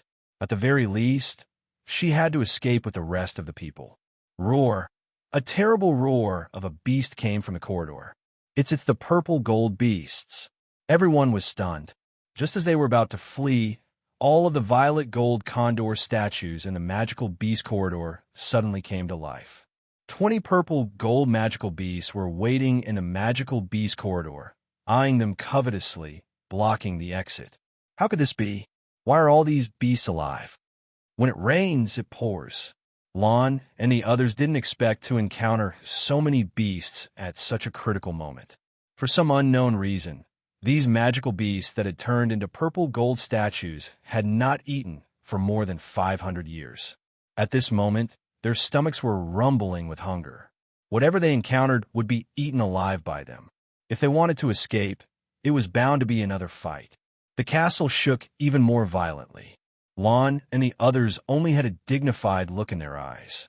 Outside the Taiyuan castle, the third main summoner and several summoners from the Temple of Dharma watched from afar as the castle collapsed bit by bit. A smile appeared on their faces. This Taiyuan castle will be the burial place of the 6 major forces. It seems that the people of the 6 major forces will not return this time. It's all thanks to the Emperor Zhao in red strategy. Those idiots really thought that they could find the divine artifact here. Fools. 500 years ago, the Taiyuan castle buried the treacherous Taiyuan. Today, let this castle completely bury the elites of the 6 major forces. The Zhao state was very ambitious. They had always wanted to weaken or even destroy the other major forces and make the Zhao state a unique existence on the mainland. But they never had the chance, until Ji Fong succeeded the position of the Emperor Zhao in red. As the greatest and most talented Emperor Zhao in the Zhao state for more than 1,000 years, Pope Ji had been painstakingly running the Zhao state for many years. Opportunity finally favored the Zhao state. The Dutian blood realm had changed, and the Dutian blood seal could collapse at any time. The magicians and warriors on the continent became restless. They proposed a search for the lost Octaterra artifact. The Emperor Zhao knew that the Temple Fair would use the Starry Sky magic array to search for the divine artifact. He had already started planning today's plot. However, what surprised the Emperor Zhao in red even more was that the Starry Sky magic array of the Temple of Dharma had identified the ruins of Taiyuan as the place where the 8 barren artifacts were unearthed. After the Zhao state received the news, they pretended to form an alliance with the Grand Emperor and headed to the Taiyuan ruins. These summoners who had left and returned were the people from the Zhao state who had been forced to leave at the Sky Sea Line. They had pretended to retreat in order to lure the other 6 forces into the Taiyuan ruins and fall into their trap. However, they didn't expect that even though the Zhao state had set up an inescapable trap along the way, the people from the 6 forces would still be able to pass through the Taiyuan ruins and the lost track. Fortunately, the Emperor Zhao still had a trick up his sleeve, and that was the purple gold demonic beast statues in the Taiyuan castle. The purple gold statue was also known as the purple gold curse. When the Taiyuan ruins were first built, the Emperor Zhao in red used the purple gold curse to seal the demonic beasts in the Taiyuan castle. Only a master summoner could seal the purple gold demonic beasts. After the people from the 6 forces entered the Taiyuan castle, the 3rd master summoner, who had been hiding in the dark, unsealed the purple gold curse and sealed the entrance to the Taiyuan castle. Coincidentally, Yun Sheng and Chun Lianer had a conflict in the Castellan's palace. The castle was on the verge of collapsing, and the people from the 6 forces were forced to retreat. However, they were already at the end of their rope. What awaited them were hungry, purple gold demonic beasts. But Master Summoner, are you sure there are no divine artifacts in the castle? If there aren't, why would the magic array in the temple indicate that this place is here? One of the summoners was confused. Impossible. The Taiyuan ruins were already searched by the Zhao state more than 500 years ago. Everyone in the Zhao state knows this, the 3rd master summoner said contemptuously. It wasn't just the Taiyuan castle. Even every house in the Taiyuan ruins had been searched thoroughly. Needless to say, the Taiyuan castle was searched thoroughly. The 3rd master summoner was sure that there were no divine artifacts in the Taiyuan ruins. This time, it was all thanks to the temple. The elite camp, the later Qin, the Zhou state, the Hunters Guild, Tang Yuan, the Immortal Abode, the Medicine Emperor's Pavilion, and so on. Those who were regarded as the most talented magicians and warriors of the major forces must die, especially the elite camp, the later Qin, the Zhou state, and the Tang Yuan. The most talented princes and princes of these countries had all died in the Taiyuan ruins. The 3rd master summoner was even more pleased with himself. At this moment, the sky darkened. The purple cloud in the sky seemed to have lowered by a few inches. The entire Taiyuan mountains seemed even more depressing and gloomy. The 3rd master summoner and more than a dozen Zhao state summoners looked at the crumbling Taiyuan castle. No one rushed out. Some parts of the castle were already on fire. The fire was like a ghost in the dark night. It was a ghastly sight. The 3rd master summoner waited patiently. As long as he waited until dawn, the castle would be completely destroyed. The magicians and warriors inside should be fighting a bloody battle with the 20 purple gold statues right now. The broken stone walls and the ferocious magic beasts made the whole magic beast corridor filled with the pungent smell of blood. The corridor had turned into a road of blood. In the Taiyuan castle, when the magic array broke, Yun Sheng suddenly fell into the magic array. In an instant, Yun Sheng was dragged down by a mass of unknown magic force. She tried to use the magic wings to break free from this magic force. However, no matter how Yun Sheng chanted or used her Dharma soul, her body continued to descend. It was as if she was falling into an endless hell. Darkness, endless darkness, without a trace of light. She only felt a bone-chilling cold wind beside her. Her body continued to fall, and in the sound of the wind, she once again heard that familiar voice. "You're here. I'm here. Save us." Her consciousness suddenly became clear. Save us. The initial fear slowly receded. Yun Sheng blurted out, "You? Who are you? Are you calling for me?" When she entered the Taiyuan castle, Yun Sheng heard a strange voice. Now she heard this voice again. This voice sounded sorrowful, fearful, and a little desperate. I'm from Taiyuan." Yun Sheng was about to ask again, when suddenly a force hit her. She only felt that her whole body had fallen into a pair of broad arms.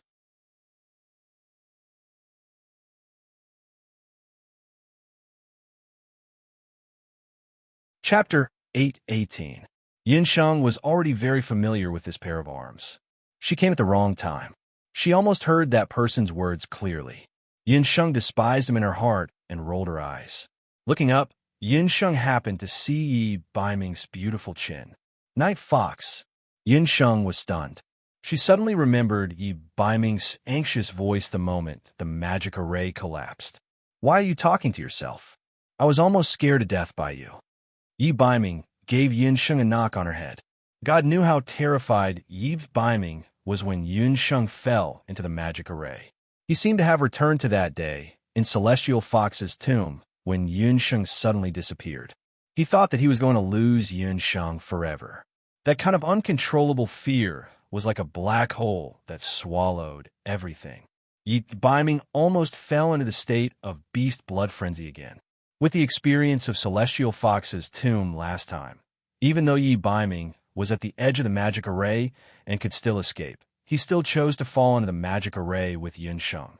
After falling into the magic array, Yi Baiming controlled the speed of his fall while sensing Yun Sheng's location. Finally, he found Yun Sheng's aura. However, Yun Sheng was at a loss. She asked in a daze, "Who are you guys?" This made Yi Baiming almost go berserk. However, fortunately, the little wild cat was in his arms. This time, she would not disappear for no reason. No matter what was under the magic array, even if it was hell, he would accompany her to break out. Before flirting, shouldn't you recognize where you are? A dry voice interrupted Yun Sheng and Yi Baiming's short reunion. Duguxiu was actually just a few feet away. His eyes were filled with displeasure and jealousy as he stared at Yi Baiming and Yun Sheng. TSK, he was just one step away. Only the heavens knew how envious Duguxiu was of Yi Baiming being hugged by a beauty. When Yun Sheng fell into the magic array, Duguxiu and Yi Baiming were standing in the same position. Both of them reacted the same way, wanting to save Yun Sheng. However, Duguxiu had been standing close to Chun Lianer at that time. When Chun Lianer's body was crushed by the wind magic, he was also affected. In just a few breaths, Yi Baiming beat him to it. "Duguxiu, why are you here?" Yin Sheng still did not understand the situation. She poked her head out of Yi Baiming's arms. Enemies were bound to meet on a narrow road. These two guys were mortal enemies wherever they went. Right now, the situation was unclear. She had to make these two angry lions stop fighting for the time being. After Yi Baiming and Duguxiu appeared, the mysterious voice disappeared. "It seems like we're reaching the bottom." Yi Baiming and Duguxiu's fighting spirit were strong. Relying on their fighting spirit, the two of them forcibly stabilized their bodies. The two of them felt that the speed of their descent was slowing down. They could faintly see light below. They recalled the jade tablet at the entrance of Taiyuan Castle. Below the magic array, it was very likely that the underground palace built by the city lord of Taiyuan for his retirement. After a slight sound, Yi Baiming's feet finally touched the ground that he had not touched for a long time. The darkness disappeared. The three of them were already in a spacious stone room. The moment the three of them landed, the original black hole above the stone room disappeared. The surroundings were warm. An illuminating magic array operated steadily at the side. Night Fox, put me down. Yin Sheng struggled gently. She was already somewhat immune to Yi Baiming's embrace. She had to admit that Night Fox's arms were very safe. Just now, Yin Sheng shamelessly thought that if there was really an endless abyss below, if she fell to her death, there would still be Yi Baiming to cushion her. Of course, Yin Sheng only dared to think about this in her heart. Duguxiu's gaze was as sharp as a knife, making Yin Sheng feel awkward. Yi Baiming put Yin Sheng down, but he was still wary of Duguxiu. No matter how he moved, he used his body to block Duguxiu to prevent him from getting too close to Yin Sheng. Letting the wolf guard against thieves and Duguxiu was Yi Baiming's strategy. The place where the three of them were was very spacious. It's really an underground palace. Yin Sheng looked at the surrounding walls and found a rough diagram of the underground palace. From a map of the underground palace, the scale of the underground palace was not small. There were many tombs. It was originally intended for the descendants of the city lord of Taiyuan to use. But unexpectedly, not long after the construction of the underground palace, Taiyuan City was destroyed overnight. The underground palace also became empty because of this. Beside the diagram of the underground palace, there was an illusion engraved. This illusion also revealed why the Prince of Taiyuan wanted to build Taiyuan City in a dangerous place like Taiyuan Mountain. In the early years of the city lord of Taiyuan, he once had a crown princess, who was his first wife. There was an accident in the Penglai Palace. In order to cover for the Prince of Taiyuan, the crown princess was killed by the Zhao state. The grief-stricken Prince of Taiyuan fled to Taiyuan Mountain with the body of his beloved concubine. It was only because the crown princess had traveled to Taiyuan Mountain in her early years and praised the local scenery that the Prince of Taiyuan worked hard to build Taiyuan City. He also placed the bones of his beloved concubine in a tomb in the underground palace. If the diagram of the underground palace is correct, there should be at least one tomb in this underground palace with a coffin. Although Yi Baiming had a cold temperament, he couldn't help but sigh when he saw the love between the city lord of Taiyuan and his beloved concubine. However, now was not the time to be in love. It was fine if it was just the two of them, but they even brought Duguxiu along. What was this? He didn't want to be trapped in this damned place with a little wild cat.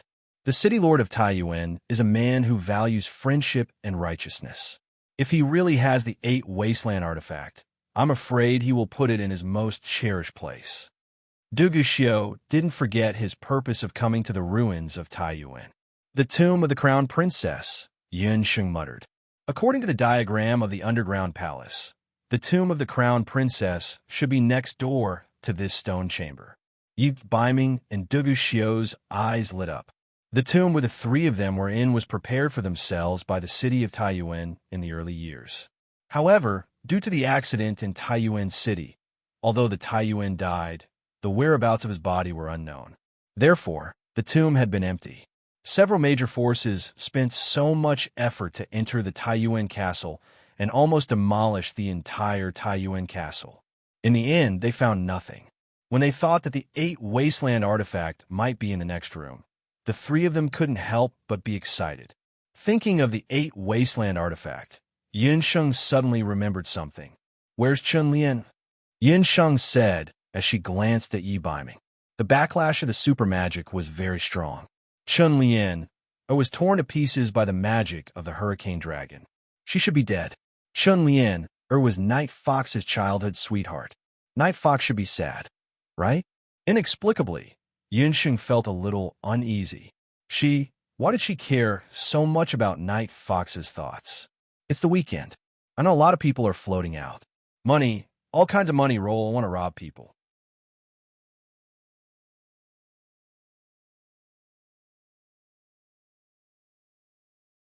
Chapter 819. Yi Baiming shrugged, his tone indifferent. She's dead. She couldn't control the super magic and ended up without a corpse. He didn't have any feelings for Chun Lian to begin with. When they were young, The two of them might have had some childish feelings for each other. However, all of this had disappeared when Chunlian coveted the position of crown princess and threw herself into Yi Balian's arms. Yun Sheng heaved a sigh of relief. Yi Biming saw the changes in her expression. His gray eyes moved, and a faint smile spread across his face. This time, he really had to thank Chunlian. The little wildcat was slowly starting to care about him. Yinsheng didn't feel guilty about Chunlian's death at all. That woman was too greedy and rashly used the super magic. She had almost killed everyone. In the end, she had only herself to blame for the backlash from the super magic. However, Yinsheng was more concerned about the magic god bracelet on Chunlian's wrist. Chunlian had died. She originally had a chance to snatch the magic god bracelet. Who knew that the magic array under her feet would suddenly collapse, and she would lose her footing and fall into the magic array. In the chaos, the magic god bracelet had been swept away by the wind and landed somewhere.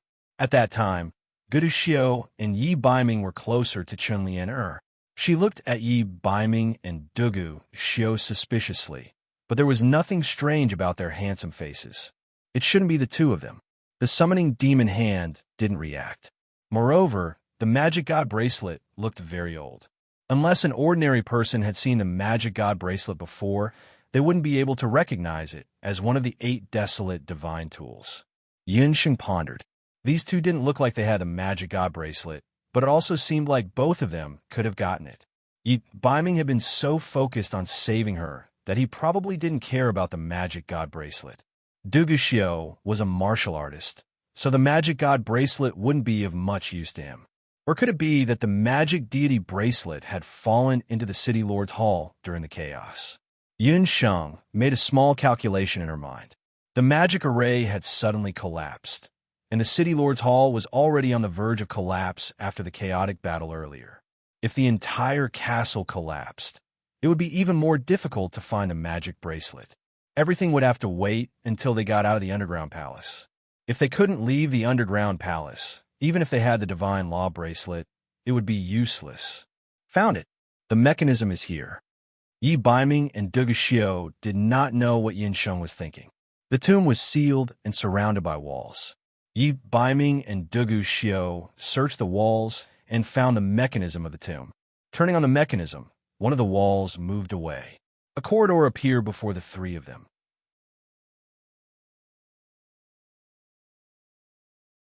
The three of them walked out of the stone chamber and took a few steps forward. Sure enough, they found a tomb chamber. From the outside, this tomb did not look any different from the tomb that the three of them had been in earlier. However, once they entered the tomb, they saw a completely different scene. The tomb of the Taiyuan crown princess was like a small garden. Not only was this a tomb chamber, but there was also an indoor pond that was the size of a football field. Beside the pond, there was a small bridge with flowing water. Beautiful man-made mountains were built, and spring water tinkled as it fell. The spring water poured into the pond, and beautiful pink water lilies bloomed in the pond. Even though no one had entered to maintain it for more than 500 years, the tomb chamber was still clean and tidy. It had never been disturbed by outsiders. There's a coffin in the middle of the pond. A coffin was floating in the middle of the rippling green flowers and leaves. The coffin seemed to be made of cold jade, and it was completely transparent. It had been floating in the lotus flowers for more than 500 years. Through the lotus flowers and leaves, one could faintly see a graceful figure lying in the coffin. Fair competition. Guduxiu looked at Yi Biming with a faint smile. Even though there was still a pond between them, Guduxiu and Yi Biming could feel a wave of energy. That wave of energy came from within the cold jade coffin. The 8 Barons' divine artifact was very likely to be in that coffin. Yi Biming did not say a word. With just a look, the two of them were like fierce tigers descending from the mountain and dragons emerging from the sea. Their fighting aura transformed into wings and rushed toward the jade coffin. Just as the two of them changed their movements, Yi Biming suddenly thought of something. Something seemed to be wrong. That's right, the little wild cat did not move. Yi Baiming was very clear about Yun Sheng's personality. Yun Sheng would definitely not be inferior to others when it came to snatching treasures. Even if she was not as strong as Yi Baiming and Dugu Xiu, she would not wait obediently at the side. But right now, Yun Sheng was indeed staring blankly at the coffin. Not only was there no joy on her little face, but there was also some shock. No wave of the 8 Barons' divine artifact. The summoning demon hand in the beast language ring did not move at all. It was impossible for the 8 Barons' divine artifact to be in that ice coffin. Yi Baiming's guess was right. If she had felt the wave of the 8 Barons' divine artifact, even if she had to go against Yi Baiming and Dugu Xiu, she would not be outdone. But she was sure that there was no divine artifact in the ice coffin. Suddenly, Yun Sheng's eyebrows twitched. She shouted at the two of them, "Be careful!" Just as Yi Baiming and Dugu Xiu flew toward that ice coffin, a strange scene happened. As Yi Baiming had thought of Yun Sheng's reaction at the last moment, he was slower than Dugu Xiu by a beat. Dugu Xiu had already touched the ice coffin one step before him.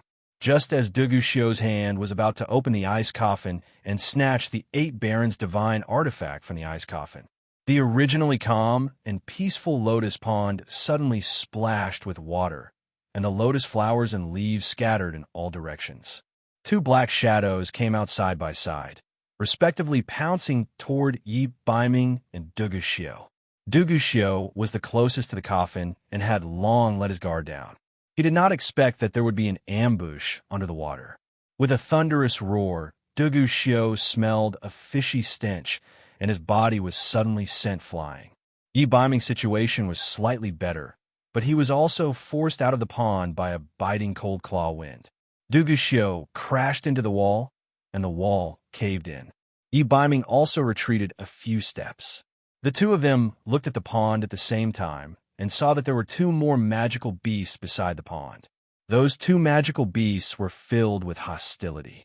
One had the body of a lion and the head of a tiger, while the other had the head of a tiger and the body of a lion. They were the extremely rare tiger-lion beasts on the continent.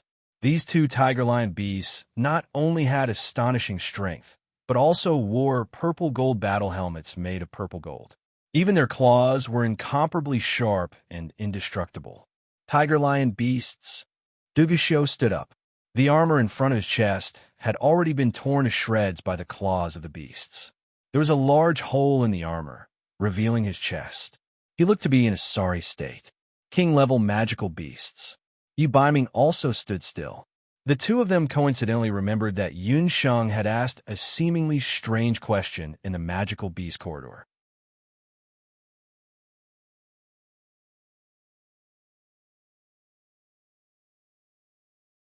Chapter 820. She remembered that when she was in the magical beast corridor, most people were admiring the 20 purple gold statues that looked like the work of God. But Yun Sheng was the only one who was curious. There should have been 22 purple gold statues, but there were only 20 statues below the commander level. Where did the king-level purple gold statues go?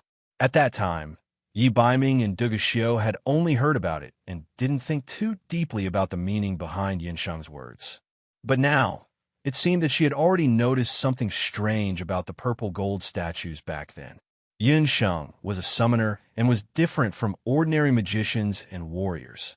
When she saw the purple gold statues, she felt a trace of life force. Although that life force was very weak, it carried a trace of anger and sorrow. But at that time, she didn't investigate deeply to find out what those statues were.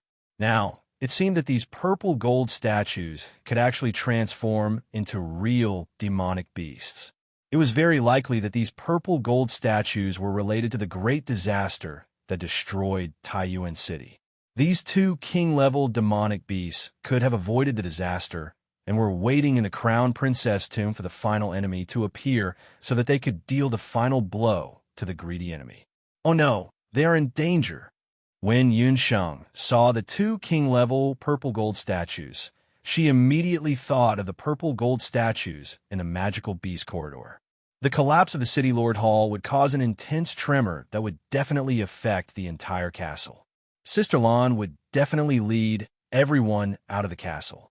But if those purple gold statues suddenly transformed into demonic beasts at that time, then Sister Lan and the others would be in danger. Demonic beasts that had been starved for many years were several times more powerful than ordinary demonic beasts. We don't know for now whether they are in danger or not. Right now, our lives are more important. Yi Baiming and Dugu Xiu looked at each other again. This time, there was no hostility in their eyes. King-level demonic beasts were no small matter. Even though the two of them were martial emperors now, they still had to use all their strength to defeat the strange purple-gold tiger-lion beasts. Yi Baiming nodded at Dugu Xiu. Let's make peace for now and kill these two big guys. Then let's see who succeeds first. Dugu Xiu also smiled. There was an additional trace of appreciation in their eyes. One was the black-bellied prince of Zhou State, and the other was the iron-blooded prince of later Qin. If these two had been born in a peaceful era, they might have been able to compete on the same stage, drinking and chatting happily. However, the two of them were born in a chaotic world and fell in love with the same woman. Both of them were dragons among men, and one day, they would start a new battle on the stage of the Boundless Continent.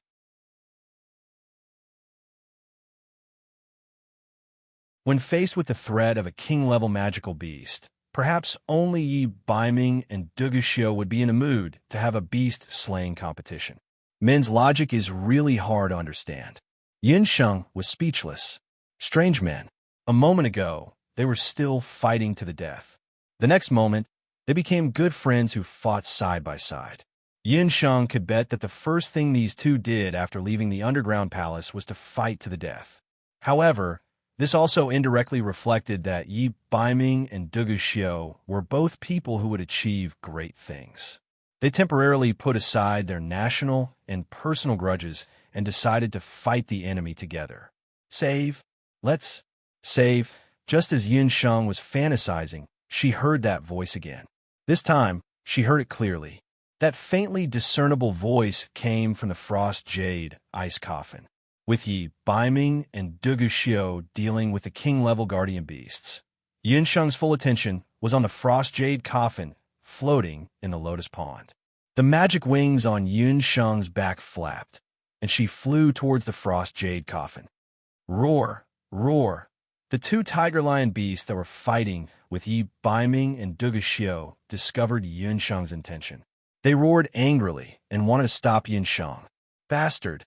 How dare you touch my woman? Yi Baiming's phoenix eyes narrowed. Even though he was a demon, a cold light flashed in his eyes. He grabbed the tiger-lion beast's tail. A tiger-lion beast that weighed about 500 to 600 kilograms was thrown out by him with his bare hands. Even if the wild kitten wanted to rob a grave, he would smoothly help her dig a tunnel, not to mention that she only wanted to take a look at the items in the Frost Jade coffin. I've thought it through. Instead of letting Lord Baiming take advantage of her, I'd rather give her the magical weapon to play with. Dugu Xiu also looked generous. He swung his iron fist and punched the waist of the tiger-lion beasts. The two purple-gold tiger-lion beasts were forced into a corner by the two men who were getting fiercer and fiercer. How could there be such powerful warriors among the human race? A trace of unwillingness flashed across the eyes of the two tiger-lion beasts. Yin Sheng had successfully approached the ice coffin. She carefully pushed open the coffin. The cold jade coffin was still emitting wisps of cold air. There was a woman lying in the coffin. The woman's appearance was otherworldly. Even as a woman, Yin Sheng couldn't help but be stunned when she saw her.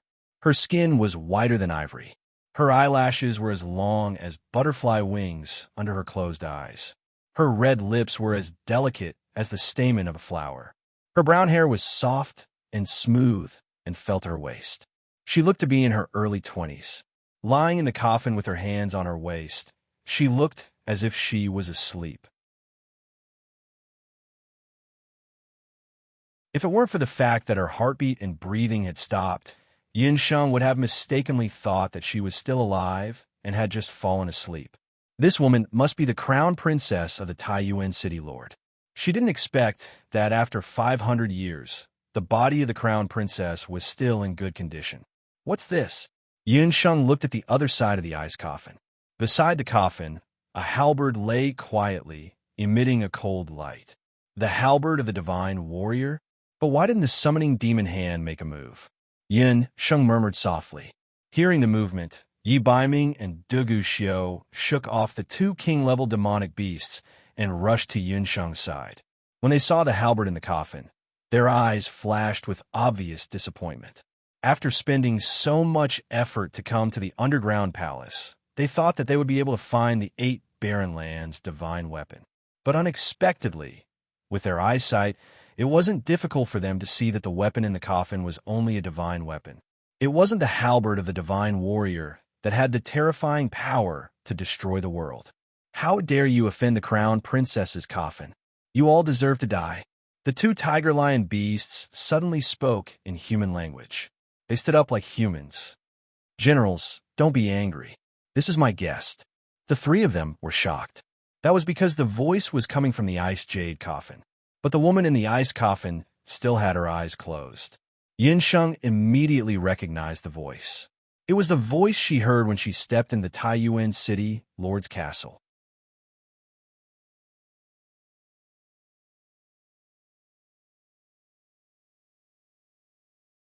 Chapter 821. In the ice coffin, other than the woman's corpse, there was only the halberd. At this moment, what surprised Yun Sheng was that the voice didn't come from the woman's body, but from the halberd. On the halberd, a wisp of lost soul power floated out. That wisp of lost soul power was very weak, and the image it formed was also very blurry. Yun Sheng could barely see that it was a woman. The woman's appearance was exactly the same as the woman in the ice coffin. She was the Taiyuan imperial concubine, Fei Lingyue, who had passed away over 500 years ago. You were the one who called out to me in the Taiyuan castle. Only now did Yun Sheng know that her entry into the Taiyuan castle, including the Taiyuan underground palace, was all secretly guided by Fei Lingyue. It was me, because you were the only one who could hear my call in the past 500 years. You also know how to use space-time magic. You are the one who can help me fulfill my long-cherished wish. Fei Lingyue's voice had a trace of throbbing. She had been waiting for Yun Sheng for many years. It had been 500 years. Ever since that night, the Taiyuan Empire changed, and Taiyuan City was reduced to ruins. In the first 100 years, there were many adventurers who entered the Taiyuan ruins, but none of them were able to walk out. In the next 400 years, the terrifying legends of the Taiyuan Empire spread across the continent, and even fewer people were willing to enter the Taiyuan ruins.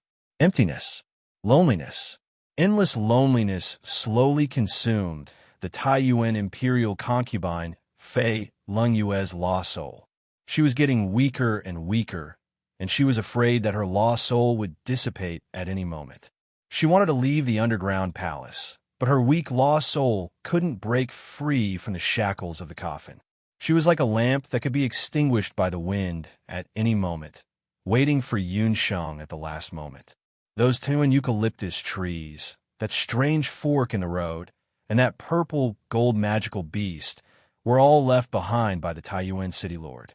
Yun Sheng's words caused Fei Lingyue's lost soul to fluctuate violently.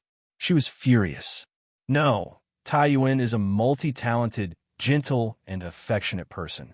He won't do those things that harm people. Those are the Zhao state's dirty methods to prevent people from entering Taiyuan and discovering the evil deeds they did in the past. Fei Lingyue took a deep breath and calmed herself down. She had finally found the right person to expose the ugly face of the Zhao state. From Fei Lingyue's narration, the 3 of them found out that the Taiyuan crown princess, Fei Lingyue, was also a space-time magician before she passed away. Before she died, she was worried about her husband, the Prince of Taiyuan, so she used her last bit of strength to leave the power of her soul on the Prince of Taiyuan's war halberd. Although I've already attached my soul to the war halberd, my soul power is too weak. Taiyuan's soul power is also not as strong as yours. That's why he didn't know that I was by his side. Fei Lingyue's expression was gloomy. Silently waiting for the person she loved, watching him grow old and die, getting married, getting sick, and taking sick leave. This kind of happiness and pain was incomprehensible to ordinary people. However, Fei Lingyue was a gentle person to begin with. If the Taiyuan city lord had left Penglai like an ordinary person and started a new life, Fei Lingyue might have silently protected him until he passed away at 100 years old. But that thing happened. Taiyuan was too foolish. Tears fell from Fei Lingyue's face. Her sorrow infected the few people in the tomb. Even the two tiger-lion beasts wept sadly. Fei Lingyue, what did the Zhao state do? Yun Sheng asked. These were questions that she had kept in her heart ever since she entered Taiyuan Mountain. She thought that no one would know the secret of Taiyuan's ruins. But who would have thought that a strand of Fei Lingyue's soul would witness everything that happened 500 years ago? The truth of history could never be buried. They schemed layer by layer and made Taiyuan fall into their trap. They even used a vicious beast blood curse. The tiger-lion beasts behind you were affected by the beast blood curse. They were originally subordinates of the prince of Taiyuan. Fei Lingyue stopped crying. The gentleness on her face was drowned out by her anger. Although Yun Sheng also felt that this matter might have something to do with the Zhao state, she didn't expect the Zhao state to be so ruthless as to destroy the entire Taiyuan city. There were at least a few thousand people in the city, from humans to beasts. Fei Lingyue narrated the tragedy that happened 500 years ago in Taiyuan city to the three of them. Back then, there was internal strife in Penglai. The former crown prince of Penglai, Taiyuan, escaped with Fei Lingyue. Unfortunately, they were ambushed by the Zhao state on the way out. Many of Taiyuan's subordinates were killed. In order to protect Taiyuan, Fei Lingyue used a restriction spell at the last moment to block the Zhao state's troops. Unfortunately, Crimson Lingmun had used up all of her magic power because of that forbidden magic. Unfortunately, she was killed. After losing his lover, Taiyuan was devastated.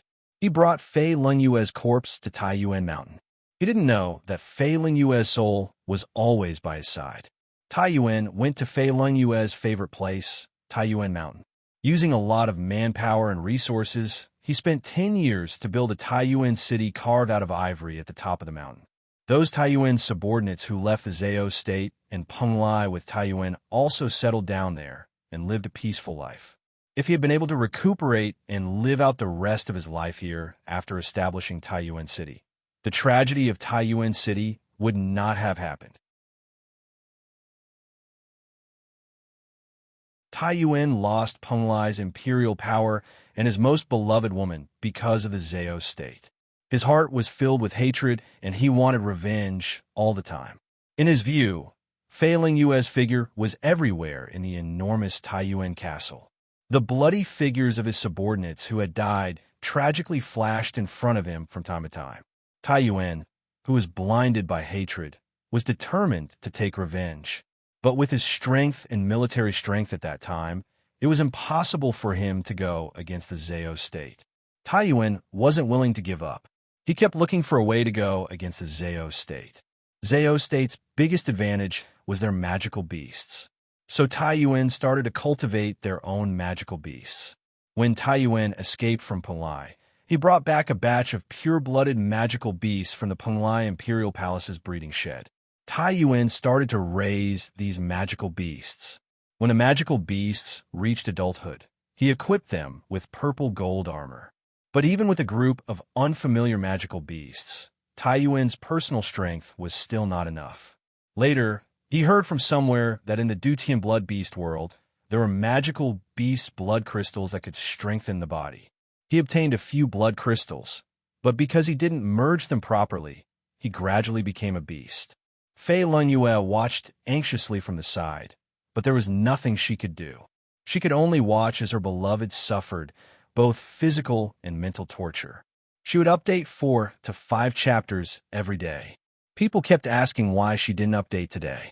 Fuzi reiterated that the original version was only published through Tencent.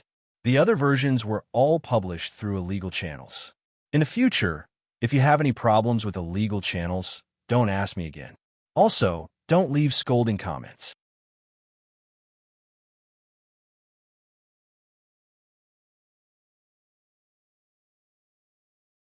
Chapter 822. Due to his eagerness to achieve a breakthrough, the Taiyuan prince fused with more blood crystals than his body could handle. He gradually began to turn into a beast and found it difficult to control his emotions and actions. He also realized this point and became eccentric and eccentric. Even to his closest subordinates, he would often beat and scold them. Gradually, the citizens began to notice the change in their castellan. They began to distance themselves from the Taiyuan prince. When the Taiyuan prince sensed this, he began to seal himself away. He hid in the underground palace and guarded Fei Lungyue's coffin day and night. When Fei Lungyue saw this, her heart ached, but she was powerless to do anything. Imperial concubine Fei, if I may ask, what blood crystal did the Taiyuan prince fuse with? Yi Baiming couldn't help but ask. There were many types of blood crystals in the Duqian blood beast world. The blood crystals formed from the blood of the 8 clan leaders of the Bakra orcs were also divided into magic blood crystals and battle energy blood crystals. Different people could fuse with different types of blood crystals depending on their physique. For example, magicians couldn't directly fuse with battle energy blood crystals, and warriors couldn't fuse with magic blood crystals. When Yi Baiming heard that the Taiyuan prince had changed, he guessed that he must have misheard someone else's words and fused with the wrong blood crystal. It should be the Qilin King's blood crystal. The Taiyuan prince heard that the Black Qilin King's clan leader was the strongest among the 8 Baron tribes. Could it be? When Imperial concubine Fei said this, Yi Baiming and Dugu Xiu's expressions changed slightly. The Taiyuan prince came from Penglai and should be a magician skilled in the art of summoning. He fused with the Qilin blood crystal that only warriors can fuse with. Naturally, he couldn't succeed. Moreover, you said that he fused with multiple blood crystals. Dugu Xiu glanced at Yi Baiming. The latter didn't deny his point. The two understood that the other must have fused with many Qilin blood crystals as well. Both Yi Baiming and Dugu Xiu were warriors with extraordinary talent. Since they had fused with the Qilin blood crystal, they could naturally digest the powerful fighting aura within the crystal. However, Prince Taiyuan's actions had the opposite effect. You mean to say that the Taiyuan prince was framed? It's the Zhao state after all. Ji Rufeng is so vicious. Fei Lingyue laughed coldly. Ji Rufeng was the Red Pontiff of the Summoned Court more than 500 years ago. He was an ambitious man. It was also during his reign that the Summoned Court rose rapidly in Penglai, exterminating the royal family of Penglai. After killing the Taiyuan royal family, Ji Rufeng wanted to eliminate the root of the problem. However, he was afraid that the other countries on the continent would oppose the Zhao state and denounce the Zhao state. After thinking hard, Red Pope Ji Rufeng thought of using the Taiyuan prince's hatred to mislead the Taiyuan prince into exploding after fusing with the Qilin blood crystals. However, despite all his scheming, Ji Rufeng was still one step behind. What Ji Rufeng didn't know was that after the Taiyuan prince entered the Dutian blood beast world, in addition to obtaining the Qilin blood crystals, he also obtained a divine weapon that shocked the entire continent, the halberd of the divine war. After fusing with the Qilin blood crystals, the Taiyuan prince had indeed gone berserk.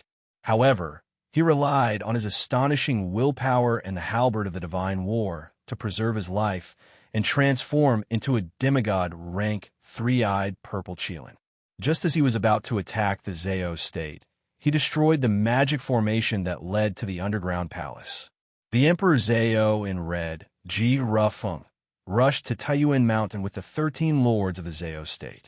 Ji Rufeng used the purple gold beast blood curse on the entire Taiyuan city, turning the citizens of the Taiyuan city into demonic beasts and forcefully sealing away the Taiyuan prince.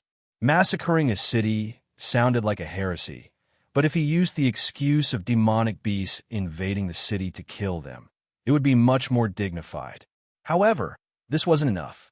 In order to cover up his evil deeds, Ji Rufeng even set up many checkpoints in Taiyuan Mountain to prevent people from entering, turning the Taiyuan ruins into a ghost town. As for the tiger lion beasts that clashed with Yun Sheng's group, Fei Lingyue used an ancient seal to hide in the underground palace in order to protect their lives. That was how they escaped Ji Rufeng's wrath. So this was the truth of the matter. Imperial concubine, you're saying that the Taiyuan prince isn't dead, but has been sealed? Then where's the seal now? Also, why did I only find a few purple gold statues at the entrance of the Taiyuan castle? Where did the citizens who were under the beast blood curse go? This was also what Yin Sheng was most puzzled about. She wasn't sure what kind of magic the beast blood curse was, but it sounded like it could defy the heavens and turn people into demonic beasts. This kind of magic was undoubtedly darker than dark magic. It was definitely a type of ancient seal magic. You should have seen him by now. Do you still remember the purple cloud above the Taiyuan ruins? It's been 500 years. Although the Taiyuan prince has been sealed, he has always been around, using his own methods to protect this territory. When Fei Lingyue said this, there was a hint of pride in her tone. That cultured and refined man was her man, her pride. Ji Rufeng was very strong, but the Taiyuan prince wasn't incompetent. Although he had turned into a beast, he still knew that he had to protect his citizens. In order to prevent his citizens who had turned into demonic beasts from being killed, he had devoured the citizens of Taiyuan City and put them into an eternal sleep. As for himself, he had been sealed by Ji Rufeng in the form of a purple cloud. Although he had successfully sealed the Taiyuan prince, the Emperor Zhao in red, Ji Rufeng had exhausted himself too much. Not long after returning to the Zhao state, he had passed away. Because it had accumulated too much resentment and hatred, the sealed purple cloud would wake up once every month. Those purple lightning flashes were the hatred and anger of the Taiyuan prince. It's been another month. The Taiyuan prince is about to wake up. Haha, those people who think they're smart will definitely pay the price in blood. Fei Lingyue's gaze turned cold. Outside the Taiyuan castle, the Zhao state's people looked at the crumbling Taiyuan castle and laughed complacently. But gradually, they realized that something was wrong. The third summoner, the sky, the purple cloud in the sky, seems to be getting closer and closer. The Zhao state's people noticed that in just half a day, the purple cloud in the sky above the Taiyuan castle was buzzing. The sound was getting louder and louder. The third summoner remembered the legend of the Taiyuan ruins. Only those who were below the level of a saint-level Dharma King could enter the Taiyuan ruins. Otherwise, they would be struck to death by lightning. This time, the third summoner wanted to kill the people of the 6 major powers. He had disregarded the legend of the Taiyuan ruins and forced his way in. Boom! A purple lightning bolt, as thick as an arm, suddenly struck down. A summoner was struck and turned into a charred corpse. Then, several more lightning bolts struck down. The purple lightning was like a sharp weapon that chased after the souls of the Zhao state's people.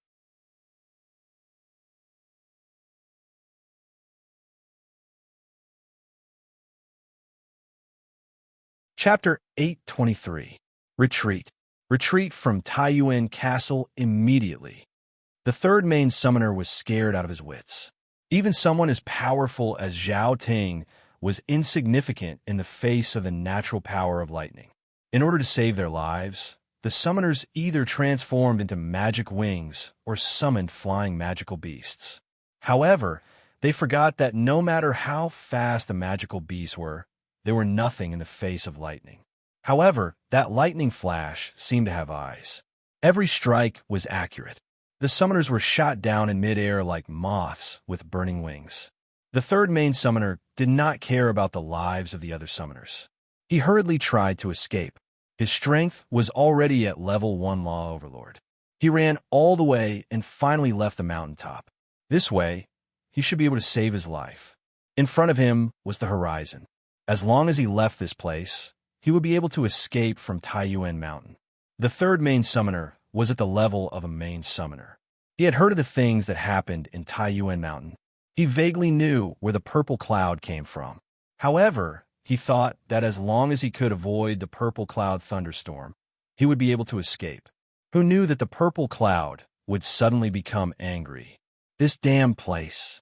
When I get back, I'll tell the Emperor Zhao to find someone to burn this stupid mountain. the third main summoner mumbled. He still did not give up and looked back. This one look almost scared the wits out of the third main summoner. He thought that he had escaped the purple cloud's threat. However, when he looked back, 6 terrifying thunderstorm balls with the power of lightning were chasing after him like ghosts. No, no, don't come closer. The third main summoner panicked. He scattered his magic in all directions. Wind sides, fireballs, and ice blades were all thrown at the thunderstorm balls. However, it was useless. The thunderstorm balls kept coming closer. His blood-curdling screams echoed throughout the forests of Taiyuan Mountain.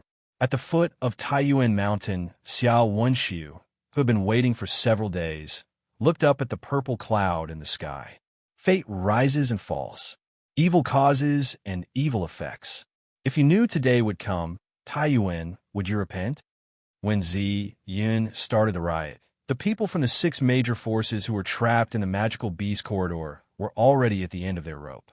Corpses were everywhere, and the magic scepter in Lan He-Chi's hand was already dyed red with blood. It was the blood of magical beasts, as well as their own blood. The people around them fell one by one, but the purple-gold demonic beasts seemed to have infinite vitality. They would not give up until the last moment. Listen, if this goes on, we'll all die. Abandon, break out of the encirclement, and get some people out. Blue was panting. She didn't have much mana left.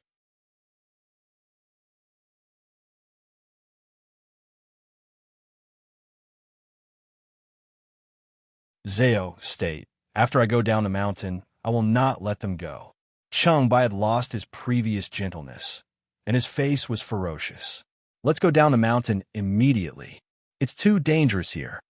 Li Xiao had survived the disaster and no longer wanted to look for the relic. Right now, he just wanted to go down the mountain immediately. He didn't care about the relic. If he had known that this would happen, he wouldn't have come to Taiyuan Mountain. The magicians he brought with him suffered the most losses. Even Koling was killed in the chaos just now. No, except for the wounded, the rest of the people should stay and think of a way to find a missing people and the brothers and sisters buried in the castle. Lan's voice was choked with sobs. This genius sorcerer, who had always been proud and arrogant, felt so powerless in Taiyuan Castle. She watched helplessly as her former colleague died in front of her, but she could do nothing about it. Except for the missing Yun Sheng and Dugu Xiu, there were only 5 people left in the elite camp in the later Qin Alliance. They were her, abandoned Madame Qi Bai, a magician, and a warrior. The Taiyuan castle had collapsed. The possibility of Yun Sheng's survival was very low. But as long as there was a glimmer of hope, Lan swore that she would find the bodies of Yun Sheng and the dead members and bring them back. Are you crazy? You're taking such a big risk for a few dead people. I don't want to be crazy with you. The second prince, Li Xiao, sneered and left with the remaining 2 or 3 people.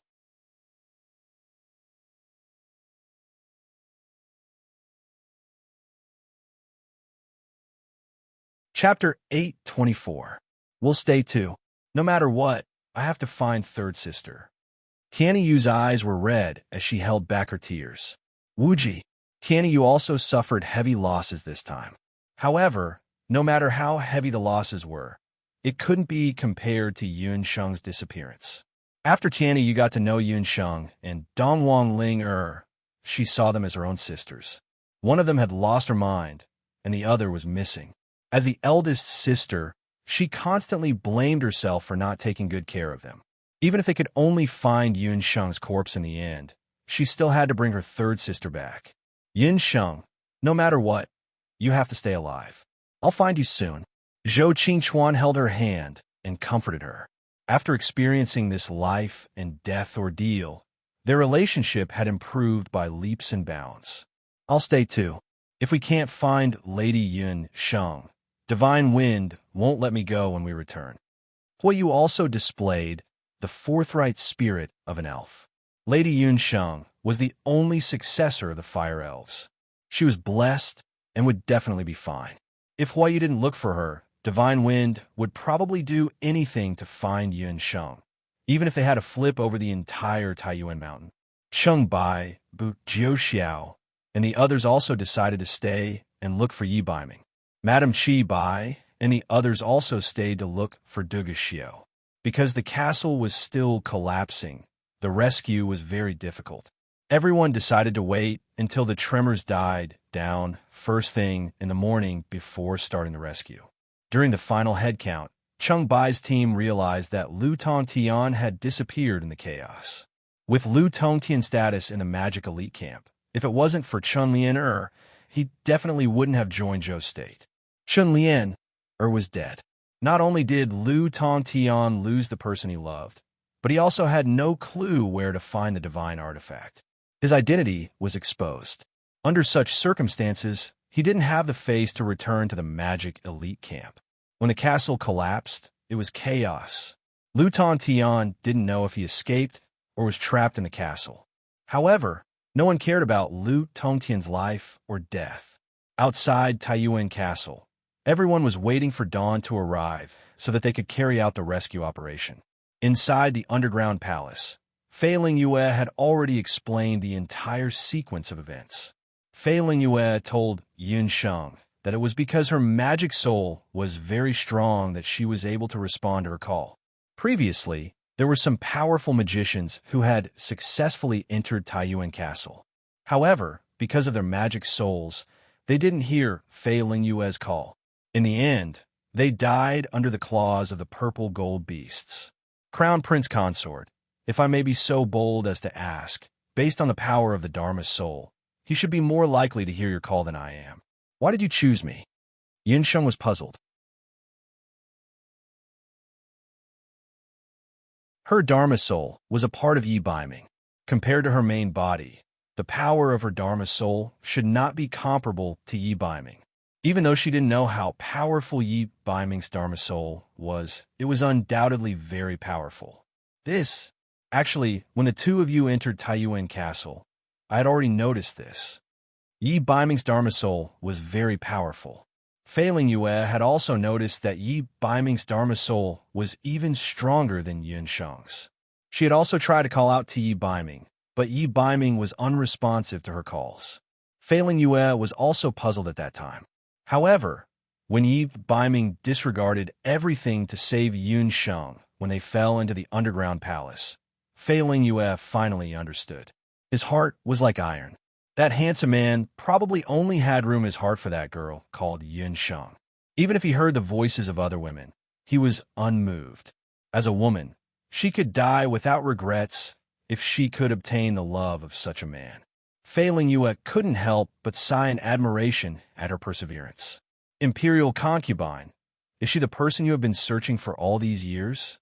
The person who is proficient in space-time magic and can change the tragic fate of Taiyuan City? When the two Taigan beasts heard the woman's voice, they stopped their attacks and prostrated themselves on the ground with doubt and respect in their eyes. However, they didn't understand why the Imperial concubine would place all her hopes on that female mage who was only a sky mage, even though the two men were clearly much stronger than Yin Sheng. It was said that these two Taigan beasts were the two great generals under the command of the Prince of Taiyuan back then. They had also escaped a calamity because of the underground palace. Due to Fei Lingyue's space-time magic, they had stopped growing old and dying and had always been in a state of immortality. To many people on the mainland, immortality was the pursuit of victory. However, to these two Taigan beasts, it was like having a sharp edge on their backs. Every day they lived, they would be tormented by hatred. They had always hoped that one day they would be able to leave the underground palace and save the citizens of Taiyuan City and the Prince of Taiyuan. Imperial concubine, you still haven't explained why my appearance would bring you hope. Also, I don't know any powerful space-time magic, let alone break the seal of the former pope. Yun Sheng knew very well that even with the summoning demon hand, she wouldn't be able to break the seal of the Emperor Zhao in red, Ji Rufeng. As for space-time magic, she had only learned the simplest space-time freeze. This kind of magic could only be considered the most basic of space-time magic. Ji Rufeng's magic was unique to him. Even if the current Emperor Zhao came, he might not be able to break it. I'm not asking you to break the seal. Ji Rufeng is already dead and no one can break the seal. In order to save the lives of Taiyuan and the citizens of Taiyuan City, there is only one way. That is to completely avoid that disaster and return to 500 years ago. Fei Lingyue's eyes were filled with a hint of desire. She had been waiting for this moment for too long. Initially, Fei Lingyue didn't expect Yun Sheng to be able to save the lives of the citizens of Taiyuan City. However, the moment the magic array shattered, Fei Lingyue discovered that Yun Sheng knew how to use space-time magic. The person Fei Lingyue was searching for had to be a space-time magician. She believed that as long as she and Yun Sheng fused their magic, they would definitely be able to turn back time and return to 500 years ago, right before the tragedy. Turn back time and return to the past? Yun Sheng and the other two were shocked by Fei Lingyue's heaven-defying idea. Imperial concubine, isn't your idea a little too heaven-defying? I suggest that we find a magician who is proficient in space-time magic. That would be more reliable. Yun Sheng knew that turning back time was an unrealistic idea. It was definitely an ancient forbidden magic. If it wasn't executed properly, she might face the same fate as Chun Lian. She would be devoured by the magic and her body would explode. You're tuning into the Romance Rendezvous YouTube channel. We're so grateful for your support, and don't forget to subscribe to join us on this incredible journey through captivating stories. Your generosity through donations truly makes a world of difference, as it's the primary source of revenue that allows me to expand and enhance this channel for you. Thank you from the bottom of my heart for being a part of this adventure.